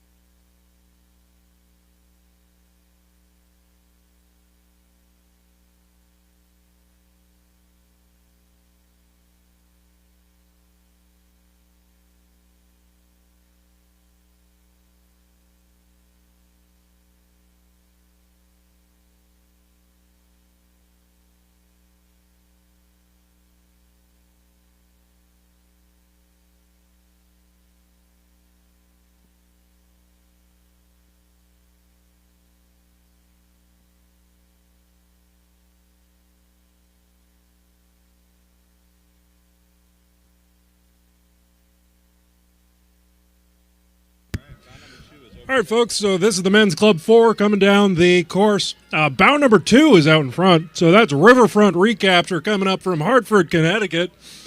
The Rising Star Heartbeat of Connecticut. This is part of the crew that has won the men's points trophy for the third year, and for the first time, the overall trophy at overall points. And behind them here is bound number 1. That is the Harvard crew, the men's heavyweight 4. They're going a little wide here, so looks like 2 seed is holding water, checking down so that they can make a better angle going into the bridge.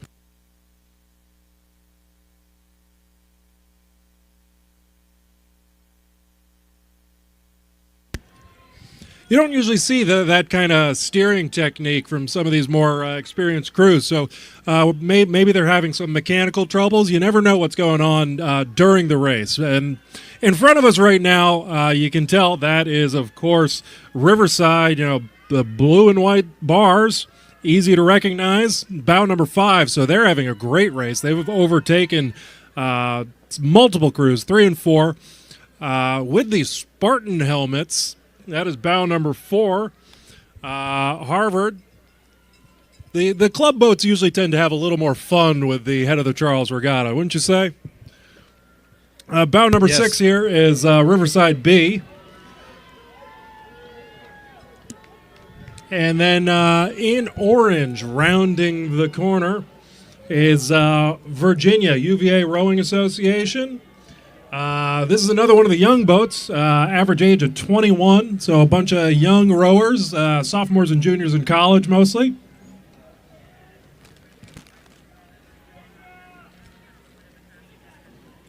I was saying, the vocal cords starting to cry, these will actually help.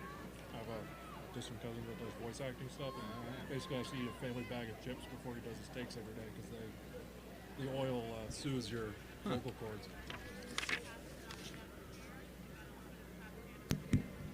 And that leading pack here put a lot of space between them and the next crews. Coming around the corner now in the Burgundy Unis. That's number 8, Flower City from Rochester, New York.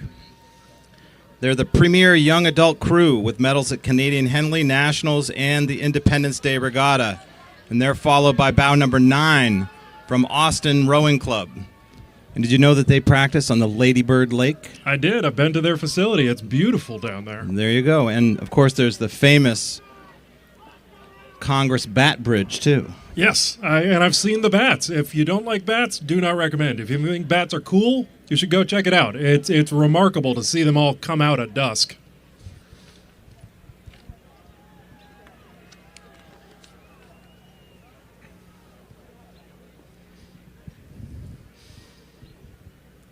And we have another space here between those crews, and it looks like we have 3 more crews coming up river. With the red oars, we have Fairfield. They're hoping to continue their run of automatic entries and building towards the Dadvales and IRAs, as usual, they say. Well, that's everybody's goals. Wouldn't you say? If you're here competing, you want to get that automatic entry, which for those who are not racing, typically that's top half. Next up is bow number 10, which is BNRA Mercer out of Princeton. You got some real talented rowers, former IRA championship rowers in that crew. And then we have bow number 13 in front of us. That's another Union Club boat. They're, again, our friends downriver. And another pack of crews coming up river. 11. That's bow number 11. That's another UVA boat, but this one is the CPWRCA. We're not sure what that stands for, but that is how they differentiate themselves. 12 is on our side, 16 is on the other side. You have bow number 12 on the Cambridge side. That is Bowdoin, who's being overtaken by West Point on the Boston side. That's bow number 16, so they've jumped up quite a bit. And it looks like they're going to try to overtake Bowdoin under the bridge going towards the Belmont Hill Bridge. In the Whitehall, approaching the bridge, bow number 15, that's Union, and they are ahead of bow number 18, New York AC. That is from Pelham, New York, in the Black Hull black race shirts. Bowman number 18 really wants number 15 to move over, but Yes, they're not. The coxswain is yelling at them to yield. Hopefully they do, or else they might get in trouble. Coming in front of CBC is bow number 17, which is East Bay from Oakland, California. And just a reminder for spectators, faster crews do have the right of the way here at the head of the Charles. So if you are the faster crew and you are trying to overtake, the slower crew must yield or they will face penalty. Bow number 20 is coming in front of CBC right now. They're from Texas. It's UT Austin campus. And you can tell, hook 'em horns, the burnt orange Austin, Texas is the color of the deck of their hull. Oh, and we have 4 crews coming around the corner now, so it might get a little tight coming up the bridge. Out in front, bow number 23, that is MSU, Michigan State. And then in the red hull, leading the pack, that's MIT grads who are in front of the green hull, which is bow number 22, Notre Dame. And on the Cambridge side, trailing them in white, bow number 21, Lake Washington. It looks like MIT and Notre Dame have spaced out enough for a safe entry. But it sounds like we got some MIT fans up on the bridge there who are making some noise. And approaching us now with the Yellow Blades, Iona University from New Rochelle, New York. This is from their lightweight program. They just are coming off a silver medal at Dad Vale and their first appearance in the IRA this year.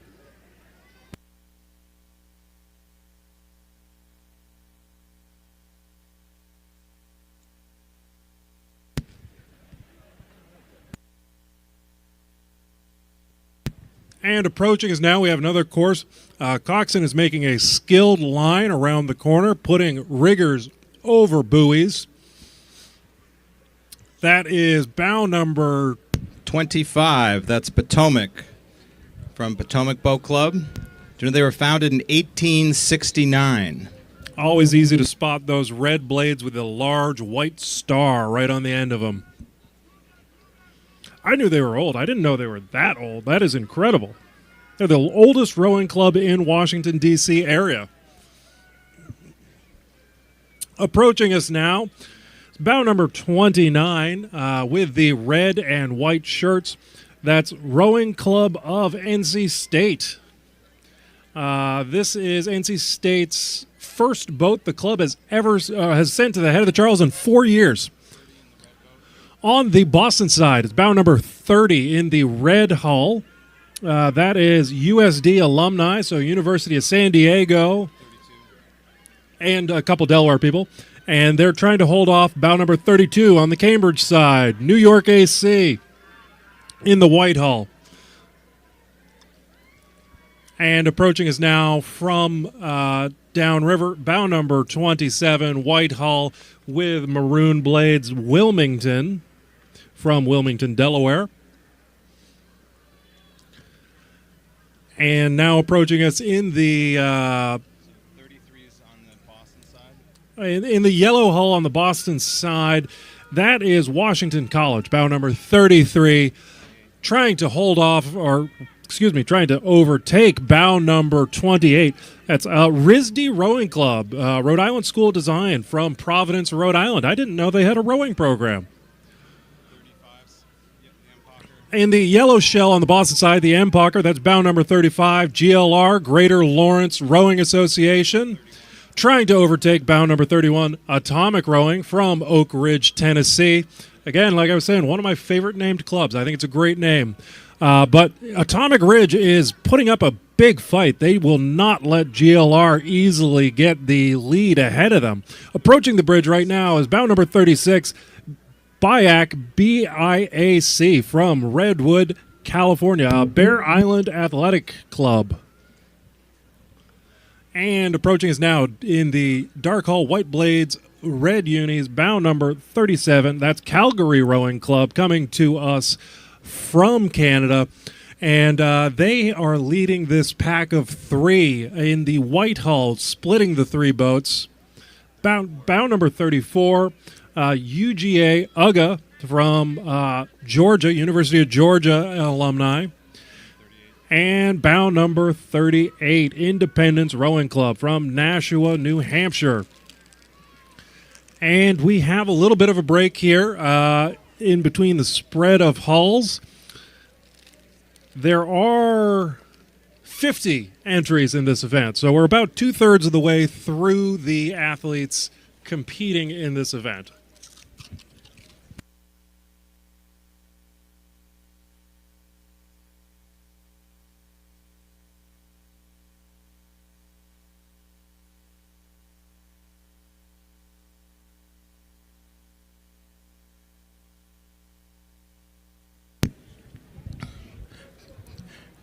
Coming around the bend now is bound number 43. That's Brown University.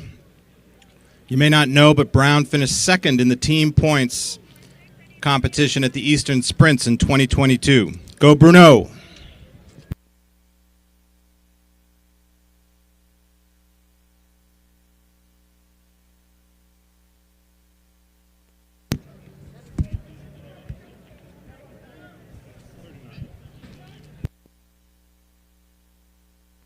The next boat coming through is number 39. That's Pocock. The orange and blue check is 42. The orange and blue check coming through next is Clemson. Black shirts, red blades, 44. The black shirts and red blades are number 44. That's UMass. Green and yellow, 41. And the green and yellow, that's Clarkson. Coming to us from New York.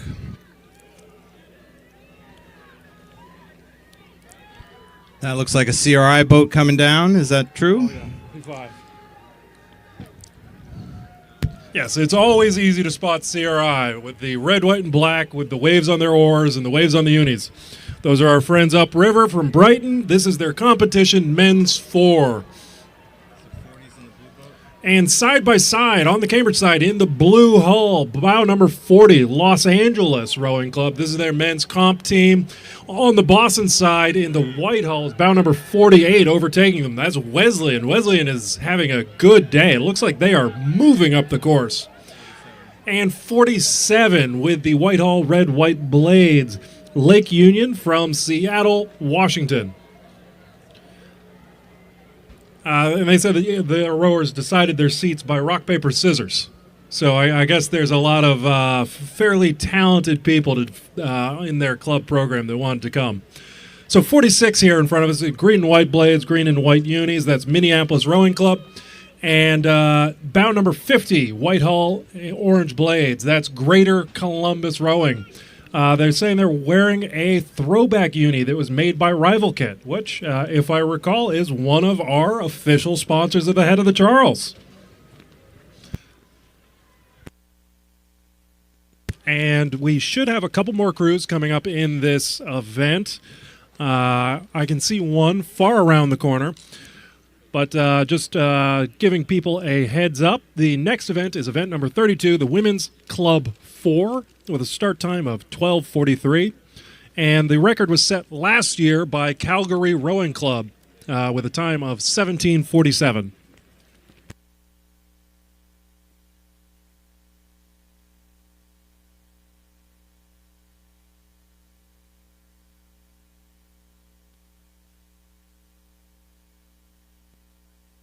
And approaching us at CBC now is bow number 49, Argonaut Rowing from Toronto, Ontario. Another one of our international friends joining us here on the Charles with their, I guess you'd call that a seafoam green and blue striped uni and the white hull. And I think that's everybody in this pack. So again, next race is event 32, Women's Club 4. There are 52 competitors in this upcoming event.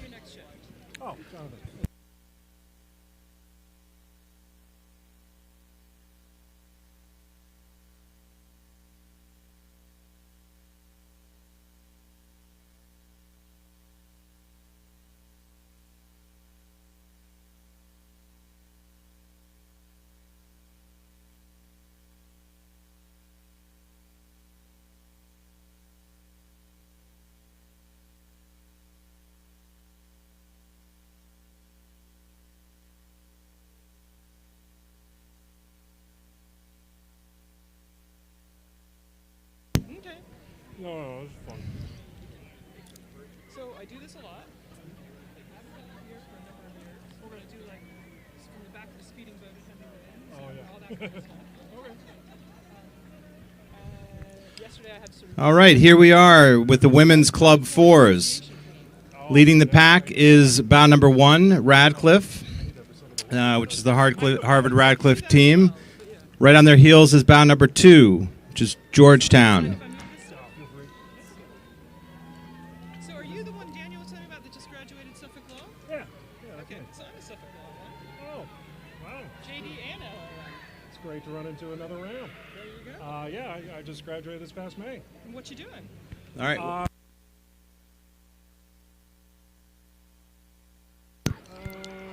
So next up is bow number 4, the BU women. I'm working at a firm in the Seaport District right now. 3. Coming in front of CBC now is bow number 3 from Austin, the Austin Rowing Club. There's quite a gap from those lead crews. I'm seeing green. Yeah, 5, 6, 7 in order. 5, 6, and 7 seem to be in order. 5 is Dartmouth, 6 is Columbia University, and 7 is San Diego. So again, this is the club event. Some of these crews we don't have full rosters, but others we do have age. The Columbia and San Diego crews are quite young. They have an average age of 19. So these are mostly freshmen in college, I'd say, right? Maybe some sophomores mixed in.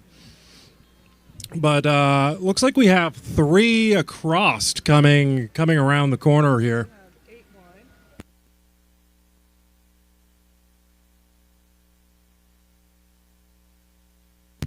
All right, so in order, we have crews 8, 9, 10 coming around 3 across. So it'll be interesting to see what happens as they approach Elliott Bridge. On the Cambridge side, close to CBC, West Point, bow number 8, splitting the 3 crews. Northeastern, bow number 9, with those Northeastern blades, white, red, and black. And on the Boston side, taking a little bit of a wide turn. I wonder if that's strategic. That is bow number 10, BC Women. That would be BC from upriver. They launch out of CRI's boathouse. And looks like BC's pulling ahead a little bit. So again, they're bow number 10. So they're overtaking 8 and 9. They've given themselves great position for the next turn. And looks like we won't run into any issues at the bridge here.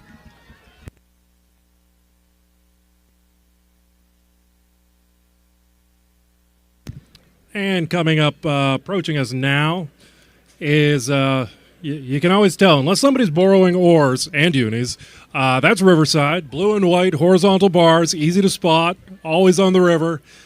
This is their women's club boat. This is their sweep competition, top 4, excuse me.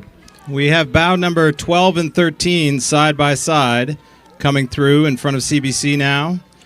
12 is on the Boston side of the river, just ahead of bow number 13. And that's Fairfield on Boston side, Flower City on Cambridge side, and they're being trailed by Penn AC, or Penn Club, excuse me, not Athletic Club, just the Penn rowing program with their red and blue oars, those primary colors, coming to us from Philly. It sounds like we got some Penn fans downstairs. And approaching us now, looks like we've had bow number 16 overtake bow number 15. So that is out in front, Con Call. That's the Connecticut Huskies. And they've overtaken Riverside, our friends downriver, with the horizontal blue and white bars. Oh, excuse me, not Con Call, Yukon Huskies, of course. And I can hear those fans up on the bridge. Thank you, fans. All right, 18 is coming around the turn here.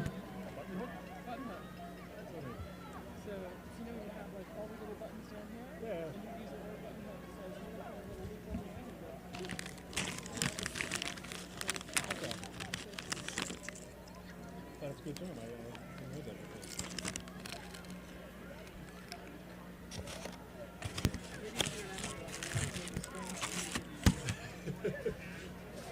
right, folks, we have another pack of crews coming around the corner now.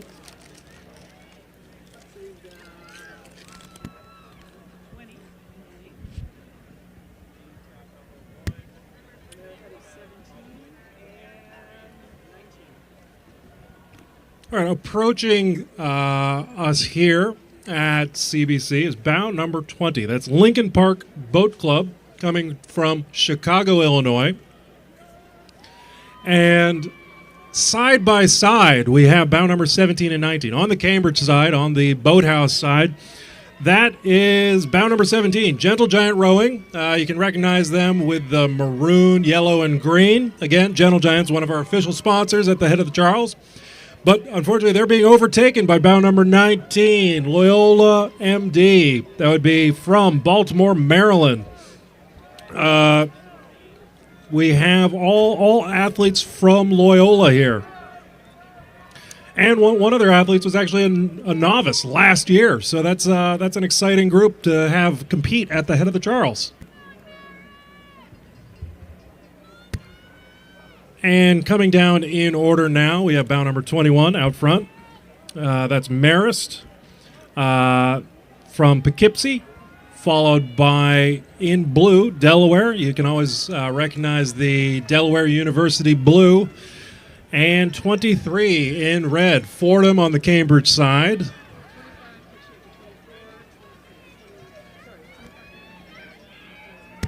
And we have 25 on the Boston side, who's overtaken 24. So in the black hull, that's Holy Cross.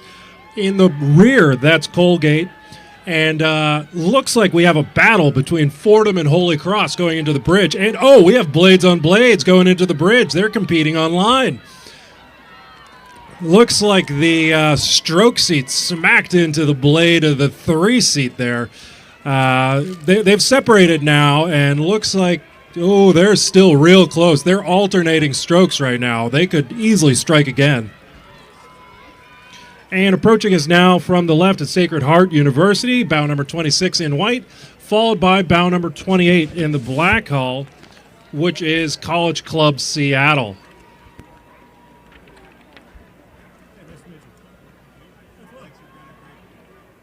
Of course, I'm glad you got a taste for it.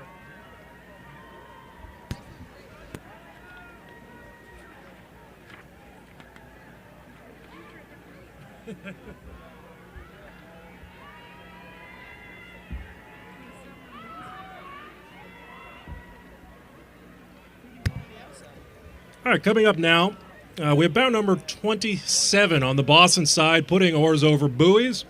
That is San Diego Rowing Club. And competing for space on the Cambridge side is bow number 31, Saratoga, from Saratoga Springs, New York.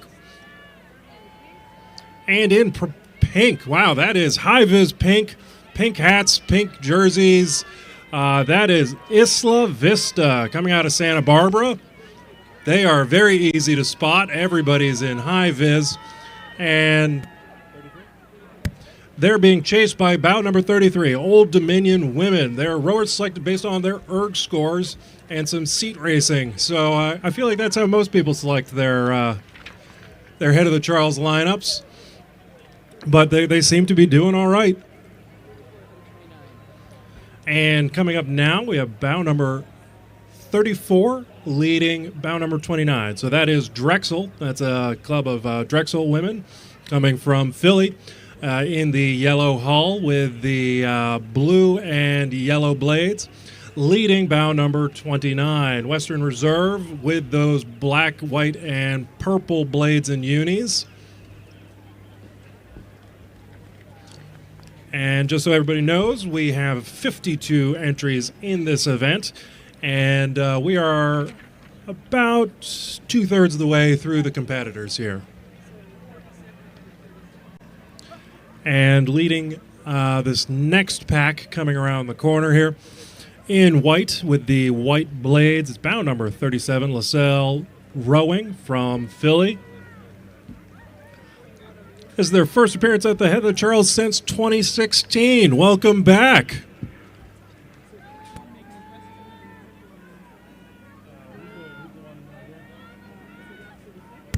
And approaching us now is bow number 36, Narragansett. They are the oldest boat club in America, founded in 1838. And in purple, looks like they're actually picking up rate a little bit here, is bow number 41, purple, Clemson women from Clemson, South Carolina. Thanks for bringing the warm weather up. It's definitely a nice day here in Cambridge. And in black, bow number 42, Franklin Pierce Ravens. Oh, excuse me, bow number 32, Bowdoin from Bowdoin, Maine. Oh, and we have four across, or a pack of four coming up now. Out in front with the blue and yellow is bow number 39. That's Nashville rowing from Nashville, Tennessee. And the two crews behind them on the Boston side in red, 44 is Vesta from Great Britain. And bow number 35 in the white hull with the red blades. That's Three Rivers coming to us from Pittsburgh. Looks like somebody might be trying to split. That's bow number 40 is pushing up in between them. That's George Mason from George Mason University in Fairfax, Virginia. And bow number 38, Avalon from Virginia. This is a perfect example of when they were coming around the corner, it looked like we were going to have a real messy situation with 4 or 5 boats across, but just the geography and the current of this river, boats tend to stretch out a little bit as they approach the Elliott Bridge. And approaching us now, I know they're just rounding the corner, is bow number 43.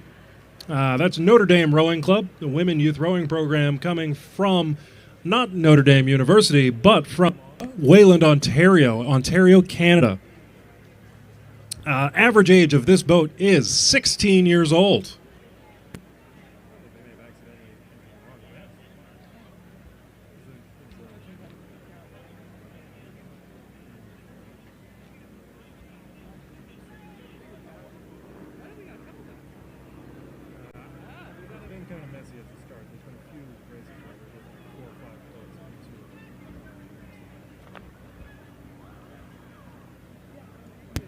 So this is a big gap between. So again, that was a boat with an average age of 16, and I was wondering if maybe they were supposed to be in a youth event, but the gap that they've put on these other boats makes me think that they might be an actual contender in this event. We do have a big pack coming up now. So on the inside. So leading the pack here is bow number 51, Ottawa from Ottawa, Ontario. Leading 49, Lake Merritt with the red and blue blades coming from Oakland, California.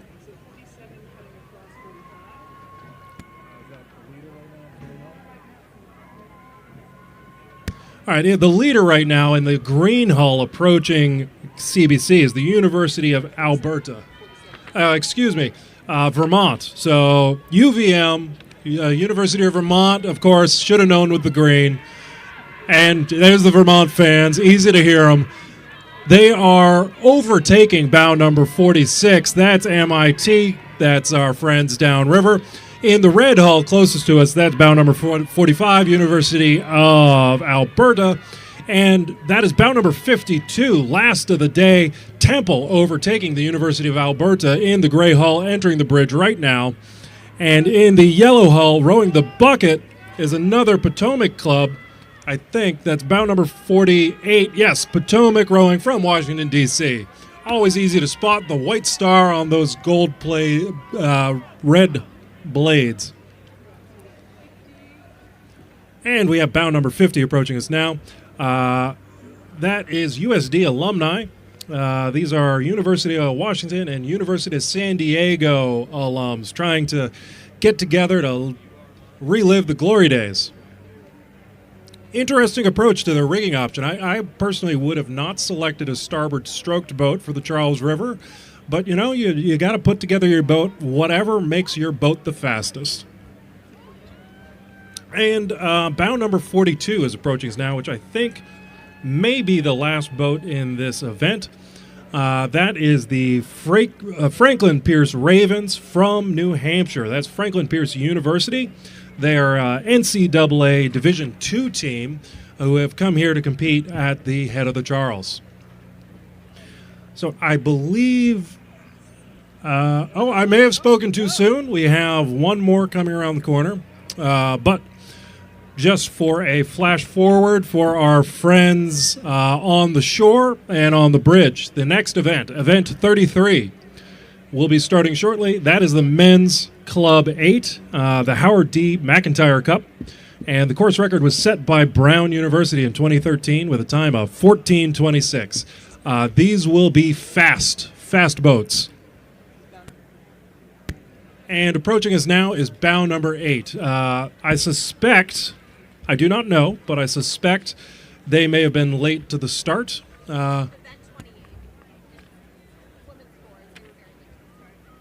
Excuse me, this is a boat from Event 28. They were very late to the start, but it was worked out that they were able to start and compete. So they will have a valid time.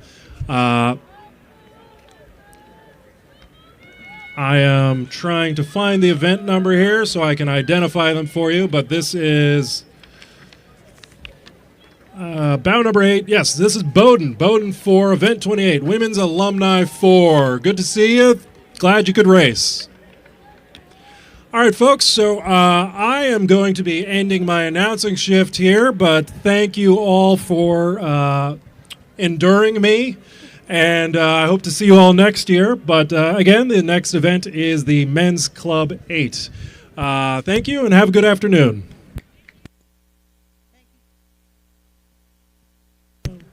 Yeah, thank you, Jonathan. That was awesome. You've been doing a double shift all day today, so we much appreciate the commentary. And my name is Ellen Minsner, and I'll be announcing the races through the end of the day with a few guests, Mary Mazio among them. And Buckingham. And Buckingham is with us also. So we should have a fun afternoon. And as we wait for the next event to come down, that will be Event 13, the Men's Club 8s.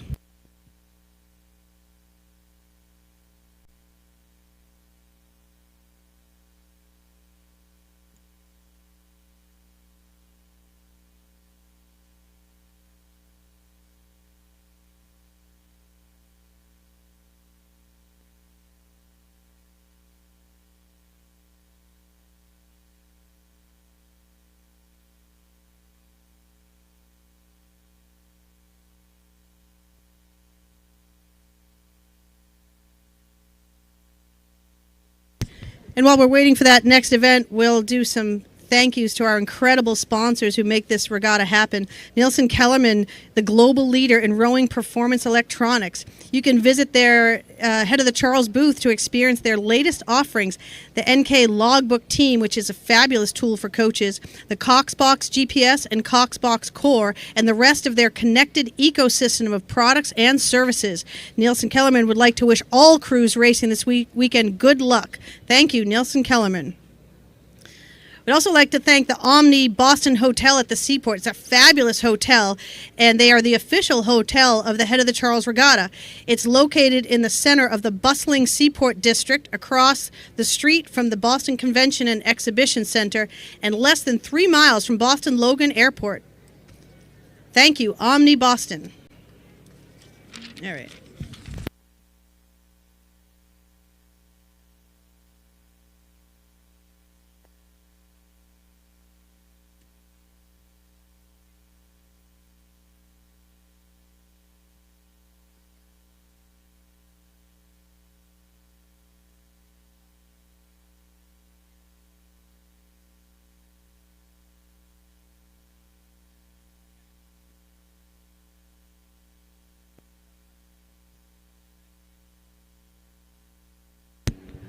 All right, Event 33 is the Howard McIntyre Cup course record set by Brown University back in 2013. We'll have 40 competitors today, And this will be a rematch in the top positions. Last year's first place winner, Brown, returns to bow number 1. Second and third place winners are also back. That's Harvard and the U.S. Naval Academy, closely behind in bow number 2 and bow number 3. The military academies are well represented today. The Coast Guard is bow 18, West Point at bow 23, and there is a crew of the UK Armed Forces at bow number 27.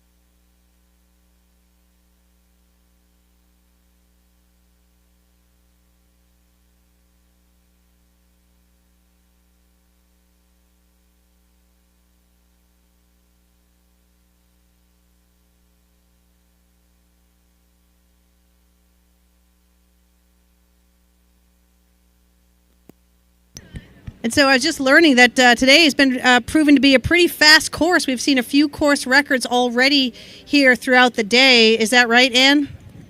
That's absolutely true. We've had, I believe, 5 or 6 course records fall this morning in simply the singles, the Club and Masters singles. So the fact that we've now got doubles as well, I'm being informed, and the fact that we've now got 8s coming at it at a high speed and a lot of repeat crews, they're here to win it, and the conditions are absolutely perfect for it.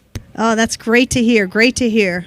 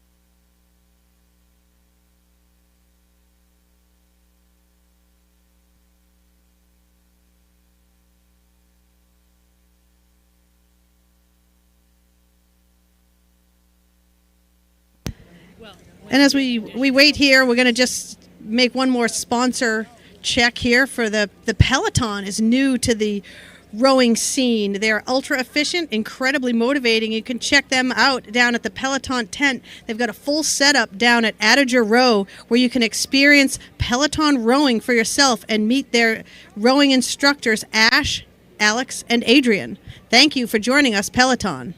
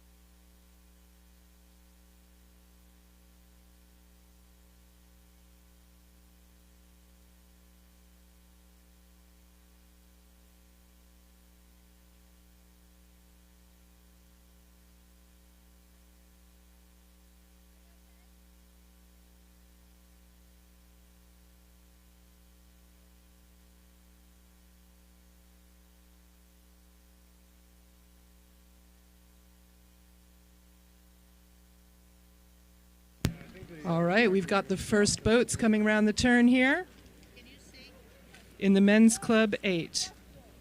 Steve, Lee, you guys got these?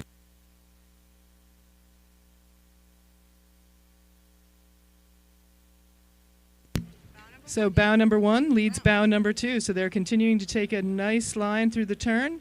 Brown University Brunos, keeping about the appropriate distance from the start as Harvard University. So this is, yeah, but Harvard's not going to let it go. They're going to keep pushing it. Harvard is absolutely starting to button hook the buoys on that turn. Looking really nice and closing the gap just ever so slight with a little bit better around the turn. Bruno's got a nice line through the bridge. But you can hear this rivalry already. The coxswain of the Harvard crew is urging them on to close that gap, but the Bruno are having none of it. They are right through that arch, nice and clean. Big, long gap behind them and the next bow number, which is the Naval Academy, and bow number 3. So Naval Academy and the second boat from Harvard, and Harvard are continuing to press.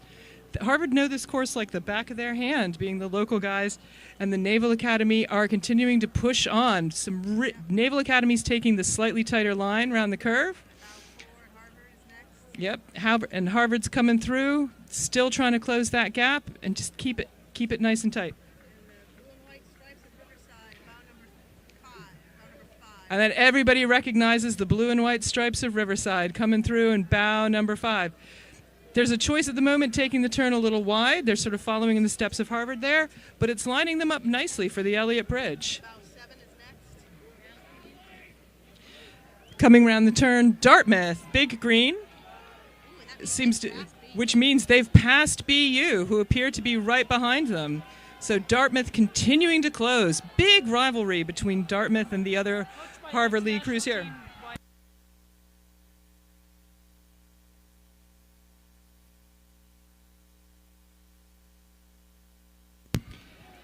Coming through, BU has been passed, but BU's not going to let it go. Dartmouth taking a slight... Oh! Dartmouth doing the hand turn through Elliott Bridge. Dartmouth has slowed down, and they're recovering. BU is taking the opportunity to take the time back. Coming up next, we've got Northeastern coming through, quickly followed by Dartmouth putting the pressure on really tight. Dartmouth going for that inside line. Northeastern not looking to yield, but they might have to. Dartmouth pushing hard. Immediately followed by BU men. Their second boat in this event, continuing to close. They're immediately followed by the Brown second boat, coming through strong. Go Bruno.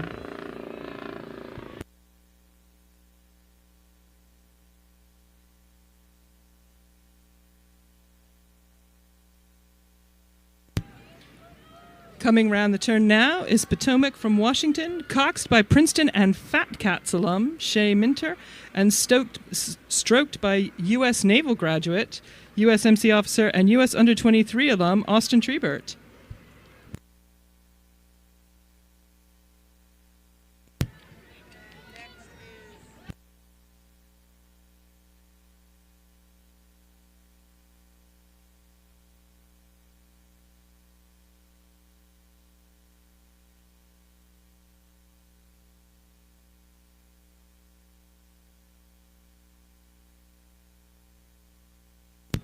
So Riverfront Recapture taking the tighter line around the buoys, but they are being pressed by Holy Cross. This is the Holy Cross third varsity 8, but they're not looking that way as they come around the turn. Absolutely pressing Riverfront Recapture as everybody lines up to take the bridge.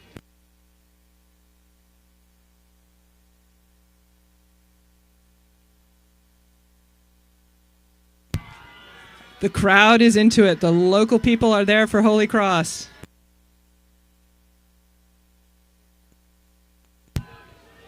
Setting up around the bend, we've got some real pushes going on. We've got some tight lines around the turn, and we've got one boat right after the other.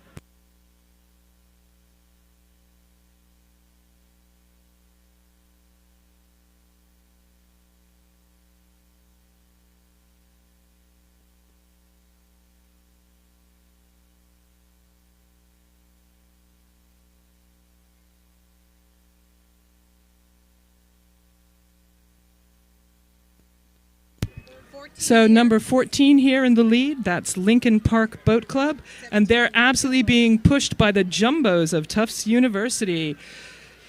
17's obviously moved up a few places, but there's all to play for here as they go through the bridge. Following them is they're getting through from Coast Guard Academy.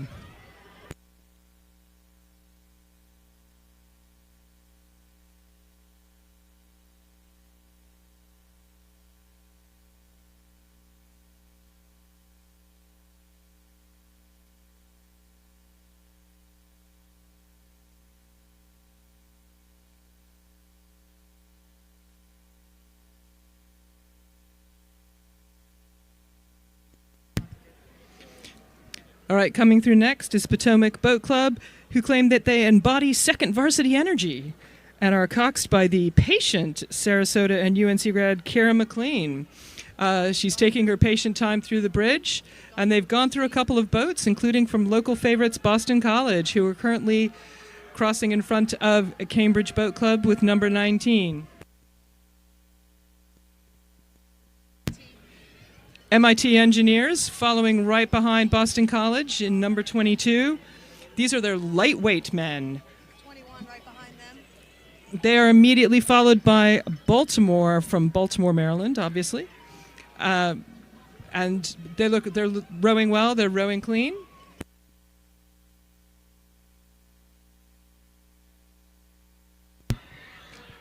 West Point Military Academy, again coming through right here in front of Cambridge Boat Club, looking very strong, taking a very nice line through the bridge.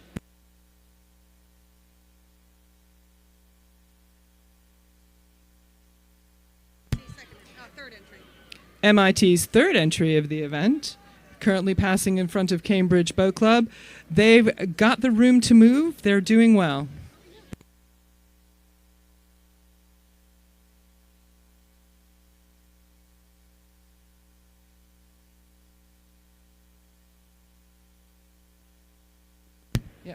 So as we come around the turn, we've got a little bit of a fight, and these are fighting people. This is the United Kingdom Military Forces boat that trains just outside of Marlow in the United Kingdom. They have passed, they are in the yellow, in the MPOCR. They have passed WPI and number 25.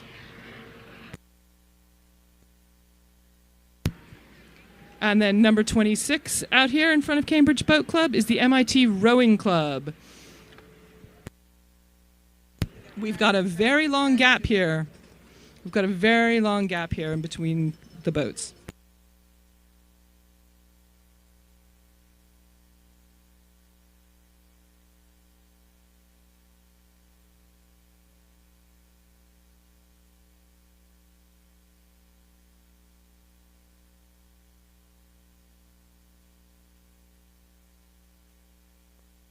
Well, we've got pretty much half the field left to go, and this is a pretty big gap. It makes me wonder if anything's happened to change up the start order way down in the basin by BU, because we're still... I can see them coming around the very edge of the bend now.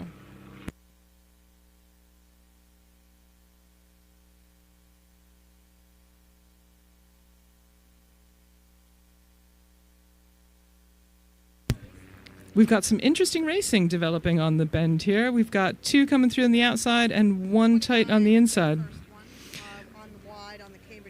So wide on the Cambridge shore, we've got bow number 29 is Rocket Legs Rowing Club, which is a mix of alumni from Rutgers and Miami. On the inside, we have... They're being challenged by London's very own Tideway Scullers. They have not come all this way to concede defeat, and they are absolutely putting the pressure on. So bow 33, they've moved through at least 4 boats. Bow 32 is on the buoy line on the Boston shore. Bow 32 in the white and green blades. On the buoy line in the white boat with the white and green blades is Los Angeles Rowing Club, their men's competitive squad. As they all three go under the bridge, Tideway Scullers, not sculling today, but making an excellent move through the bridge and leading the way through.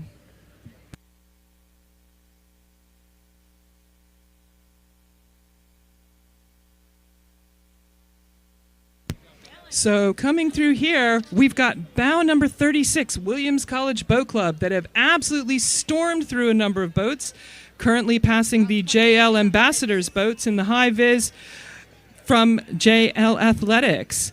Williams College continuing to increase their lead, moving through very nicely.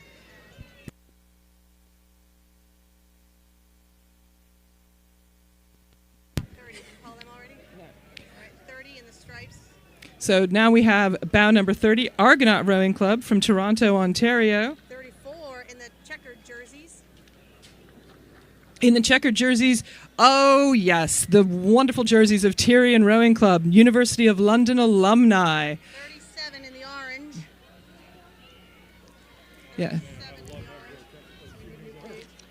37 in the orange. So we have Bucknell University in the orange. Oh! Bucknell University absolutely have to stop. They've collided with Tyrian. 39 Northeastern University saying, screw that mess, we're out of here. We're going onto the other arch.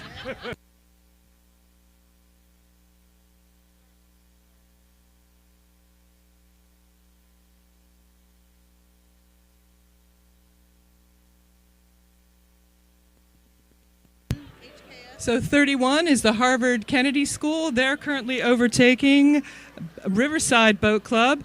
31 also heading wide, but now trying to take a sharp turn. Harvard Kennedy School taking an absolute sharp turn by dragging their stroke braid, but they're currently, it's going in an interesting direction. They've had to slow down. Still moving up is bow number 38, which is Lake Merritt from Oakland, California. This is the first time Lake Merritt is entering the Club 8. And Harvard Kennedy School have avoided the bridge, but they are drifting back through. They're going to need to move. Lake Merritt. Woo! Holy moly. Holy Moses. That was some serious diplomacy from the Kennedy School. Well done. Well done. Well done. Way to negotiate, Kennedy School. For those of you who missed the view under the bridge, they missed them by about half a millimeter.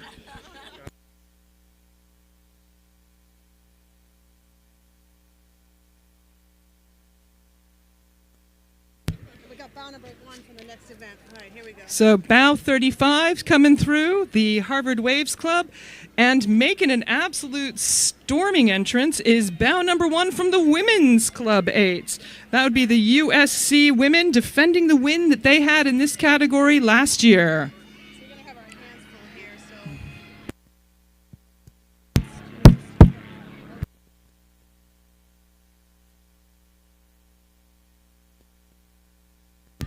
That's right. So bow number 1 out in front, the USC from Los Angeles. We give them some sunny California weather here. Yeah, you know what? USC has some sixth years in there. I believe Jenna Vandercrift, who rode at Yale, is in that USC boat. They're just kicking it this year. Ellen, bow number 2 is next. Yale University Bulldogs. All right, in this boat is hometown favorite Clementine Perry. Haul on it. Cambridge Boat Club member. Violet Barletta, also a hometown favorite. And we're now on to bow number 3 from Georgetown, Hoya Saxa. And closely followed by Radcliffe. Bow number 4 is really pressing it. We're going to see if bow number 4 is going to steer to the inside, which would be... give them a dramatic advantage coming under this bridge, Ellen. And then bow number 5 is picking up some speed. Yeah, E to the U to UDX. It's MIT. Woo! Oh, they've really opened up a lead, Ellen. Yeah. Bow number 5 do a nice job. I mean, they kind of benefit from the sort of cluster in front. They'll have a clean line through the Elliott Bridge and be able to take the next corner nicely. Yep. We got Eva Nates and Portia Geitskill in that boat. And then we've got, of course, you can see coming from miles away, the Riverside Sartorial Splendor with those, horizontal, God, it looks like prison uniforms, but they're really striking. Riverside Boat Club, bow number 6. Bow number 6 in the black boat, blue and white striped jerseys. This Give is a their round of A8. applause. And they've really opened up, Ellen, on the next bow from Delaware. And, oh boy, that was a bit of a wide turn. But you know what? They gave way. And that is actually what you're supposed to do. If you have an overtaking crew, you are supposed to move off the bow line. That's exactly what Delaware did. And speaking of moving crews, we've got bow number 8, the green and white of Dartmouth, now charging up the buoy line. They've not quite made contact with bow number 7, but they have closed to about 3/4 of a boat length as they go through the Elliott Bridge. This is their JV boat, Ellen. And they're here to make a statement. They want to beat their varsity boat. And number 10, all the way from San Diego, have also moved up in the order. They have passed bow number 9, the BU women. Wow, that is fantastic. Yeah, that's some great racing. The BU, they know the course well. This is their hometown, but the San Diego have overtaken them and have about a length of open water now. Yep. So BU is going to try and make some magic happen in the last 1,000 meters of the race. Meanwhile, we've got our friends with their signature blades from Boston College. The red, maroon blades with the gold cross, that is Boston College. Yes, sir. Go Eagles. And they also will have a nice clean line, nobody to tangle with under the Elliott Bridge. Huge advantage, huge advantage. Into that final corner, so important. All right, Ellen, now coming around the bend, who is that? That's bow number 12, Fordham.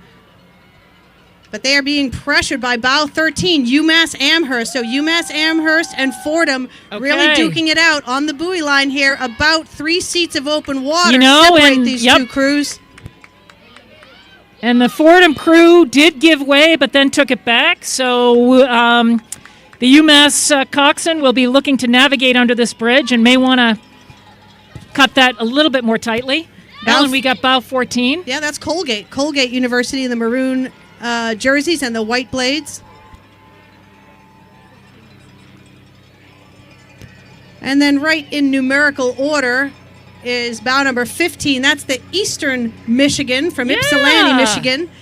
And right behind them will be St. Joseph from Philadelphia. Whose motto is "The Hawk will never die," Ellen. The Hawk will never die. That kind of sounds like code a movie line. Yeah.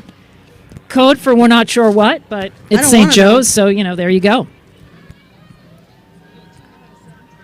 All right, we got a bit of a break in the action right now. And that's probably because bow number 18 must have passed bow 17, because bow number 18 from Marist, they're from Poughkeepsie, New York. They're bow number 18 in the maroon jersey and the white and maroon blades. Bow number 18. Ellen, who did they pass? Looks like 17, the second entry from the MIT Boat Club. Okay, the MRT Junior Varsity, and they're fighting to hold off a surging crew, Ellen. Yeah, that's another local crew, Northeastern University. Bow number 19. Bow number 19 is doing a very nice job, and I think bow number 19 is going to be looking to try and cut this course a little short and press ahead. I've seen more MPOCers in this race than I have in a long time. What do you think of that? Yellow boats out there, generally MPOCer, boat builder. I don't know. I'm a big Hudson fan, but, to each his or her own. This looks like Potomac. Yeah, the red blaze with the white star. We always recognize that as the Potomac Boat Club from Washington, D.C. Yep. They are indeed bow number 20, and they also will enjoy a solo sprint through the Elliott Bridge with nobody to tangle with. So coxswain just motivating her rowers to keep pushing through. And beautiful conditions out here. More course records have been set today, Ellen, than in recent memory. I mean, these are exquisite conditions. I don't know if you remember last year we were commenting around the wind shear that was around the this bend here that was just horrifying for coxswains. Yeah, the wind and the temperature have been kind of a dream come true. We don't always get this in the fall in Boston, but we do have it today. So now you can really tell who can cox. And out in front is the Fairfield crew from Fairfield, Connecticut. They're looking to challenge for the title next year in the MAAC conference. Fast is fun for Fairfield. Go Fairfield. Fast is fun. Bow number 22 is next, Ellen. The Jumbo from Tufts University. All right. And they look to have From new Medford. blade design. I recognize the colors, the light blue and brown. Look like a bit of a new blade design for Tufts, but they're doing a great job. Bow 22 from Somerville, Massachusetts. And they've opened up a nice gap between them and the next cruise, which will be bow number 24 from Ireland, the Shannon crew from Limerick. All right. Welcome to the Charles. Erin Gobra. This is their first women's crew from Shannon to compete at the head of the Charles. Oh, welcome to our friends from Ireland. The Shannon Rowing Club is the oldest club in Limerick, and they hope to inspire the younger team members to follow suit and strive for greatness. That's right. Go Irish. Haul on it. But bow number 30. Oh, wow. moving They well up have in the bow field. number 30, Ellen, has woven through the crowd in a remarkable way. Yeah, that's the Drexel crew from Philadelphia, right on Boathouse Row. Good for them. The stroke is hauling on it for that Drexel crew, looking Yep. pretty And they've- connected. Look at them go. Yeah, and they've moved through Kansas. Bow number 29, they're the red boat with the blue and red blades. You see the red K on the oar. That's KU, not Kansas State, KU. Make no mistake. And they've moved well through the field, too, for visiting crews. This is bow number 23 is the MIT Rowing Club. I imagine it's probably the grad student, not the collegiate. The average age here is 32. MIT have a strong alumni rowing club out of the Pierce Boathouse. So Great, great. Love to see that. Oh, you can hear the coxswain even from MIT. yeah, absolutely. They've We got can the- hear you from up here. This is really spectacular. The gray hull and the red and gray striped jersey. That's MIT entering the Elliott Arch. Oh, boy. We've Bow- got some close bow Yeah, on bow activity number here. 25 is from Avalon Rowing Club from Chincoteague, Virginia. How do I know how to say that? I read Misty of Chincoteague as a child. You know what? Good for you. All right, what's next? Bow 28. Bow number 28 now, the Baltimore crew from Baltimore, Maryland. In the black hull with the black and yellow checkerboard. That's their blade design for the Baltimore Rowing Club. Bow 28 through the Oh, Elliott and Bridge. you know what? It looks like we've got an 8 coming around. Might have a little trouble with their rudder. Bow Oh, number dear, 26, bow number- Skidmore from Saratoga Springs, New York. Oh, You can- they're going to stay in bounds so far, which is good. But they have added some significant time to their course.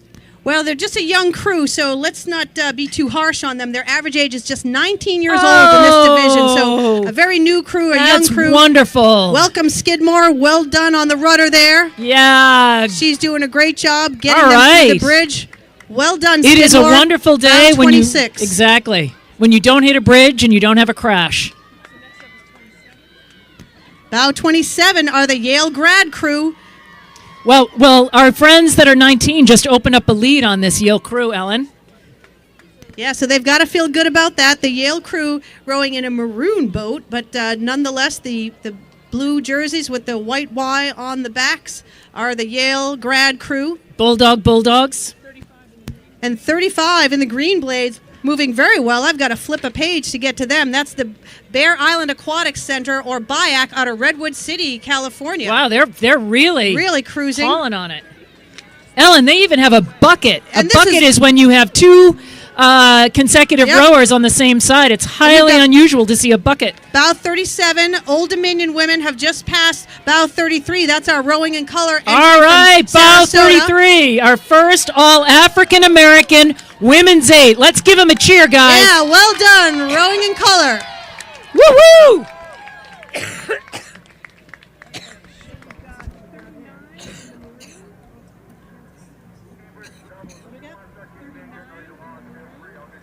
Bow 39 now approaching in the maroon, who've done a great job. Go Eagles. That's the Boston College Eagles. Again, you see the maroon blades with the gold horizontal cross. That's BC at bow 39. Yeah, but they're being pressed hard by bow 40, Ellen. Oh, so Columbia has gone with them. So they're dragging Columbia through the back of the pack. Columbia University. Yeah, in the light amazing blue. effort by Columbia. Yeah, bow 40. And they've climbed through to bow number 31. Harvard Business School crew from Boston, Massachusetts. Bow 31. And they've got a little bit of a gap now on bow 32. It's the women's entry from the Riverfront Recapture in Hartford, Connecticut.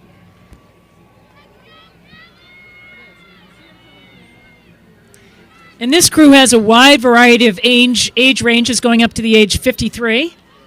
Good for them. Fantastic.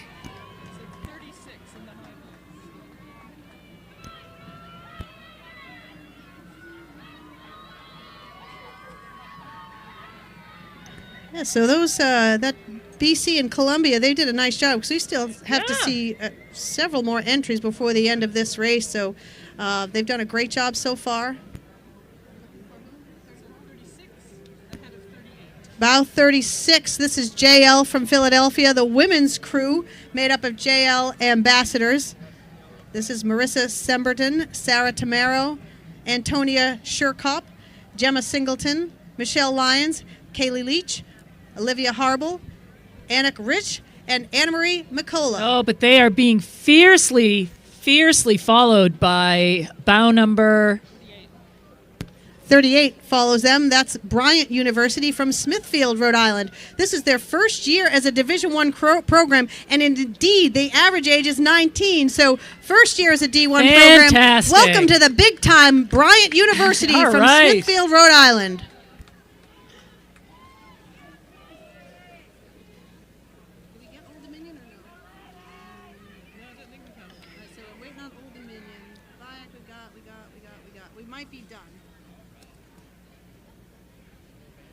So, Mary, we may be finished with that.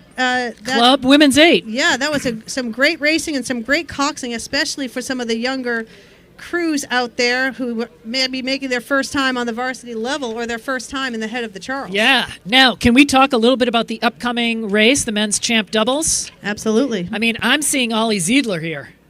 I mean, Ollie Ziedler is starting bow number 1, if in fact this is not fake news. Ollie Ziedler, as many of you know, won the single at the last World Championships, literally rowing at three-quarter, between three-quarter and half slide and three-quarter, a mountain of a man, untapped, just amazing talent, that man. Yeah, absolutely. We've got a very international field that is... This is really exciting. I see... Oh, we got another, Ellen, we got another 8 that we just cannot ignore. That's fine. We will not ignore them, Mary. That's going to be the Old Dominion women, another first-year crew and first-year head coach, averaging age 19 here. This is a mix of veterans and rookies. Ileana Ramonzo, Sydney Blackburn, Jenna Protasio, Madeline Enns, Lucy Brennan, Anna-Marie Hoff, Catherine Hemsworth, Kaylee Logan, and Gabrielle Cook. Amazing. Here they come. So Old Dominion now will Looks round like- out that field. Possibly have had a mishap earlier on the course. You see them rowing with one oar shipped halfway in. So they've only got 3 starboard oars, which is really brutal in the head of the Charles since there's 2 massive turns. Well, not which you only need that, but starboard power. you're down a soldier. That's just down a soldier, makes it and if you really. gotta be down a soldier, it better not be a starboard one. Well, you know That what? hurts. Better on a day like today with no wind than any other day. Yeah, but they've chosen to carry on, so let's give them a big round of applause. Fantastic. Way to see it through. Old Dominion, let's get them through the Elliott Bridge. Come on, people. So, Ellen, fun fact about the men's champ doubles coming up. Ollie Ziedler is also going to be racing next week in the Gold Cup, where he will be eligible for a $50,000 prize. That's right. Right? A little bit of trivia here. This field coming up is really exciting. You're going to see U.S. National team members. You're going to see Germany, the U.K. It's really exciting.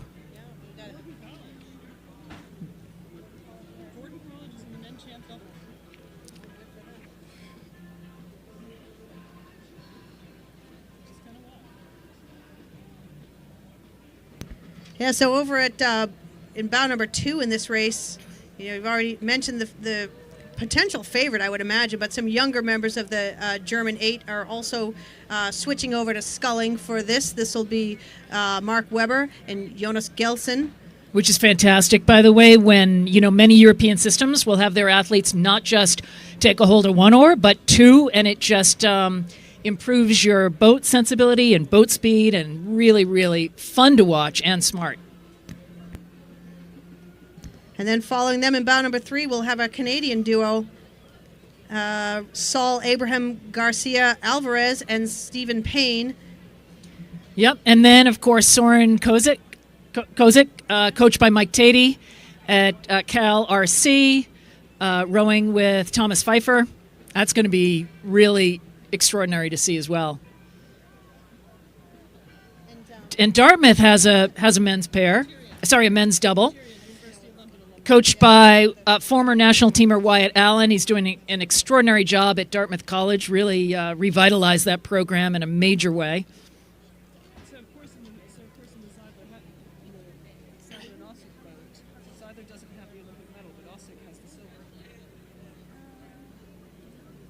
Germany? How old is he? Ossick? Yeah. Mid-30s. This one's going to be like pretty crazy. So, can you guys cover this one? I'm just going to make a quick exit. I'll be right back. Absolutely.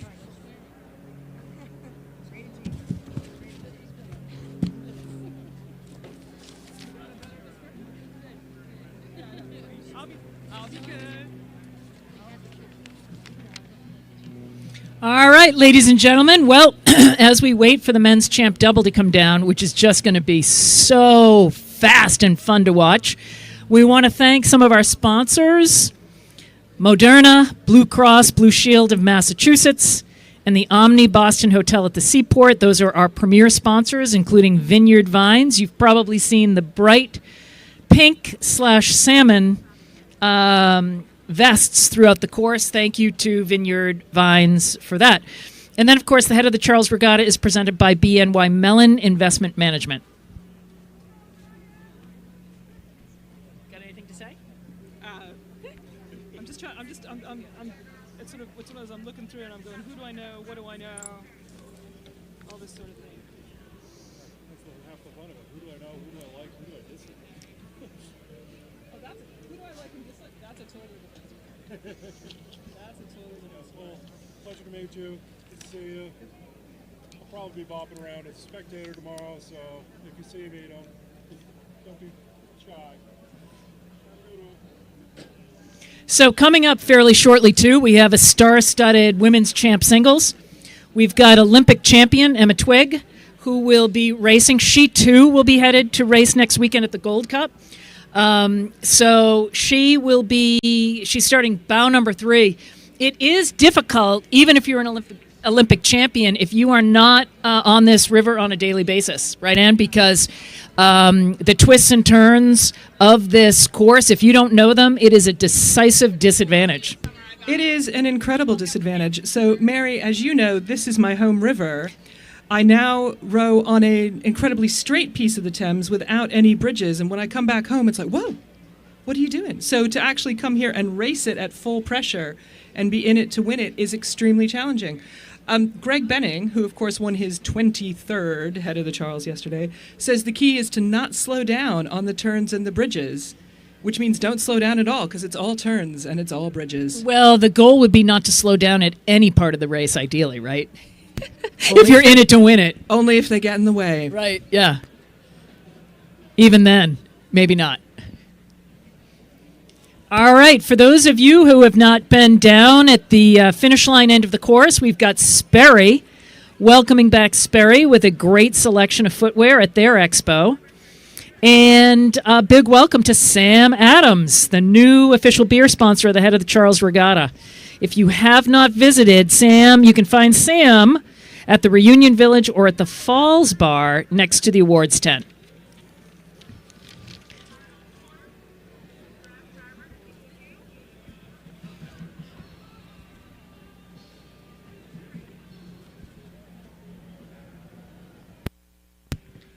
So, Mary, we've got some really interesting fields coming up in this men's championship doubles.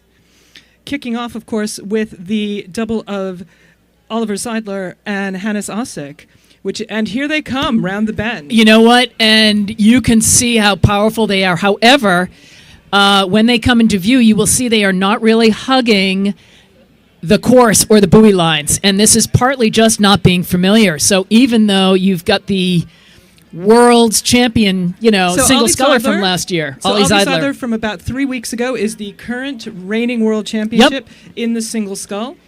Tokyo did not go well for him, but today is going exceptionally well for him. But So here they come right around the corner, and it is Ollie. They've got a heck of a gap. Look at this. They are just crushing it.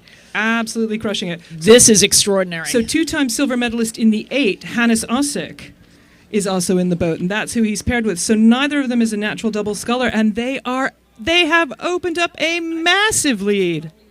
I'm sorry. We are completely You know what? wrong. Ollie was entered in this boat, but he is not that's powering. boat That is two. bow number That is bow two. number 2. So that's also the Germans. That's Mark Weber and Jonas Gelson. That was bow number 2. That's bow number 2. That boat includes the world champion U23 single. Yep. And how extraordinary is that? They have just, they've just horizoned the field. They are absolutely nailing it. All right, now So this should be this is bow number 4. Wow. Okay, now we don't know what's happening in this race, people, but bow number 4, this is a combination of California Rowing Club and Penn AC. This is Soren Sozik and Tom Pfeiffer.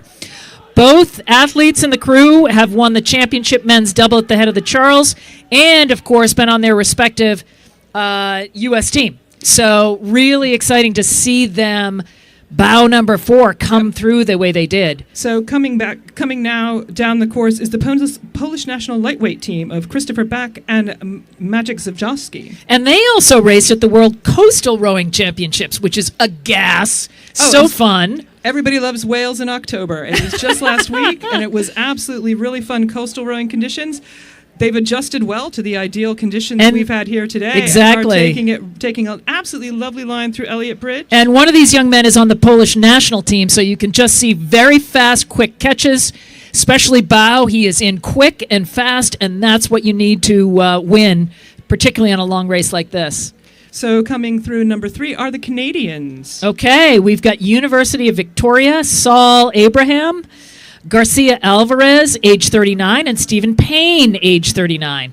Saul is a veteran of both the Mexican and Canadian rowing teams and actually competed at 2 Pan Am Games in 2011 and 2015, as well as World Championships. Steve also competed at Pan Ams in 2011 and Canadian Henley. So those guys have really opened up a sizable lead. And who do we have now? Believe it or not, we have number 11. So somebody's made a lot of moves. Okay, let me tell you about bow 11. This is Green Racing Project. Green Racing Project is hosted by Judah Gear and Dick Drysiacker for national team aspirants. You've got Jacob Filal and Hedge, Alexander Hedge, good friend of my daughter who is also training up there. Alex is a Colombian Lion mixing it up with a Northeastern Husky. And that boat wants to say woof, woof. Then we've got Dartmouth College, Sawyer Hall, and James Corbis. They're lightweights, and they're only 21 years old. Look at them. That is fantastic. And they have passed, of course, bow number 6. But bow number 6 is from where you are, Anne, from the Oxford Lightweights. That's true. The Oxford Lightweights up there at Wallingford on the Thames. Coming round wide here, though, we also have somebody from local. This is Tyrion, University of London alumni. All right, bow 7. Bow 7. Bow 7 is taking a very deliberate and unusual course, and we're going to see where they go. But bow number 12, Penn AC. Yep. And unaffiliated Andrew Rayetto, age 29, and Thaddeus Babick. They train at Penn AC, which is for, again, aspiring national team athletes. Bow number 7 has gotten themselves back on course, so they're not going to go into an abutment. That is a good thing. And then you've got Riverside chasing them down. Uh-oh. There's an overlap under the bridge. We can't really see what's happening, but we don't hear any screams, so that's good. No blood, no foul, Mary. All right. Now, this blue boat. From Gordon College, Timothy Van Brake, who's only 19, and Malaki Grant. Good for you. They won a silver at the Dadvale Regattas and have switched to 2 oars, and good for them. All right, now we have bow number 17 from Riverside that's really made their way through the crowd. We have Ian Richardson and Mats Truex. They're both national team members, both on the lightweight team, and that's Riverside going through. They've passed a number of crews. And they've passed our friends from the north. This is Argonaut, bow number 15, approaching the bridge with Jonathan Pusick and Eric Schultz. We now have bow number 19, Leo Grandshire and Remy Thibault from France, from Condrieu, France. And one of them was a U23 world champion. However, we got bow 21 really putting the pressure on them from Peloton. Andrew Reed and Anders Weiss. Oh, well, of course, both of these guys raced in the Tokyo Olympics in the men's straight four. So look at them. There they go. Wait a minute. They're rowing a pair. Oh my God. It's the invitation. Bow number 21 is typically, a men's pair would typically be slower than almost any men's double. They are rowing a pair. That is just wild and unorthodox and so fun. Yes, especially for the head of the Charles. Especially for the head of the Charles. And as far as we know, it's legal. So these are question is, can they win a medal if they win? They are invitational pairs, and they are eligible for a medal if they win. Amazing. Currently passing underneath are Penn AC, bow number 16, Michael Herman and Cedar Cunningham. So there is one other pair. I forgot that, yeah. All right, Ellen, that was my bad. I forgot we do have two sets of invitational pairs, and these are going to be your U.S. team members typically, and they're going to be blazing fast, and that's just so fun in a race like this. And the fact that they can be so competitive in a race like this just tells you the extraordinary athlete base that we have here in the U.S. Period. End of story. Currently passing in front of Cambridge Boat Club, we have bow number 18, Richard Neal and Peter Spira from Diesel Athletic Club in Orchard Park, New York. All right, is there anybody left on the course? Well, we didn't see Ollie Zeidler unless bow number 1, so it could have been a scratch. Somebody could have tipped in the drink that we don't know about. Who knows? The intrigue continues. Were they just that fast? We didn't see them. You know what? Yeah, you had to blink. These are absolutely perfect Seidler conditions. He loves it when it's flat. I mean, who doesn't? But he does really well when it's flat like this. And powered with Hannes, he could have done incredibly well. Did we see 2 pairs go by or just like 1? Only one pair. Yeah. Huh. That said, we weren't paying attention so much to it. So we could have seen 2 pairs go by. Yeah, well, there should have been 2 pairs in that division. That's, again, a special exhibition, new addition to the regatta this year. And, only in the championship division would that make sense, and for good reason. The boats without a coxswain are considered blind boats, so that would be your singles and your doubles. And your pairs. Well, yeah, and the pair, but the pair being a sweepboard event where, each person has just the one sweepboard makes the steering all that much more difficult. So that's the real reason. This is one of the most challenging courses in the world for a head race. Generally, you made a comment before, are the pairs legal? They almost ought to be illegal, but unless you're at the However, may I level. intervene? They do have a rudder, which makes steering even more nimble. Most doubles do not have a rudder, and you are powering with one arm or the other, or one leg or the other. So, but nonetheless, it really is just for the most experienced senior 100%, elite 100% of the sport. Yeah. Yeah. Like it's bad enough and a good day to be a port if you're in that pair. All right, let's do some sponsors. What do we got?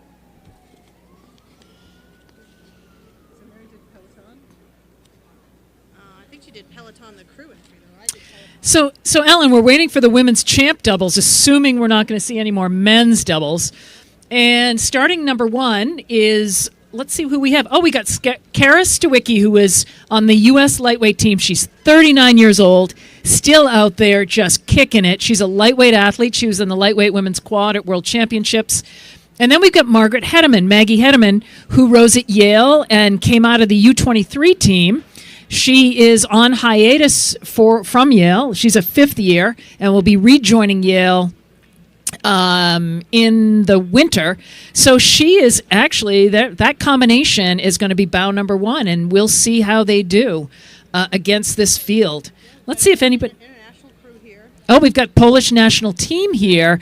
We've got in bow number 3 a 2-time Olympic medalist. So this is going to be really amazing. And in that Polish boat, you have the beach sprint finalists, I mean, this is just, all right, you're going to see some extraordinary, powerful athletes in this event. Yeah, and the beach sprints just wrapped up. It's an exciting new addition to the rowing family, to the traditional 2,000 And you have to sprint to your boat. I mean, Ellen, could you do that? Absolutely. I don't think so. I could sprint from a boat.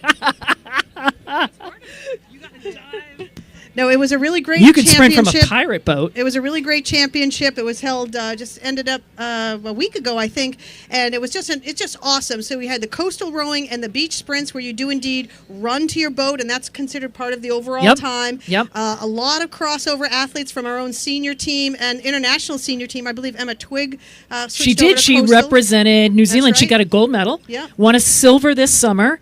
Hopped in this, other event and then wins a gold. Yeah, so it's a But lot she of is an fun. extraordinary, extraordinary athlete, Emma Twigg. And while we wait for the next event, we're going to thank our Vineyard Vines sponsor, Get the Good Life. We are proud to announce that Vineyard Vines is the official style of the Head of the Charles Regatta. You can stop by their location over at Adager Row and Fitness Expo, and down at the Weld Exhibition area, you can check out their limited edition gear for this event and enter to win I see a double coming around the bend. an ultimate gift package from Vineyard Vines. Not that I needed to interrupt, but I need to interrupt. So this looks like bow number 1, and they're steering just a little bit wide, which is unfortunate because they're cranking, they're hauling on it. And it looks like they've really opened up a lead on this women's field, if in fact it's bow number 1. It is bow number 1. So it's Kara Stewicki and Maggie Hedeman. They are coming into view right now, and they have really opened it up, Ellen, on bow number, like we don't even see bow number 2 in the... And that's just the best feeling. That's exactly what you want. You know you're in the front of the field. Yep. You love coming around a corner and reaching Yep. this final bridge with no one else Yep. in sight. And they are Nice doing job. it in fine Yep. fashion. Nice Bow job, number Maggie 1. Hedeman. All right, and Kara Stewicki and Strokesy, you can see how connected she is. She's just throwing her legs down. Maggie Hedeman, who is new to this combination, this is a brand new combination, really just keeping up and powering on. And look at this, you do not even see a bow number 2 anywhere in sight. This is a horizon. The bow ball has appeared. Wait a minute, here we got a distant competitor. But still, that's an incredible margin. That They've was just got to feel beautiful. good about that. As we said earlier, we're in course record-setting conditions. At least Yeah, we this is were extraordinary. earlier in the day, so it's potential that this double may indeed be at record pace. They certainly have opened up on a very competitive Which field. is, Ellen, it's painful that you say that because I held this course record about 1 million years ago, and you know what? It falls just like a tree. It's time to step aside, Mary. All right, here we go. All right, what bow do we have there? 3. We got bow number 3, which has moved. Okay, bow number 3 is the Polish team that we were talking about. Pretty extraordinary athletes in this. You've got a double Olympic medalist in here. Welcome to the United States from our friend from Poland. And they have passed bow number 2, which is the classic V Vesper Boat Club. And this is Gabriella Thomas and Emma Tierney. We're testing the waters on pairs racing. Okay, what do we have now? All right, bow number 5 is on the inside from Radcliffe. These are 2 lightweights, Esha Chaduri and Katie Dubinsky. And then on the outside, we have bow number 4, Ellen, MIT. Yeah, another young combination, just 18 years old in this champ double. That is very courageous for an 18-year-old crew. Grace DeMartino, Josephine Williams from MIT. All right, and then Riverside is powering up, Ellen, and they are Chloe Lewis and Megan Combs. They are young aspirants for the national team. That's bow number 7.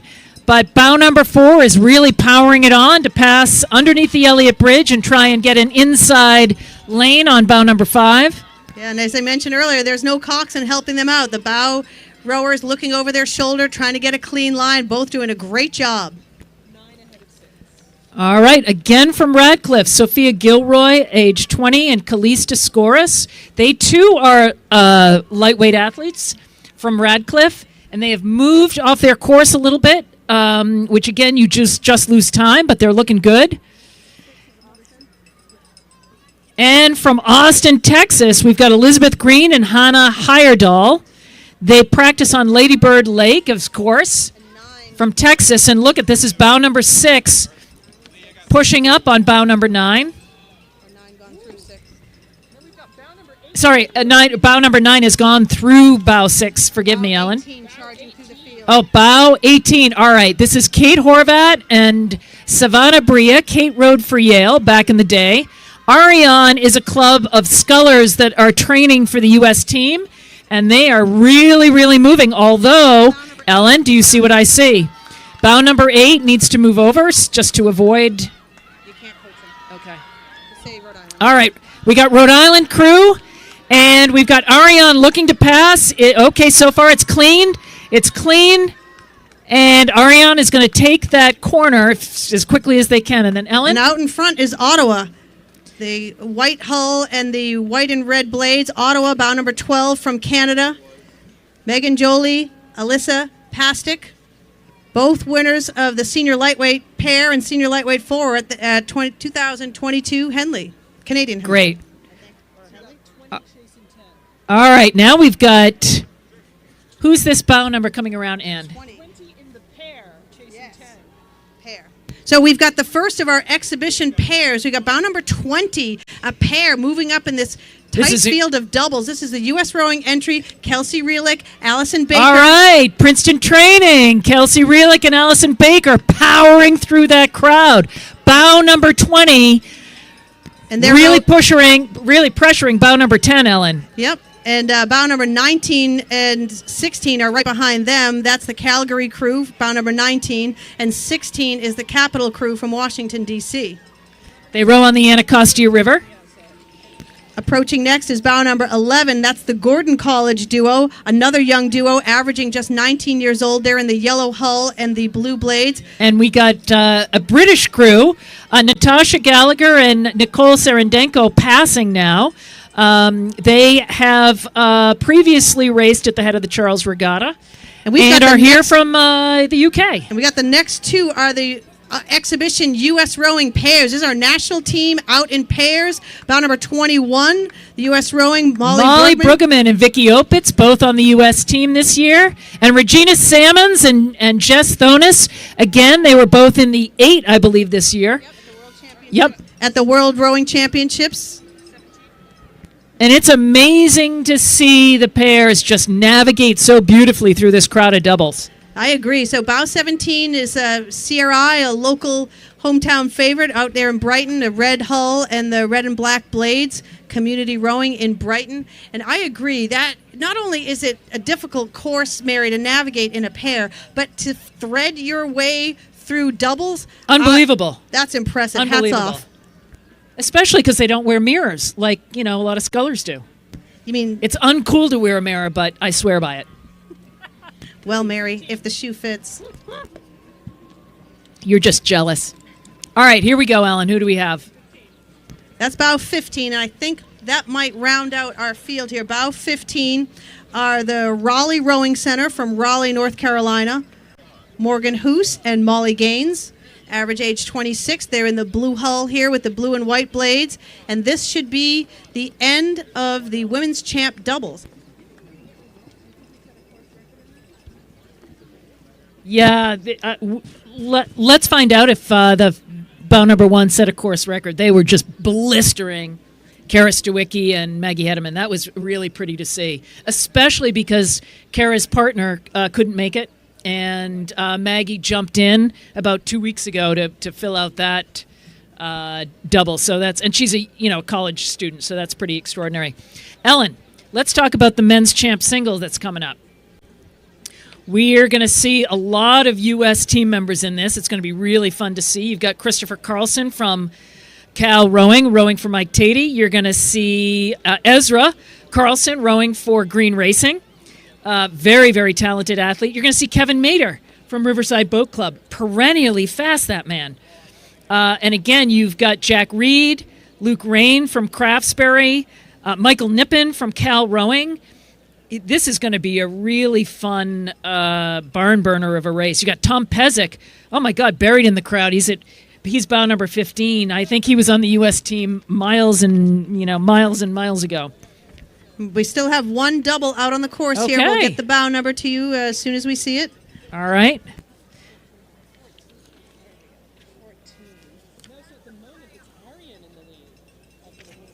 Okay, we have a correction. Apparently the Aryan double is in the lead, the unofficial time right now, so good for them. That's fantastic. Yeah, so that's for the women's double, so that's unofficial right now in the lead, but that just shows you don't always know. By 37 seconds. Yeah. Don't always know what you get. You have to go, even if you're in the middle of the pack, the race is against the clock, so anything can happen. And you know what it means? Never give up. All right, it's bow 14 now out in front of the Cambridge Boat Club. This will round out our field for the women's double. They're in the yellow hull and the red and blue blades. And Jamie Griffin is only 19 years old. Oh, you love this. And Chloe Jung is 22. Way to go. Next generation. Yeah, we've seen a lot of young scullers in this very competitive women's champ doubles today. So well Thank done. you for racing in Boston. Wonderful. So it's Arian, 37 seconds. And we have reports that Arian has won that women's double by a margin of 37 seconds. That's pretty extraordinary, especially in such a tight race like the women's champ double. Women's champ double course record was 17:27. Okay, not a record. That's Kate Horvat and Savannah Bria. Good for them. That's terrific. Kate Horvat. Not a course record, but doesn't matter.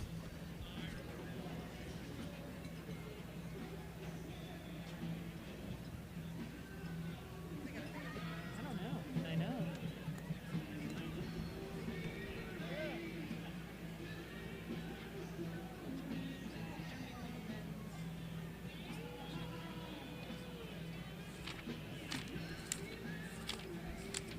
We're hearing unofficial reports in the men's champ double about the German double that we saw go you blink and you miss them. They were moving that fast. We believe that they may have won the men's double. Course record is 15:40. No course record. Okay. Who's the winner? What bow number? Bow number 1? No. Bow 2 was the winner? All right, Ellen, we're starting to see some activity in the pack. A lot of activity. Yeah. Oh, my goodness. And it looks like we have a crash. They're not in sight yet, but we've got two men's singles that have overlapped each other. And a third. We've got 1, 2, 3 singles, but nobody has gone in the drink. Nobody is overboard. Nobody is harmed. It looks like bow number 1 and 2 collided. Who's in the lead? What bow number? Bow number 1. All right, so we have Elliot Putnam. He's a BC law student, class of 2024. He was second at the 2022 Summer Nationals. Good for him. He raced in the men's quad back in the day, trying to qualify the boat for the Tokyo Olympics. It didn't happen, but here he is now, bow number 1. Really followed very, very closely by bows 2 and 3. Ellen, who do we have in bow 2? Bow 2 is Chris Carlson, the California sculler. Yep. He's having a bit of a tussle there with bow number 3. Ezra Carlson is pouring it on. Green racing. You can see a green stripe on his boat. All right, Ezra, if he takes the inside line, he might pass coming around this bend. He is motoring. Yeah, he's taken up the stroke rating. He went a little bit wide to avoid that collision earlier and did a great job getting back on course, and really he'll be looking to overtake bow number 2 momentarily. And here we have, I believe it's Kevin Mater from Riverside. Go Stripes is what he says. And again, we see him on the river day in and day out. Kevin Mater from Riverside. He's always fast. Look at him go.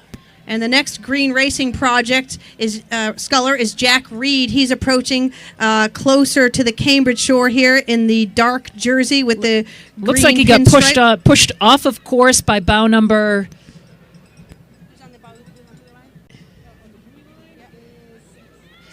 But he did exactly what you do with an oncoming crew. That is sportsmanship, ladies and gentlemen, when you move aside for an oncoming crew. Good for you, Jack Reed. And it's his own teammate, Luke Rain, another sculler from the Green All Racing right, Green Project. Racing. They train at the Craftsbury Training Center up in Craftsbury Common, Vermont. It's an outstanding training center for top elite scullers. And then, Ellen, we got to flip the page here for bow number 8, and it's Michael Nippen from Cal Rowing. He rows for Mike Tatey. He was the 5 seed of the U.S. men's 8 this year, Michael Nippen. It's really unusual for an 8s athlete to be so proficient in the single. It's really wonderful, and a lot of these coaches are doing that to increase the versatility and skill level. And right out in front, bow number 9 from Saugatuck, they have moved through bow number 7, and that is the Minnesota sculler, Adam Randall. Adam Randall getting passed by Saugatuck Casey Fuller. Both are clear in the Elliott Bridge, and right behind them is bow number 13, Rowhouse from Miami, Florida. He was an Olympic single sculler at the Tokyo 2020 Games representing Peru. All right, everybody, a round of applause for our Peruvian athlete here. Look at him go. And he's past bow number 12, Ellen. And that's Penn AC in the MPOCR. That's Jerry Harrison, a Dadvale gold medalist this year. Yep, and he's past bow number 11, Casey Hauschel from Riverside. And 10 wide is the Peterborough sculler from Ontario. This is Daniel Bullock. He was in 3rd place last year. He climbs trees by day, so And climbing up the course, well done, red hull, green And jersey. this is Tom Pezic, who was on the national team back in like 2012. Yeah. Maybe even before that. And he is looking to say, you know what? Move over, youngsters. And he's I'm in coming the yellow through. hull, just entering the Elliott Bridge right now. But out in front of Cambridge Boat Club right now is bow 14, the British Army, Steve Cox from Great Britain. Bow 17 is charging on the buoy line, another Green Racing Project sculler. What a field for Green Racing Project today. Tom Foltz. And he's been, our British sculler has been on the World Championship team too, Ellen, many, many times. Before and after joining the British Army. Bow 19, rowing with Cambridge Boat Club blades. That's Andrew LaRue from the men's senior team from this year. Rows out of the California Rowing Club. All right, and bow 21 is trying to make a move from Coeur d'Alene, Idaho. Isaiah Harrison, all right, the youth winner and course record holder. So Isaiah Harrison was also a silver medalist at the U23 World Championships. He is arguably stunning. So number 18, Chris Clark from Tyrian, is competing against his former club, Leander, with Jack Keating in the number 20 spot. Both going very nicely through the bridge, but Jack Keating continuing to press very, very hard to make sure that everybody gets that line. This is going to be really interesting to see what Isaiah Harrison does. He is a very, very young sculler on the scene. He's had to fight his way through a number of bow numbers, and as soon as we get any information, we'll see if he can hang with the U.S. scullers. That's really exciting. Bow 23 is Sam Melvin. He was the 2019 U23 World Champion in the lightweight men's single, a very, very accomplished sculler. From a new race, this could be a next race. What do we got?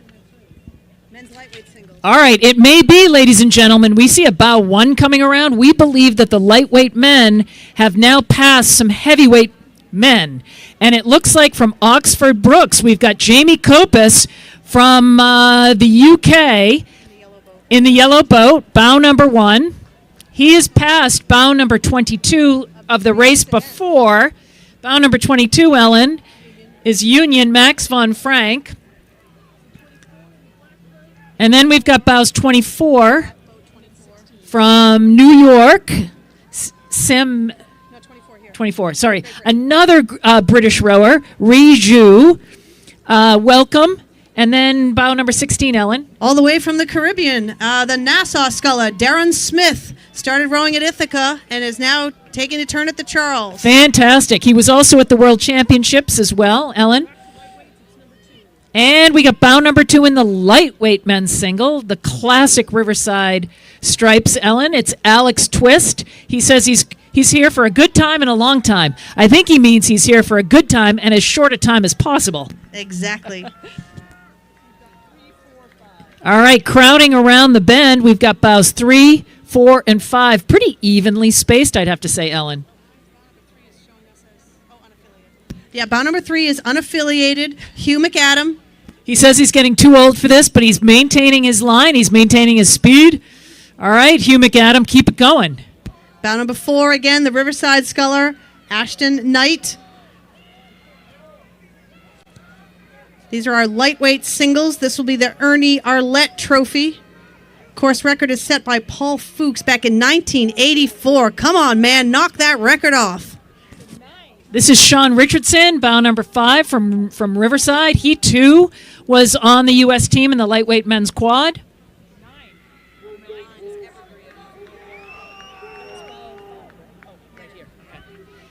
All right, now from Evergreen, we've got Cooper Tuckerman. He's a current Dartmouth lightweight, 4-time national team member on the U19 and U23 teams from Dartmouth. All right, coming around the bend. That's bow number 8, another entry from Row House from Miami, Florida. Rodriguez Silva Urbana. And he is he's past bow number 6. Bow number 6 is from Oklahoma, Hilton Park. Born and raised in Oklahoma.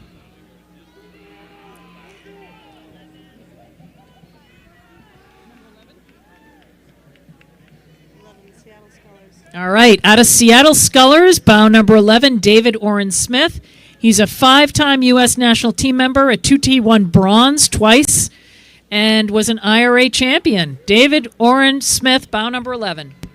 Also quite an accomplished artist. Really? Yes. 7 on the outside. Now, bow number 7 is on the outside. That's the Cincinnati sculler, Tristan Height. His 3rd race at the Charles, first time in the single. And bow number 13 on the inside, moving up very nicely, is the Potomac sculler, Andrew Weinstein.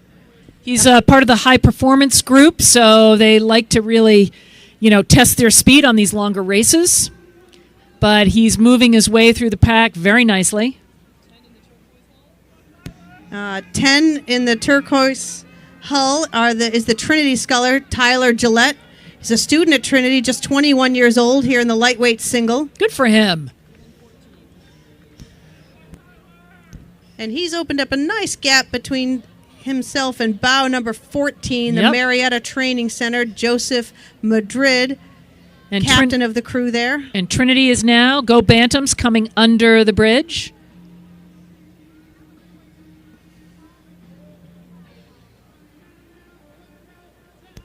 We've got 19 ahead of 18. Let's wait a little bit.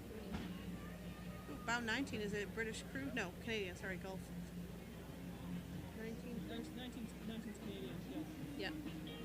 19 first. And then All right, we got bow number 19, our friends to the north, Ellen, from Canada, Curtis Sobkowicz. He's a former high school rower. And he has completed a PhD in epidemiology. Okay, and he has passed Diego Delgado from Vesper Boat Club. Diego recently won the men's lightweight single at IDRs, and he is trying to represent the Puerto Rican national team in the future on an international stage. Bow 18.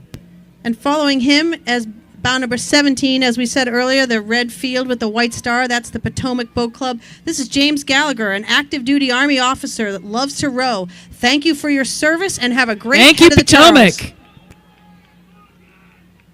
Bow number 17. Bow number 12 is now approaching the red and blue blades. Bow number 12 are the Bachelor's barge colors. This is Sanja Mocha.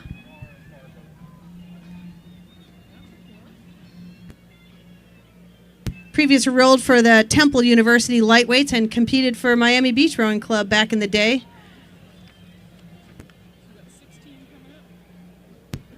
And he'll have the opportunity to row solo through the Elliott Bridge as well. Just a nice gap opening between him and the next sculler, which is looked to be like Riverside. What bow number? 16? Bow number 16, the Riverside sculler, Stefan Suarez, a Colorado native.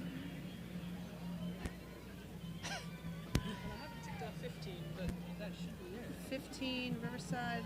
Yeah, we have one sculler left there. How's it going, Nick? Yeah, good. No, it wasn't that. It was like borderline. It was like PG-13. Yeah. Something like that. Yeah, there you go. But I think we still have one sculler to come down the course, Mary, unless there's been a scratch that we don't know about. We're still looking for one Riverside entry. I think so, but in the meanwhile, I am going to preview the women's singles because this is going to be so great, so fun, stocked with and replete, Ellen, if you will, with all kinds of international, highly acclaimed athletes, not the least of whom is Emma Twigg. You'll see she is bow number 3. Tokyo, gold medalist, was a silver medalist last year after battling COVID the week before. She's a gold medalist in the 2020 Coastal Championships and just a Coastal or Beach? No, I think she didn't get no, it was like silver or bronze. I don't think she won. She did win gold. Yep, she did. We also have Christina Wagner. Christina was in the women's double this year at the 2022 World Championships. We've got Maggie Fellows. Maggie also was in the women's quad at the 2022 World Championships. We've got Grace Joyce, who is part of the Green Racing Project. We have Olympian Allie Rusher rowing for our own Cambridge Boat Club. She was in the women's quad in the Tokyo Games. We've got Hannah Painter from Arion, a fast sculler. Emily Delman from Green Racing. We just have an amazing array of very fast scullers here in this race.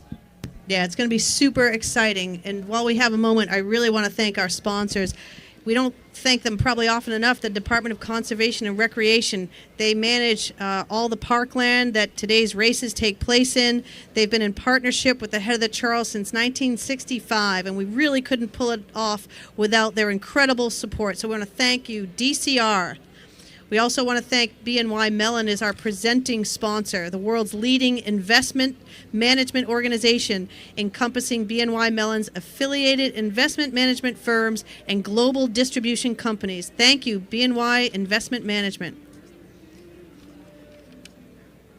We're also going to thank Hudson Boat Works, the official gold boat builder for the head of the Charles Regatta. They're hosting some of the world's best rowers in the Shark Zone. You may have seen them already going by in the Hudson shells.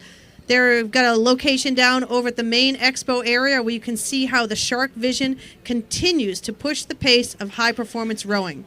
And Ellen, it's also worth mentioning that Hudson Boat Works has become a partner to the Most Beautiful Thing Inclusion Fund. They are donating boats every year to programs with a highly diverse set of athletes, and that kind of generosity is extraordinary. So we are big fans of the work that Hudson is doing above and beyond. Absolutely.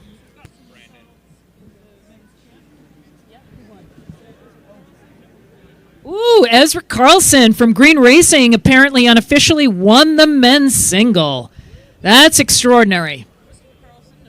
Christopher Carson, also unsurprisingly, was second, and Elliott Putnam in third.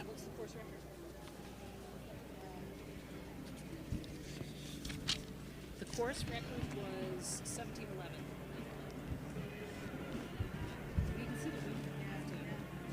So some of these results that were coming in are off-course record pace. While it's a beautiful day, you do see the wind shifting a bit to a headwind, so we may have seen the last of the course records fall for This at least morning. for today. Yeah, this maybe morning. tomorrow morning we'll see. Maybe. But still incredible racing, even though off of world record pace. So that means Paul Fuchs' record stands another year. Yet another year, and he is going to gloat tonight. As he should.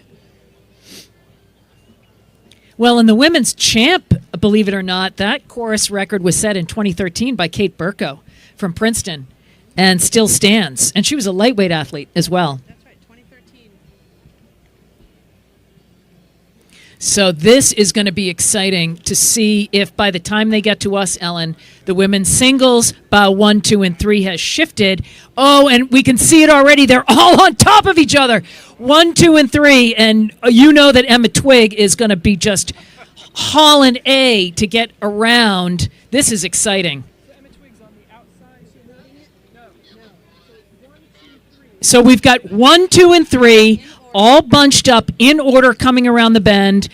You can see that Emma Twigg has been pushed a little bit to the outside, and they're all overlapping, and here they come. Maggie Fellows is bow number 1 for Cambridge Boat Club, go CBC, but bow number 2 is right on top of her, Ellen.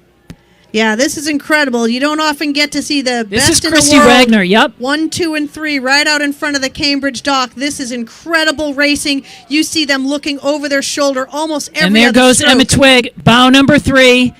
She has narrowed the gap between her and Christy Wagner. Christy Wagner has narrowed the gap on Maggie Fellows. They are maybe 3 feet apart. This is as exciting as it gets, ladies and gentlemen. Elliott Bridge, you are in for a treat. The Oh, best of this the is best. amazing. Riding the buoy line here. Emma Twigg in bow number 3. And Grace Joyce holding her own. Grace Joyce is bow number 4 from Green Racing. She has not made a national team yet, but from the looks of it, look at her. She is really hanging with that top crowd of 4. That is a hard feat. Good for her. Absolutely. Anytime you can stay within striking distance of somebody like Emma Twigg or even our top scullers, Margaret Fellows and Kristen Wagner, you're in great company there. That is amazing. And it looks like the 3 are still all bunched up from this vantage, Ellen. All right, and we got bow number 6. Hannah Painter has passed Allie Rusher. Allie Rusher from CBC. And there goes Hannah Painter, bow number 6. She's taking an inside line. Allie Rusher was in the women's quad in the Tokyo Games. Her mother and father were both members of the 1992 Games. Jack Rusher and Cindy Eckert. And her brother was on the national team, Nick Rusher, rose for Yale. Allie Rusher hauling on it under the bridge. Next up is bow number 7, Abba Parker from the Cambridge Boat Oh, Club. ABBA. Good for ABBA. Her mother, Kathy Keeler, was a member of the 1984 gold medal winning crew, and ABBA Parker, here she is. ABBA was part of the boat race and won rowing for Cambridge. Yes, and she's putting some distance now between Yeah. herself and bow number 8. That's another Green Racing Project sculler, Emily Delleman. And Emily, according to Emily, makes the best brown butter cookies out there. Emily is a very, very talented sculler rowing for Green Racing, and they both have really opened up. Oh, but we got bow 13 in pink. Another Orion sculler, Lauren O'Connor. She's a Wisco grad. And she's moved up on her own teammate back in bow number 9, another Orion sculler, Megan Goodman. All right. It's actually Ariane, but who's quibbling? All right. Now we've got bow number 12, Ellen. Rowing unaffiliated, a U.S. Training Center athlete, Christina Preto. In And the she yellow has hull and passed the white blades. Hannah Fitz from Green Racing. All right. And this lead group of scullers has really opened up, but you never know who's in the back of the pack. In fact, Emily Caulfels, who was in the women's quad, is buried in the pack back here. She will be a threat for top 3. So, in fact, she's just past number 11 on the inside. In fact, speak of the devil, she is just past bow 11 from Riverside, Julian Ziff. Yep, bow number 20. We were just talking about Emily Caulfels. She is back racing the head of the Charles. Rode for the quad this year, and she has really woven her way through the pack, bow 20. In the orange hull is bow 18. Oh, in the orange hull, too. Bow 18 is really moving quite nicely. Karina Feltner, another Ariane sculler. So Ariane has a training center for scullers, and many of them are really reaching the stages where they can make the U.S. national team. It's wonderful, wonderful work that they're doing up in Orion. So 15 out of 14 on the outside. All right, from South Jersey, we got Lindsay Clark. She's the head coach for South Jersey Rowing Club. She's bow number 15, and she's past bow number 14. Dana Bogdanovich from Ithaca College. 17 trails them. All right. The OKC High Performance. All right. And from Oklahoma, from their high performance group, bow number 17, Sierra Sidris. She was a walk-on.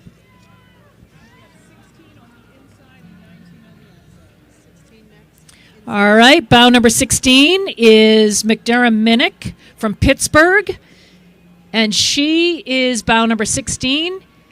But bow number 19 is starting to overtake from Remo, Puerto Rico, Veronica Toro. This is exciting. She competed in the Tokyo 2020 Olympics as the first Puerto Rican female Olympic rower. Give her a big hand of applause. MIT alumni Veronica Toro competed in the 2020 games, actually 2021. All right, another Arion Sculler, Veronica Nikasayu. Bow number 24 has passed bow number 23, which is Juliana Fartlich from German. She holds the German erg record with a 627. Oh, wow, that's bow number 23. What an erg score. Bow 25 is next. All right, bow number 25 is Lucia Haravana from the Czech national team. And now we've got the, who's bow number 25 before we? Samantha Smart, bow number 21. And we've got the lightweight women now that are just threatening to overtake the heavyweight women. And it's Molly Reckford, Cambridge Boat Club's own, bow number 1. Molly won a bow number three. So she has passed the other two scullers. Molly Reckford was in the silver medal at this year's World Championships. Stunning result. She was 5th in the Olympic Games in Tokyo with her partner Michelle Sessler, and she is she's really, really opened up on bow number 1, Ellen. Elizabeth Martin from Riverside. And then we've got bow number 2 is Liza Ray from Lincoln Boat Club. Wow, Molly Reckford has really taken it. Good for her. Molly Reckford rowed at Dartmouth College, then became a master's rower, and has re-emerged on the national scene at the age of 29-30. It's really exciting. A hell of a competitor. Absolutely, and she's supported by our own Boston Rowing Federation Love here that supports our top scullers in the country. All right, Ellen, who do we have coming around the corner? Bow number 8, though, moving up very well in the field. This is the Narragansett sculler, Bridget Kennedy. Yep, very, very good. Lightweight boat race champion and a 3-time champion at British University Championships. Good for her, and she has passed bow number 5, Ellen. And that's the Milwaukee sculler, Grace DeSouza. She was 3rd in the lightweight single here last year. Okay. And as we have the next two scullers coming up, it's bow number 9 on the buoy line. And you know what? Bow number 6 moved away to allow bow number 9 to have the inside of the course. Again, an extraordinary display of sportsmanlike conduct. Good for her. And bow number 9 is who, Ellen? It's Mary Wilson from the Vesper Boat Club. Bow number 6 is Sarah Maeta from Sarasota Crew in Osprey, Florida. Good for you, Sarah Maeta.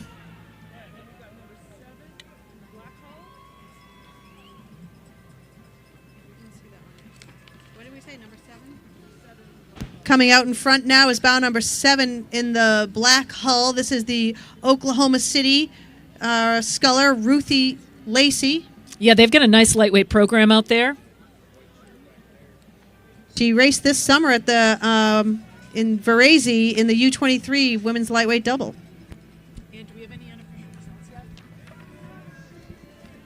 Okay, we've got the classic striped uniform here, Ellen, of Riverside Boat Club coming around the bend. Yep, that's going to be Bridget Bain from Riverside Boat Club, bow number 10. She rode for MIT.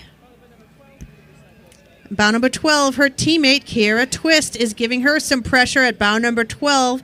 She's a Seattle University rowing alum and a Simmons University doctor of physical therapy.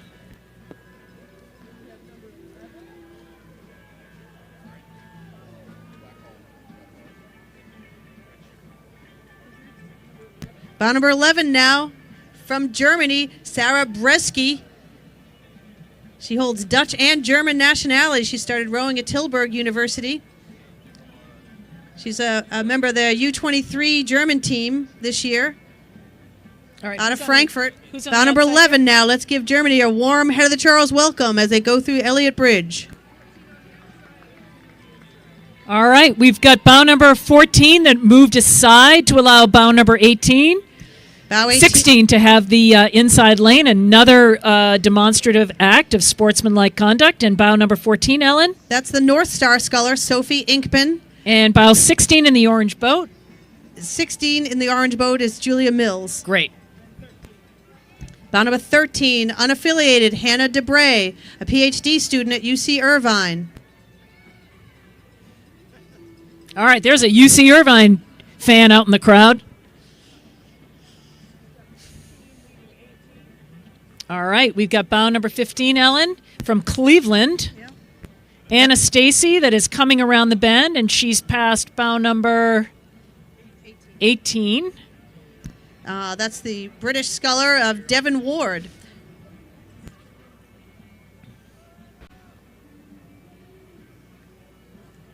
All right, are we coming to the end? Is this close to wrapping it up? What do we think?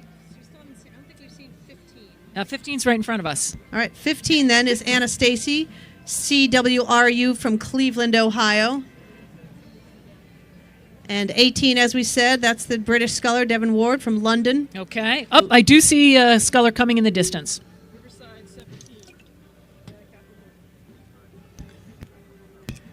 Bow number 17 will be another local sculler. That's Anna Catherine Horton from Riverside Boat Club. She's just coming into view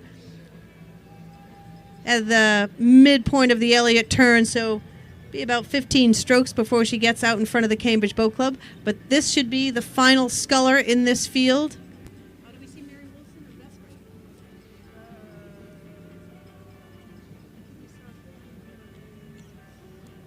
Yes, we did. Yeah, she was ahead of you.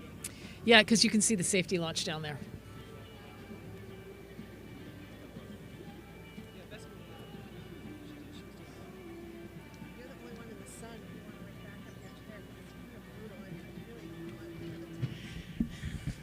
All right, Ellen.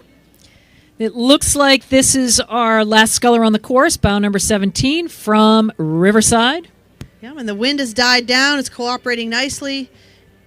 She's got a great line through the Elliott Bridge, and we'll be ready to set up the Director's Challenge Which will events, be which hilarious. come up next. Yep. And we also have some para events to be Yeah. closing the day. So we've got Director's Challenge mixed doubles. And in that Director's Challenge, our friend Andrea Tees, two-time Olympian, will be rowing with an 86-year-old teammate, which is both great and hilarious. And, it's wonderful to see these directors mixed challenges because it is different ages and different personalities and different, it's wonderful. Yeah, it's a lot of fun for people to team up, and it's actually become quite a popular event. We're going to have 45 entries in the Director Challenge mixed doubles coming up, so that's going to be exciting. That's going to be wonderful. Do we have any unofficial results, Ann?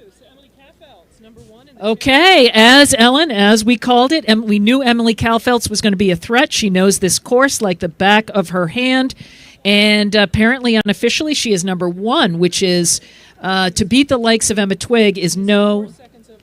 And she beat Emma Twigg by 4 seconds, which is all that much remarkable because she was in the back of the pack winding her way through boats. On the other hand, we did see Emma Twigg pushed to the outside on this bend, so Emma probably lost about 4 seconds.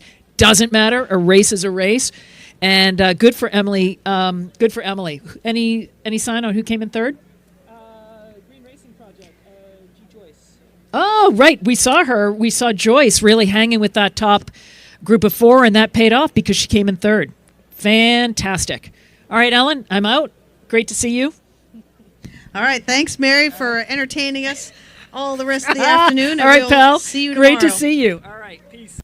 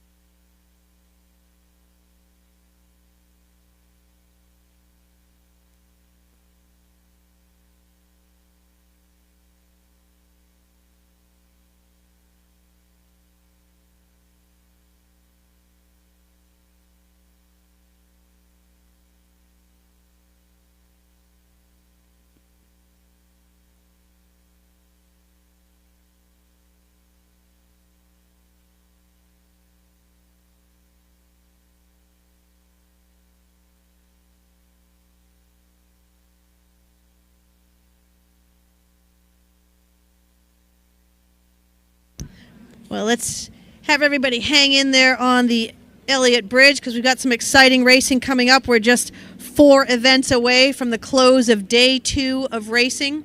The Directors Challenge mixed doubles, the mixed PR3 fours, the mixed para-inclusion fours, and the para-inclusion doubles. Those last 4 events will complete Saturday racing, so we should have some exciting racing coming up in the mixed challenge and the para and inclusion, which are an exciting recent addition to the Head of the Charles, featuring athletes with and without disabilities competing in the same boats. You'll see some former Paralympic rowers competing out here today. Should be a great afternoon.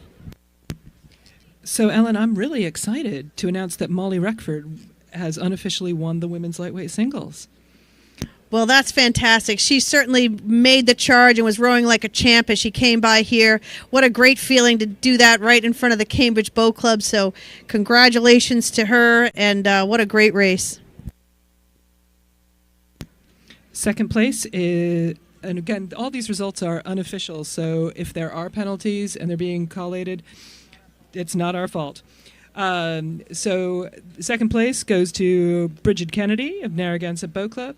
And third place goes to Liza Ray from Lincoln Park Boat Club. And here come the first of the Directors Challenge mixed doubles.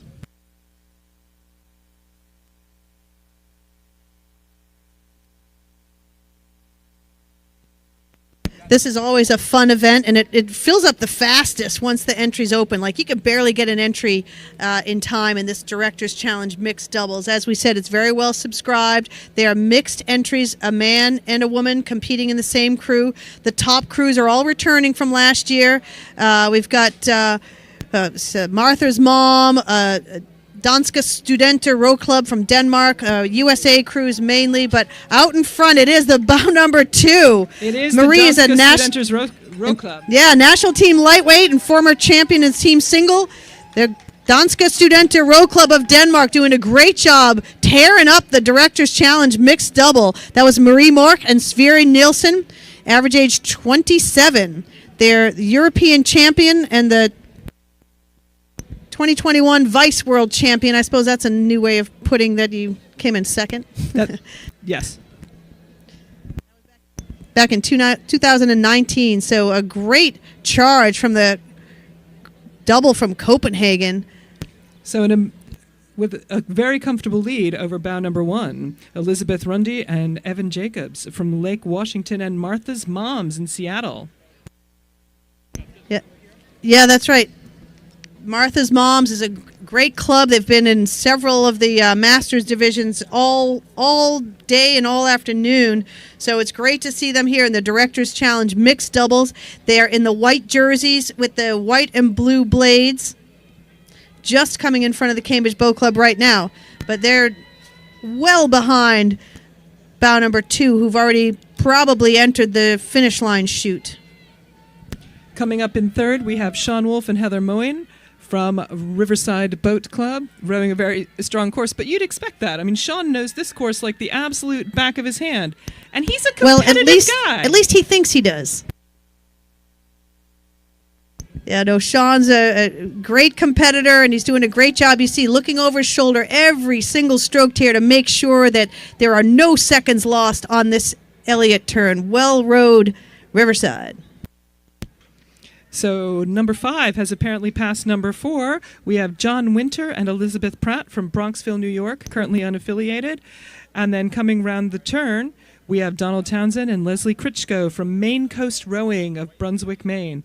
Everybody's got a nice, healthy gap between them, allowing them to take the line they want to take.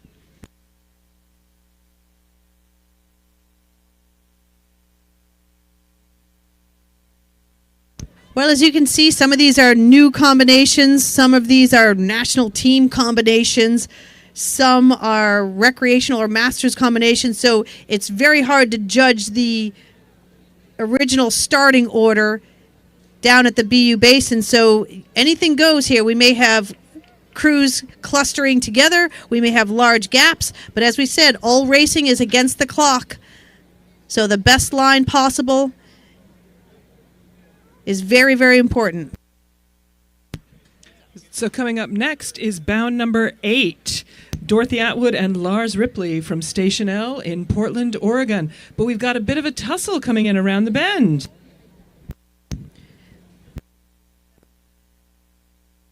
So Station L doing a nice job because they're well ahead of this tight pack of 2 doubles just coming around the bend right now. Station L in the blue jersey and the blue hull. And behind them, bow number 7 of Chinook, Macaulay Nash and Terry Walters are challenging and pushing bow number 6, Harry Sontagrath and Blair Granum from Quinsigamond, a Worcester duo, a Shrewsbury-Worcester combination in bow number 6. And so Chinook now looks clear, about 3 seats of open water above bow 6 now. Bow 6 is from Worcester, averaging age 48 years old. So then we have bow number 11, Alden Bumstead and Edward Gay. They've passed the husband and wife team of Dan Chernoff and Lorraine Skibo from here at Cambridge Boat Club. Very popular local team. Yeah, and the Narragansett crew, average age 62, so they're doing very well in the field here. And bow number 9, as we said, the local crew, Cambridge Boat Club. Give them a round of applause here, Cambridge Dock. Let's keep it lively.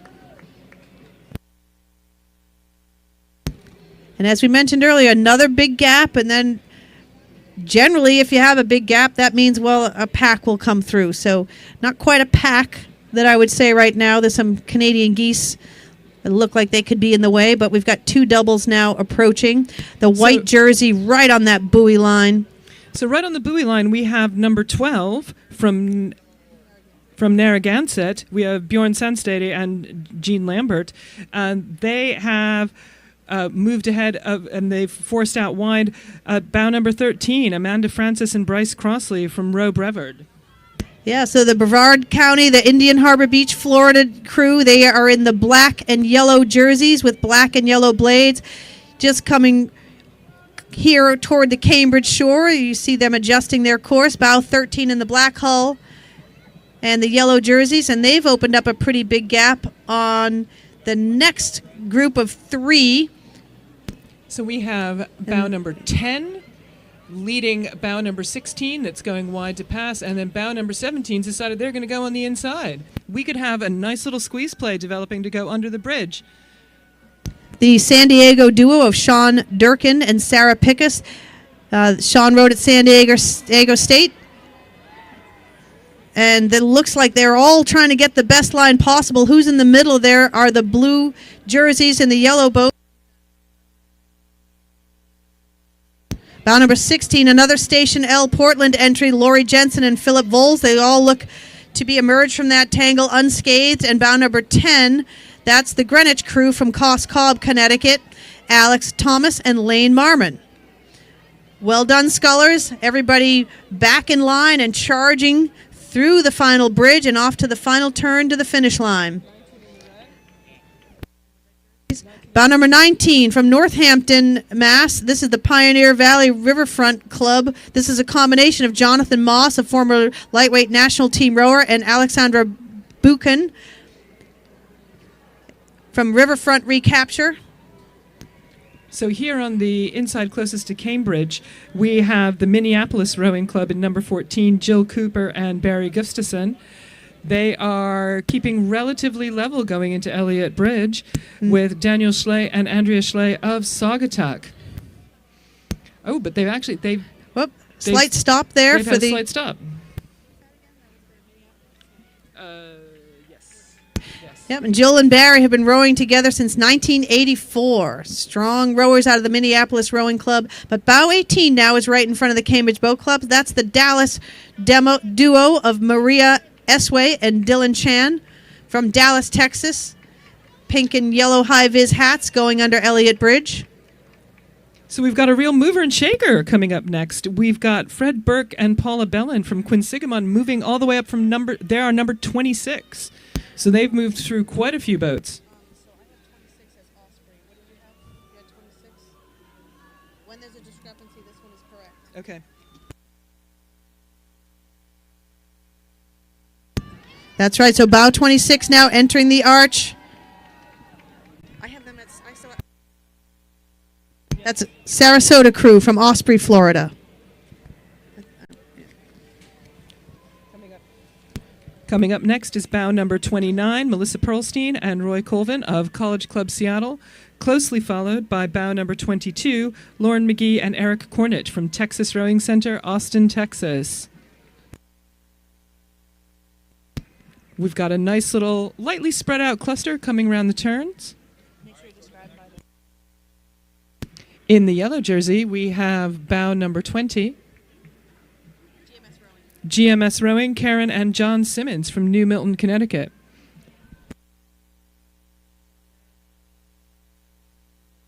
Bow number 28 is in the red hull nearest the buoy line. That's another Dallas crew, Patrick Hamner, Gina Tomaseski, Masters National Champions in the F category, averaging age 62. Taking a fast line on the inside is bow number 35. With Leslie Spencer and Alex Nielsen currently moving ahead of bow number 30. That's Lake Oswego Community Rowing from Oregon. Janelle Prentice and Stephen Rice doing a great job here. There's a tight pack. It's crowded in that Elliott Bridge right now. Everybody's got to keep their wits about them. Bow 32 now headed right toward the Elliott Bridge. That's the Ridley Grad crew, an international Denmark-Canadian duo. Lynn Krahulik, Christian Molvig of Denmark. An international duo there at bow number 32. But bow 21 now out in front. That's Otsego area rowing, Andrea Teese and Keith Langhorn. Bow number 21. Then we currently have bow number 34. Langhorn is age 70 years old, so great job out there on the course. 34 now going into the arch, also moving up well in the field. Bow 34, that's the Dallas duo, McDonough and Elting. Followed by 33, James Norris and Lisa Simpson from Delta Tideway Scullers Association out of California. And 25 in the white hull with the green blades, that's a Quinsigamon duo from Shrewsbury, Massachusetts. Fred Burke, Paula Bellin. Followed by multicolored hull. In the multicolored, very vibrant hull, Karen and Robert Simons from Wichita, Kansas.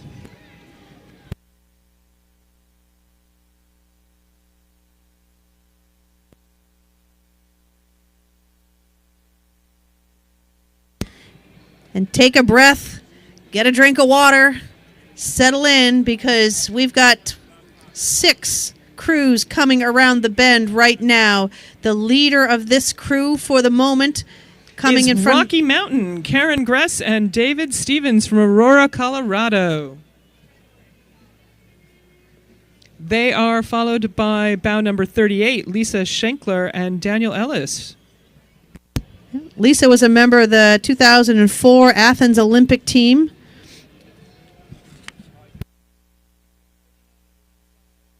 And they're trying to hold off bow 39. That's the Cambridge and Sunshine Coast duo, an international duo of the USA, Catherine Boyd and Ian Luxford from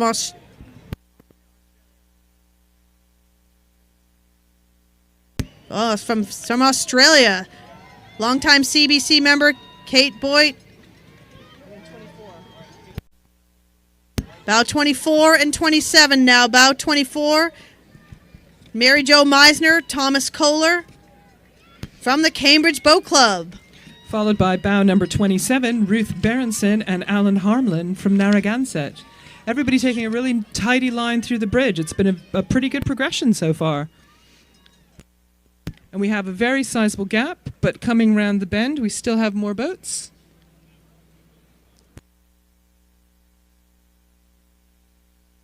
Well, the nice steady pacing of all those doubles really paid off because it's not easy to travel as a pack around the corner and through the bridge, but they all did it with ease, so that was really well rowed.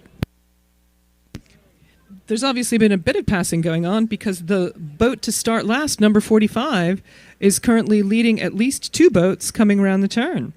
That would be Teresa and Ivan Rokos of Long Beach, California.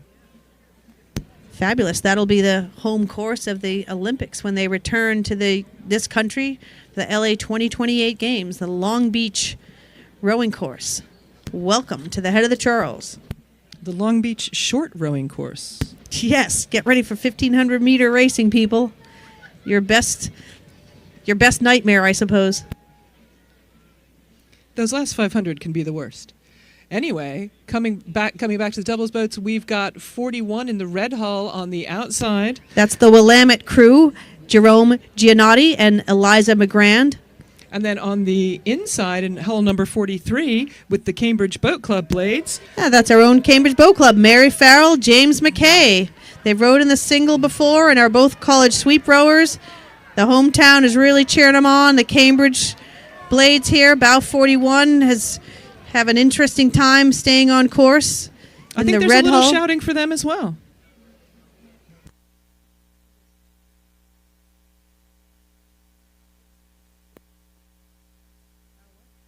Bow number 36, Vanessa Moores and Brian Thorne out of St. Catharines, Canada. Yeah, fabulous.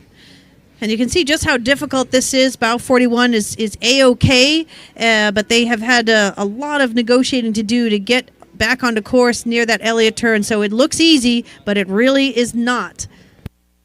Bow 42 is taking a really nice tight line through the turn. So Margaret Webb and Donald Seals from Maguntacook, Camden, Maine. Absolutely really tight line. They've button hooked quite a few of the buoys. Going a bit wide with their directional choice is Ann Cann and Timothy Rooney from Ravenna in Charlottesville, Virginia.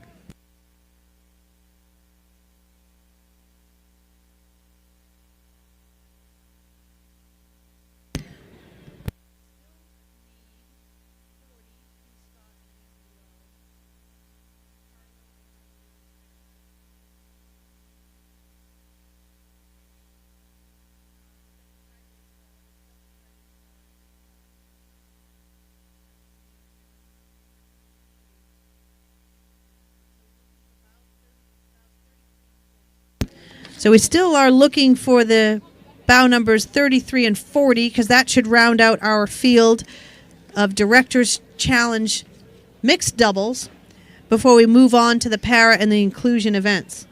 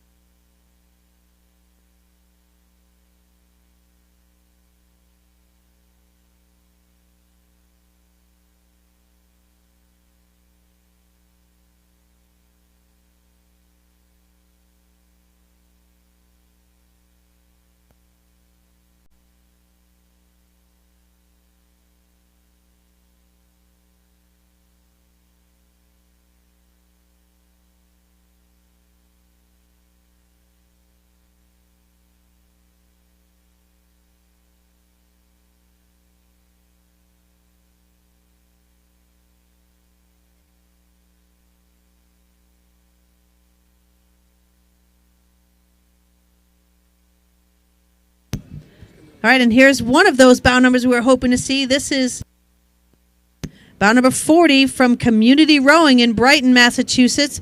Hugh Scott and Andrea Lowe.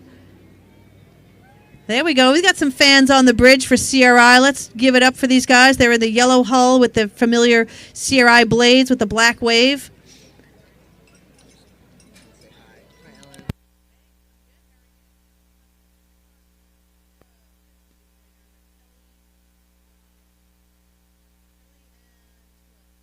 So Hugh Scott is a longtime supporter of CRI, has been usually racing the single for as long as I can personally remember.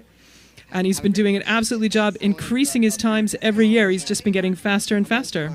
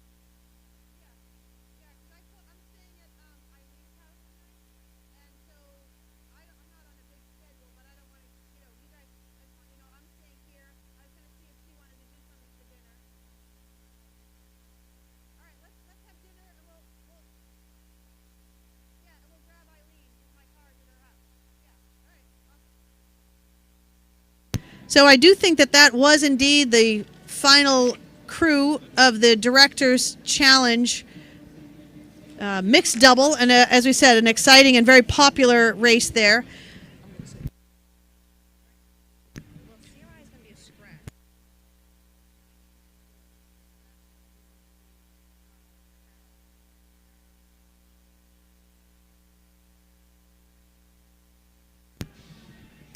So this next race, so Ellen, this next race has a trophy named after you.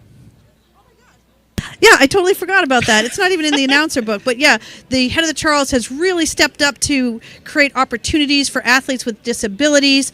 It was a very exciting thing to have not only one of these events be, now a trophy race, but also that they've added more medals for the inclusion and the various divisions within that you'll see in the doubles coming up. So indeed, the next event, number 42, the mixed PR3 fours are coming up next. The trophy is named after me.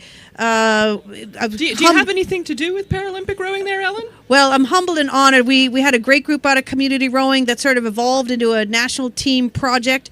And it's been a real labor of love between myself and the other coaches and all the athletes involved. So last year was a great honor to have a trophy in my name, but it really represents all of the effort to put para rowing on the map, not only here in the U.S., but internationally. So yes, that's the next trophy race that's coming up. I'll give a little bit of explanation for it. It is a team boat, mixed, meaning mixed men and women, as you've seen in the other entries. Para, meaning eligible for the Paralympic Games based on their disability. PR3, meaning the level of disability that makes them eligible. And this would be the first order of eligibility at the Paralympic Games. So these are mobility impairments or visual impairments that don't preclude the athlete from rowing a sliding seat. So to look at a PR3 mixed 4 from the shore, you would see virtually no difference between that crew and any other crew, except for the fact that they're mixed. But then we get down to the breakdown of the disabilities. But it's a really outstanding category. We're recruiting a lot of athletes from local high schools and colleges who have eligible athletes for future Paralympic Games. And we are building our pipeline for LA 2028 as we speak. So it's an absolutely amazing event because these athletes, and some people, they don't know enough about the Paralympics, they don't understand it. Some of these athletes will compete and have competed very often in non-Paralympic events at the occasionally national team trials. Oh, absolutely. So the main way that a PR3 athlete finds out for national team, they they enter the sport, they compete in the sport, and they find out later that they may have a qualifying disability. That's generally the opposite, where in the fixed seat categories, which we'll see some of in the later events, in the fixed seat, they find rowing because it's offered at many clubs around the country, and they find it through para programs that are hosted all over the U.S. But we do have one boat coming through right now. I've heard we had 2 teams entered, but I heard that community rowing may be a scratch. So what we're looking at right now would be the United States para-national team that competed at the World Rowing Championships just a month or so ago over in Prague, minus 1 rower. We have a substitute rower. But this was a young crew, all of them new to Paralympic events, including the coxswain. We've got in the stroke seat, we've got Sage Harper, who rows for Sacred Heart, followed by Andrew Wygren, a para rower from the high performance group at Community Rowing, filling in for Alex Flynn. We have Jacqueline Smith, who is a Paralympic medalist from the 2016 Games, and bow seat is Molly Moore. She's been a national team member, but this is her first time in a Paralympic event. She's in the bow seat, and the coxswain is Emily Eldrocker from MIT, who coxed this 4 to a 5th place finish at the World Rowing Championship. So they're doing a great job rowing through the Elliott Bridge and headed for home. Swing, Andy. So, Ellen, can you clarify for us? The coxswain does not need to be registered Paralympian. That's registered disability. That's correct. The coxswain may or may not have a disability. It's not required. The athletes are all required to have their eligibility certified by an international classification panel, and that's to ensure fairness and that the disability is permanent and verifiable, and actually prevents the rower from completing a full stroke the way someone without disability might. So you may have a disability that affects the lower limb where they may not get to full slide, or the upper limb where they may not have the full range of a shoulder, or visual impairment, which we did see in that crew there. So a mix of physical and visual impairments in that crew, and the coxswain need not have a disability. The Paralympic community, however, at the moment is in sympathy with one of the leading coxswains, Aaron Kennedy from the GB team, who unfortunately missed the World Championships due to undergoing cancer treatment. And I know that the entire para community and the head of the Charles is with her.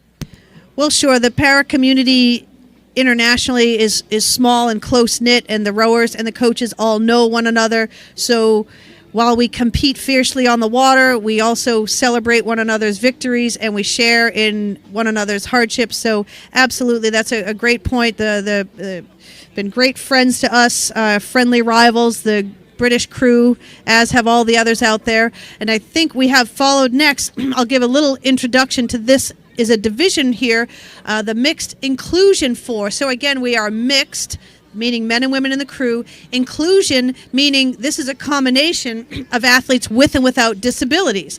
So this is an exciting event because it teams up athletes from the same club that may or may not have disabilities rowing together. Starting at bow number 1 are the defending champions, Athletes Without Limits. They are based in Metro, but they also serve Northern Virginia and Maryland with hubs across the U.S.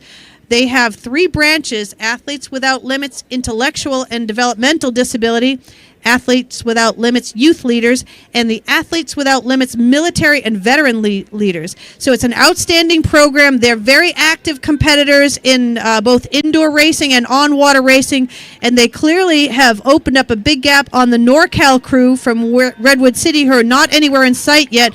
But let's give a big round of applause here. This is Athlete Without Limits, Michaela Salota, Leslie Collins, Cedric Montrose, Luke Arnold, and Casey Hay. This is last year's winners, back for more. Let's give them a big round of applause as they go through the Elliott Bridge. But here come NorCal crew coming round the bend. Yeah, this is their first opportunity to partake in the Head of the Charles NorCal crew out of Redwood City, California. It's an awesome program, and it's great to see newcomers welcoming this inclusion event into their hometown clubs. They're young. Yeah, very young. We've got basically high school age students, but they've teamed up with a veteran from CRI, who has won this inclusion double race in years past. So we have got Matt McLaughlin is a rower from Community Rowing's para program, and he's filling in for the NorCal crew this year. Filling out NorCal crew are Isabella Tapper, she's just 17 years old, and Jocelyn Trammell, just 15 years old, who I met earlier at the U.S. Rowing para-athlete meetup. So I'm really wishing a lot of luck to the coxswain crew and coach. Welcome to NorCal. Let's give them a big round of applause. Just having a little bit of trouble coming around the bend here, but they're back on track. Coxswain is doing a great job. Look at that buoy line. New to the head of the Charles, the Inclusion 4 from NorCal, all the way from Redwood City with local hero Matt McLaughlin in the 2-seat. Doing a great job here.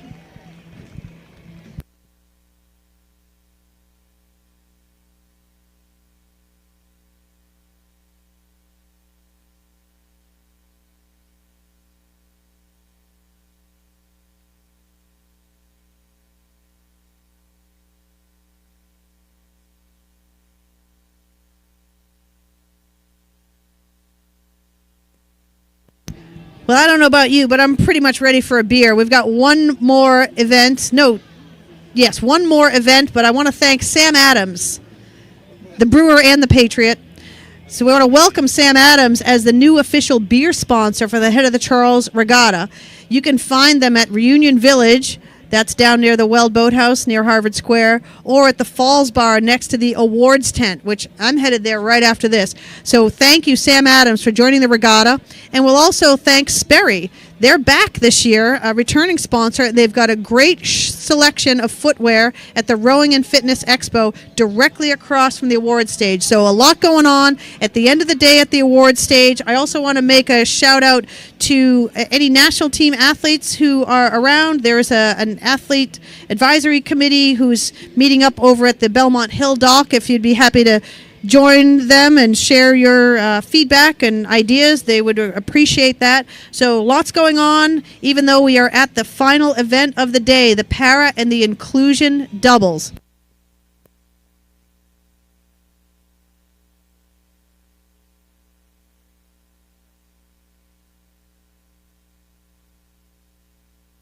All right, and there is a lot of introduction to this event because it has been one of the most popular of the events for people with disabilities since they introduced it, way back in, I think 2015, we'll say. I'm not really sure, but it's been around for a few years. The most well-subscribed of the events for people with disabilities. And they've also added new medal categories within that, which actually is a great addition because without these medal divisions, you would have athletes in a fixed seat category competing against an athlete in a sliding seat category. So they put their heads together, and the regatta committee has come up with a great program for the para inclusion doubles. So we've got PR3, which as we mentioned is sliding seat. We've got PR2, which is a fixed seat where the athlete uses just the upper body in the rowing stroke, and the PR1, which is just mainly the upper body, the shoulders and arms, basically. It used to be called arms and shoulders. And each of those divisions have competitors in it. So we've got the full complement of the Paralympic event here. There will be special medals within this for those various categories. And it's going to be some exciting racing. I'm really excited. We've got some national team people throughout the mix. We've got some newcomers to the para and inclusion racing scene. So it's going to be an awesome race, and I'm really pleased to see them at this highlighted spot at the end of Saturday racing. So one of the things I really love about para rowing, the para rowing events, is that they're all set up, apart from the singles obviously, that they're mixed gender events. Yeah, that's right. When they introduced para rowing into the Paralympic Games in 2008, gender parity was a very important issue, and the best way to address that without having a discrepancy in number of entries per event would be to have the team events for para rowing be mixed crews. So that's right, at the Paralympic Games, we are mixed crew. The mixed PR3-4 will be 2 men, 2 women. The coxswain can be of either. And the double, we have a PR3 double and a PR2 double, also both mixed. So it's kind of great that as para rowing entered the international racing scene, gender parity was achieved at the same moment. And of course, the coxswain, as you say, can be either gender, which is the same for the regular Olympic Games and national teams. They can now swap over, and that's a new development.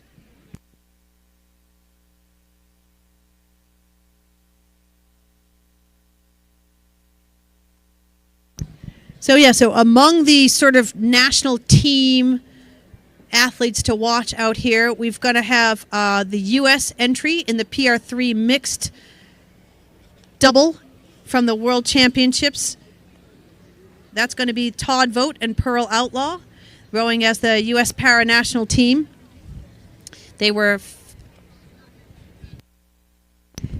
first in the Gavirati International Para Regatta early in the year, but couldn't hold that position. They were fifth at the World Championships, but they are both very committed and training through 2024, and that's what it's all about, is you take what you place and learn at the World Championships and put it into the fuel that gets you through to 2024. So that's what we're looking for from them. We've got another international duo, an Austria and Canadian duo. This is Joanna Beyer, who has been a multiple-time medalist in this event, was sixth, I think, at this year's World Championships, and she's teamed up with Andrew Todd, who is a multiple world medalist and Paralympic medalist in the PR3 category. So we've got a Canadian and Austrian duo out there. Andrew's a two-time Paralympian, isn't he?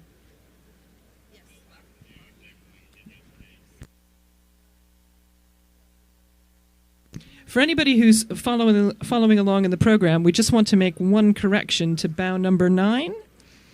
For those of you who think somebody's parents may have been a little too inspired to actually name their child Bow Seat, that is in fact Bonnie Baker.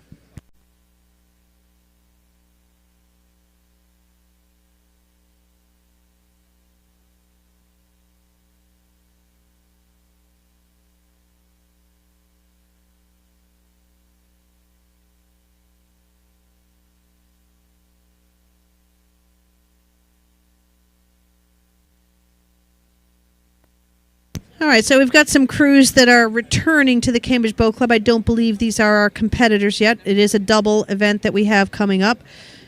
So starting at bow number 1 will be Matt Hauser and Maurice Scott. They're the defending champions from Athletes Without Limits. As we said before, a prominent club for inclusion. There'll be some pretty tough competition for them with the Riverside entry in bow number 2. That's Lisa Lowe, who's also the Para National Team Training Center physical therapist, and she's teaming up with Tessa Vanderveken. They're rowing up for Riverside. They came in second last year, so they are looking to unseat the champions that are going to be starting in bow number 1. Bow number 3 will be that national team duo of Todd Vogt and Pearl Outlaw that we mentioned earlier, and bow number 4 will be the international crew of Joanna Beyer and Andrew Todd. Sounds like it's going to be some pretty amazing racing. They went off the start line 6 minutes ago, so we've probably got about 10 to 12 minutes before they arrive in front of us, but I think it's going to be good. Any predictions? Well, no. It's tough to predict here. I think a lot will come into steering. Remember, we've got athletes with physical disabilities. We've got athletes with visual impairments. So it's the head of the Charles course is challenging enough as it is, and rowing a double is not for the faint of heart. So it's tough to predict what we'll do, but I really appreciate the conditions here. We've got a slight headwind coming in front of the Cambridge Boat Club, but it looks like pure glass between here and probably the Weeks Footbridge, which is kind of what you want. So I'm just excited for good clear water, for this strong field of 19 entries, some newcomers and some who have been in this event since it started. So that's what I'm looking forward to the most. So the racing order has actually been clarified. The racing order has actually been sorted by disability class. So all the PR3 athletes will be competing first, followed by the PR2, and then the PR1, which should hopefully avoid some entanglements between the classes.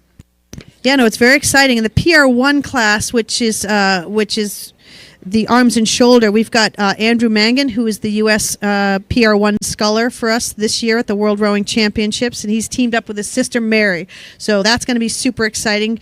And then we've got Elliot Vasquez, who kind of came onto the scene at the Masters National Championships in the para division this past year, and he's looking to maybe break into the national team scene this year, so that'll be kind of exciting. And then we've got Ron Golden, Rob Norden, and we also will have James Brooks, PR1 rower, back at Bow 19. So I'm super excited about having such strong representation across multiple categories here.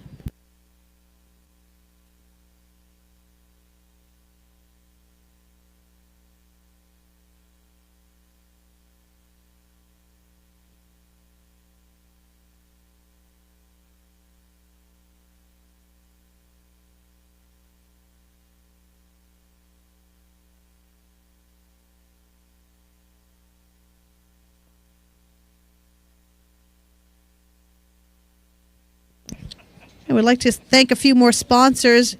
Rival Kit USA is delighted to be the official kit partner of the Head of the Charles Regatta. You can visit their pop-up shop and peruse their technical garments.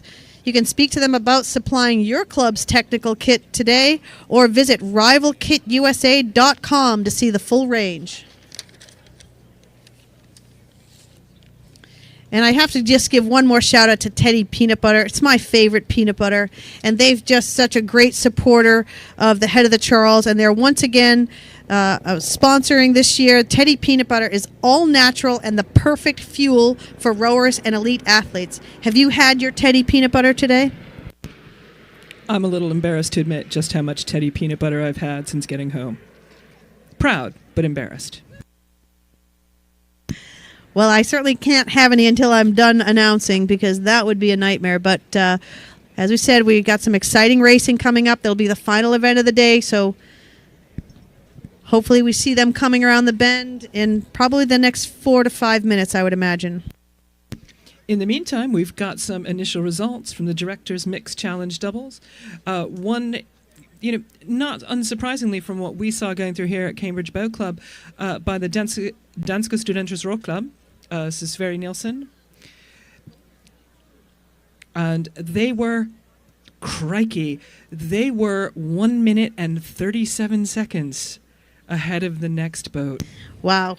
Yeah, they were certainly in a class of their own when they came by here. So great job and congratulations to them. What a fabulous row. Only 3 seconds off the course record.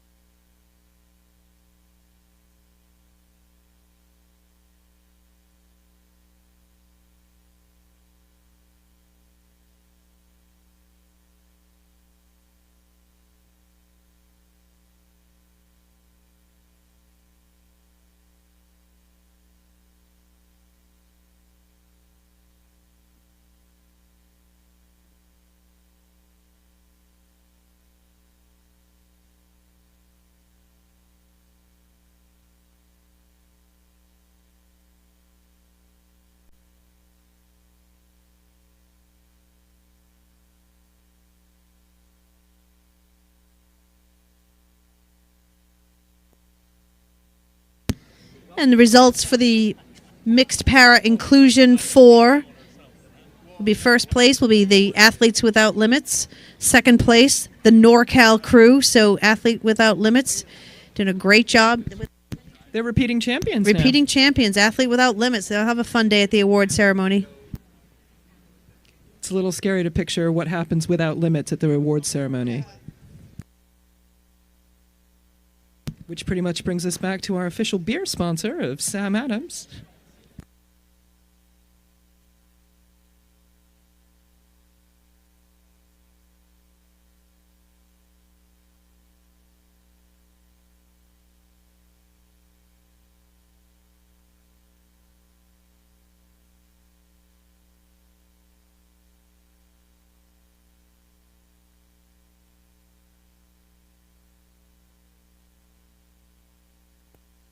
So as we wait for the para-inclusion doubles to come down, I want to point out that not only are Matt Hauser and Maurice Scott defending champions, they also hold the course record, which was set last year. So last year's was not a big record-setting year for this.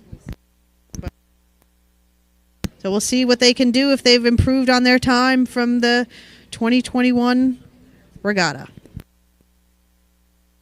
Ah, and I see the first crew just coming round the bend.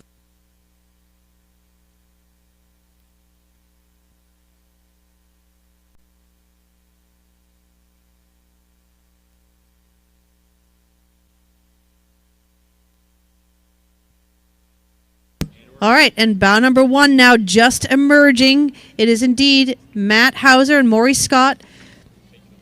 So there are divisions within this. So this is a non-mixed crew. This is a men's crew, Athletes Without Limits. Matt and Maurice, they're the defending champions, and looks like they've opened up a pretty good gap now between the next duo, which is not mixed either. This is a women's crew, the Riverside Inclusion entry. This is their second year. They were the ones that were challenging Athletes Without Limits last year, so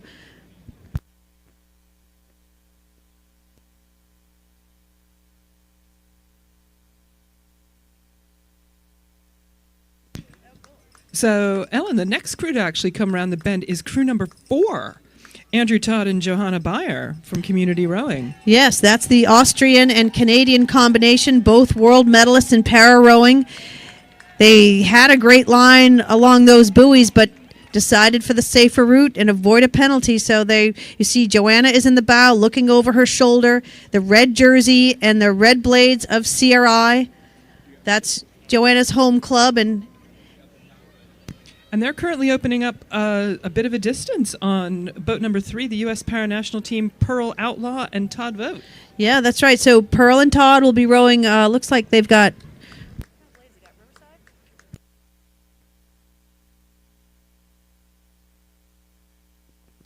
yeah, so CRI is the Austrian-Canadian duo. Let's give them a big round of applause. No stranger to international racing there. Bow number 4 entering the bridge.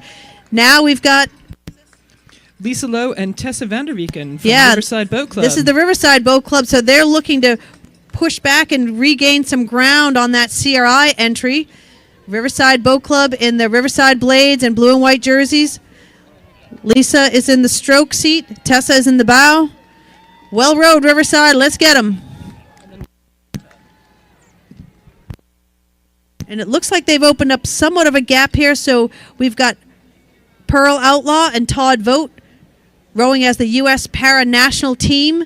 They are in red hull and red blades. They're using equipment from Community Rowing.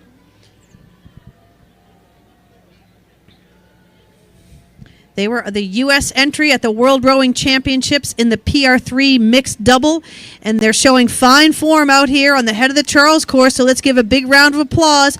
They train out in Portland, Oregon, but they made the trip here to put on a show, so let's help them get it done. U.S. Para-National Team members Todd Vogt and Pearl Outlaw.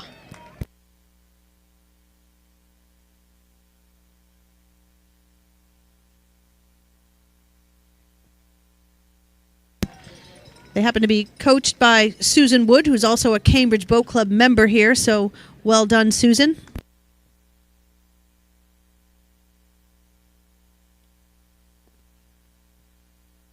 So Todd and Pearl seem to have opened up quite a gap on the next boat. We can't even see their competition in the distance yet. But Aiden Porter is also a very competitive PR3 rower, so that would be bow number 5 if that's the one coming around. But we're not really sure. We'll take a look and see which. It is. It's bow number 5 with the Riverside Blades, and they've actually are getting pretty closely followed by bow number 8. Wow, so bow number 8, the Gordon Rowing Association from Gordon College. They have really done a lot in the inclusion scene lately, so they compete in the college circuit as inclusion rowing. They've got some great athletes out here, so they've got several entries across the collegiate scene and the local club scene. So Gordon College is really holding their own in the inclusion divisions across the country right now. So this is Grant Verunik and Caleb Bresley. They are roommates, and Grant is the assistant coach for Gordon College, and Caleb is a 3-times Charles competitor in the double. They finished 3rd in the Dad Vale in the inclusion double in 2019. So they've just picked up some time as they took a slightly tighter turn round over bow number 5, Stephanie Sidlick and Aiden Porter from Three Rivers Rowing Association in Pittsburgh. That's right. Aiden Porter is a very competitive rower. We've seen him at several national team tryouts over the last, previous years. Aiden is an original member of the adaptive program and now a pediatric nephrologist. They met in Boston while rowing at Riverside. So have a great row, Aiden and Stephanie, bow number 5.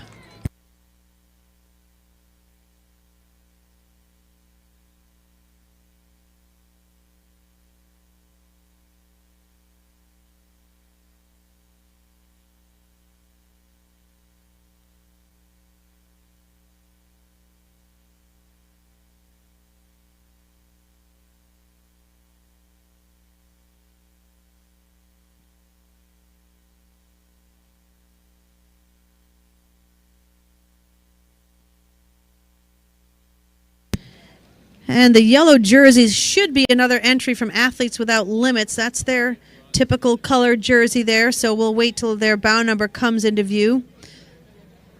But it is bow number 6 confirmed. That's going to be Cole Hundlett and Brooke Yimer. Brooke rowed for Washington College, and Cole rows for Virginia Commonwealth University. They're being chased by Kisarale Douglas and Margaret Raniak from Capital Rowing Club in Washington, D.C. Everybody's going wide round the turn today. Hey, safety first, man. It is a bit windy, though. You take a look at the course here, and as we said, these doubles have athletes with physical and visual impairments, and that is a bit of a breeze just pushing on that Elliott buoy line, so it's not going to be easy today, but we've got Athletes Without Limits right out in front. Looks like Brooke is in the bow, and Cole is in the stroke seat. That's from my vantage point.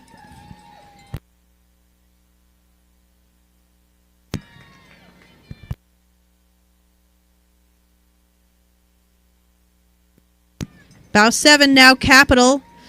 Margaret Rajnik. She's a nurse practitioner, but also a formidable para rowing in her own right. And Douglas is a para coach and rower. Welcome back to the Charles, Margaret. Glad to have you back. Bow 7 entering the Elliott Arch. And now we have bow number 11. Bow number 11 is another Athlete Without Limits entry. This one from the Raleigh, North Carolina division. This is Justin Boatner and Joshua Martini in the white hull with the yellow jerseys.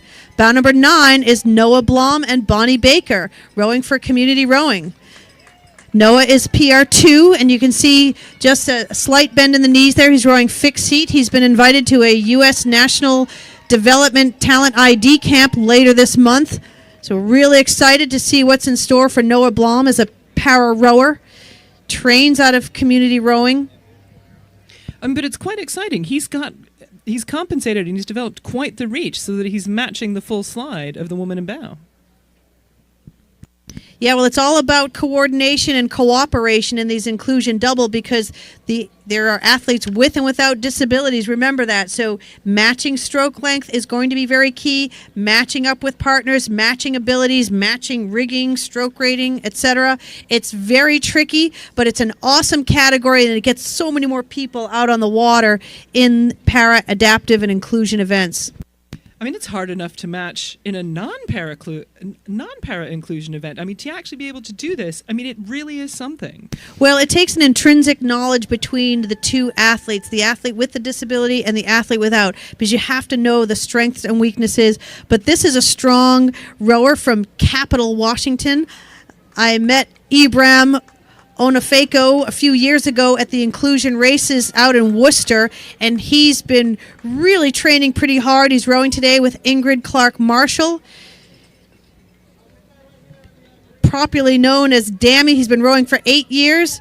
Thrilled to be rowing here in the head of the Charles. Let's go, Dammy and Ingrid. There we go. So this is Dammy is PR3 with a visual impairment. You can see he's really using his full measure of leverage there to power that double. That's a strong double there. So this is quite interesting. We've got bow number 16, which is the first of our PR1 category. And they appear to have taken a lead. Well, check it out. It is indeed the Mangan duo. Andrew Mangan, just 22 years old, coming in 10th place at the World Rowing Championships in the PR1, rowing with his younger sister, Mary, who's age 17. They compete for the Westside Rowing Club, and they are the first year in the PR1 inclusion national team member, putting on a great race, starting at 16 and moving up in the pack. Well rowed, Andrew and Mary. Bow 14 over on the buoy line. That's from all the way from the UK, the Sophie Brown, the first to win PR2 at Women's Henley. Welcome to the Charles, Sophie Brown from Team Sudbury and from Great Britain. Great job. We don't have her partner's name, but Asha Raiba. Oh yeah, that's right. The young sculler from Acton Boxborough. Yep. Bromfield, Acton Boxborough. Getting a Excuse me. little local knowledge in here on the course for her. Number 10. Bow number 10 now is the Nashville duo. This is Jan Duckworth and Case White. I met them earlier today at our para-athlete meetup as well. So we've got Case and Jan rowing for Nashville. This is bow number 10. They're in the yellow hull with white blades. And then we're moving on to bow number 12 in the quite fetching purple tops. You have Ada and Nancy Steckel out of Holyoke Rose in Holyoke, Massachusetts.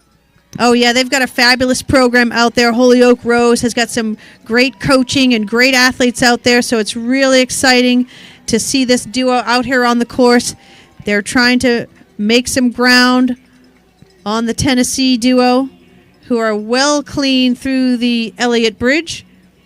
An interesting note about Case is a rowing with very little leg motion there, and he's probably PR2 or PR3. We're going to look more closely at his Paralympic category moving forward, but really glad to see so many entries out here and welcome the Nashville Rowing Club to Inclusion Rowing.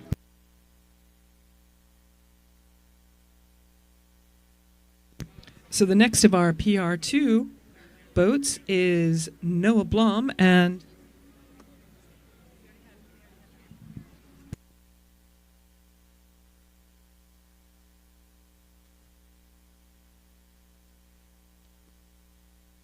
Yeah, so we've got bow number 15 is up next. This is going to be Lisa Chiango and Paul Farrell.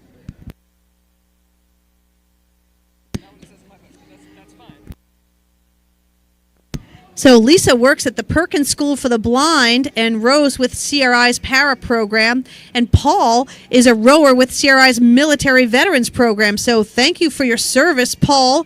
Thanks for all the great work on inclusion advocacy that you do, Lisa, and have a fabulous row. This is bow 15, red boat, red jerseys, red blades, white caps.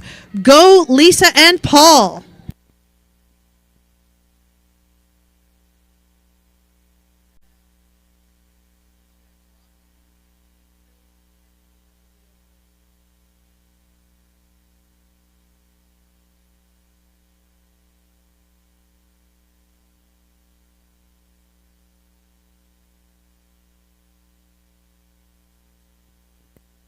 And despite all those various categories within this race, no real tie-ups here. They did a great job steering, a great job keeping clean of one another and the buoys and the bridges. So that was really fabulous. But I have to say, very impressive for the PR1 duo to move up through the field of PR2 and maybe even some PR3 rowers. So well done for them. They've got to be happy with that.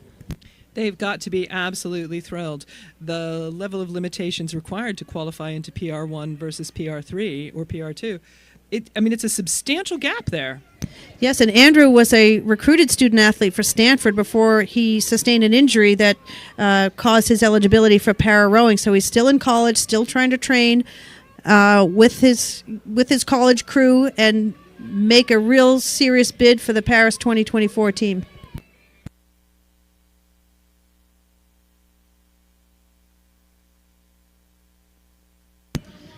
Bow number 17 is coming into view just now. This will be another of the PR1. Remember, these are the PR1 rower in this crew will use only their arms and shoulders to propel the boat. So as you said, it's a difficult matchup to do. They've got to match timing and stroke lengths, etc. So the Rockland duo is Rob Norden and Ron Gold. So now, Ellen, these PR1 boats, and we've got two of them coming up, they've got floats on underneath the riggers. Are those required? For the PR1 rower, yes, the stabilizing pontoons are required.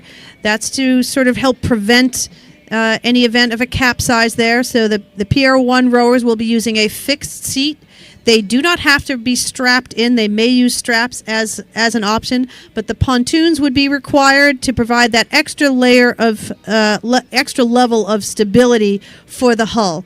So here's a good close-up of the seat that you have is going to have a fixed flat platform as the base and an upright supportive back. So in this duo here, we've got Ron and Rob. Ron's been rowing for several years and competed in this event last year. And he's got a new partner, Rob, who's become a mainstay volunteer for the adaptive program. So we need athletes and volunteers alike to make these programs work. So well done, Rockland, and welcome to the head of the Charles, bow 17 in the white hull.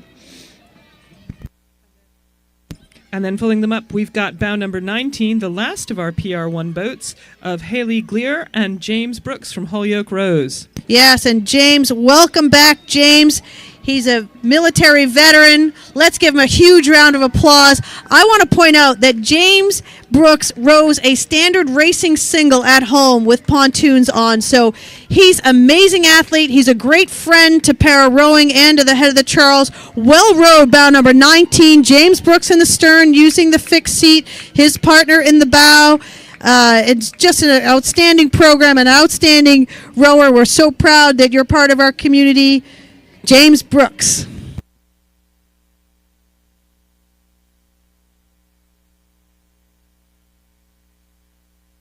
And we should still see one more PR1. We'll be looking for Elliot Vasquez. This is a combination out of the Sarasota.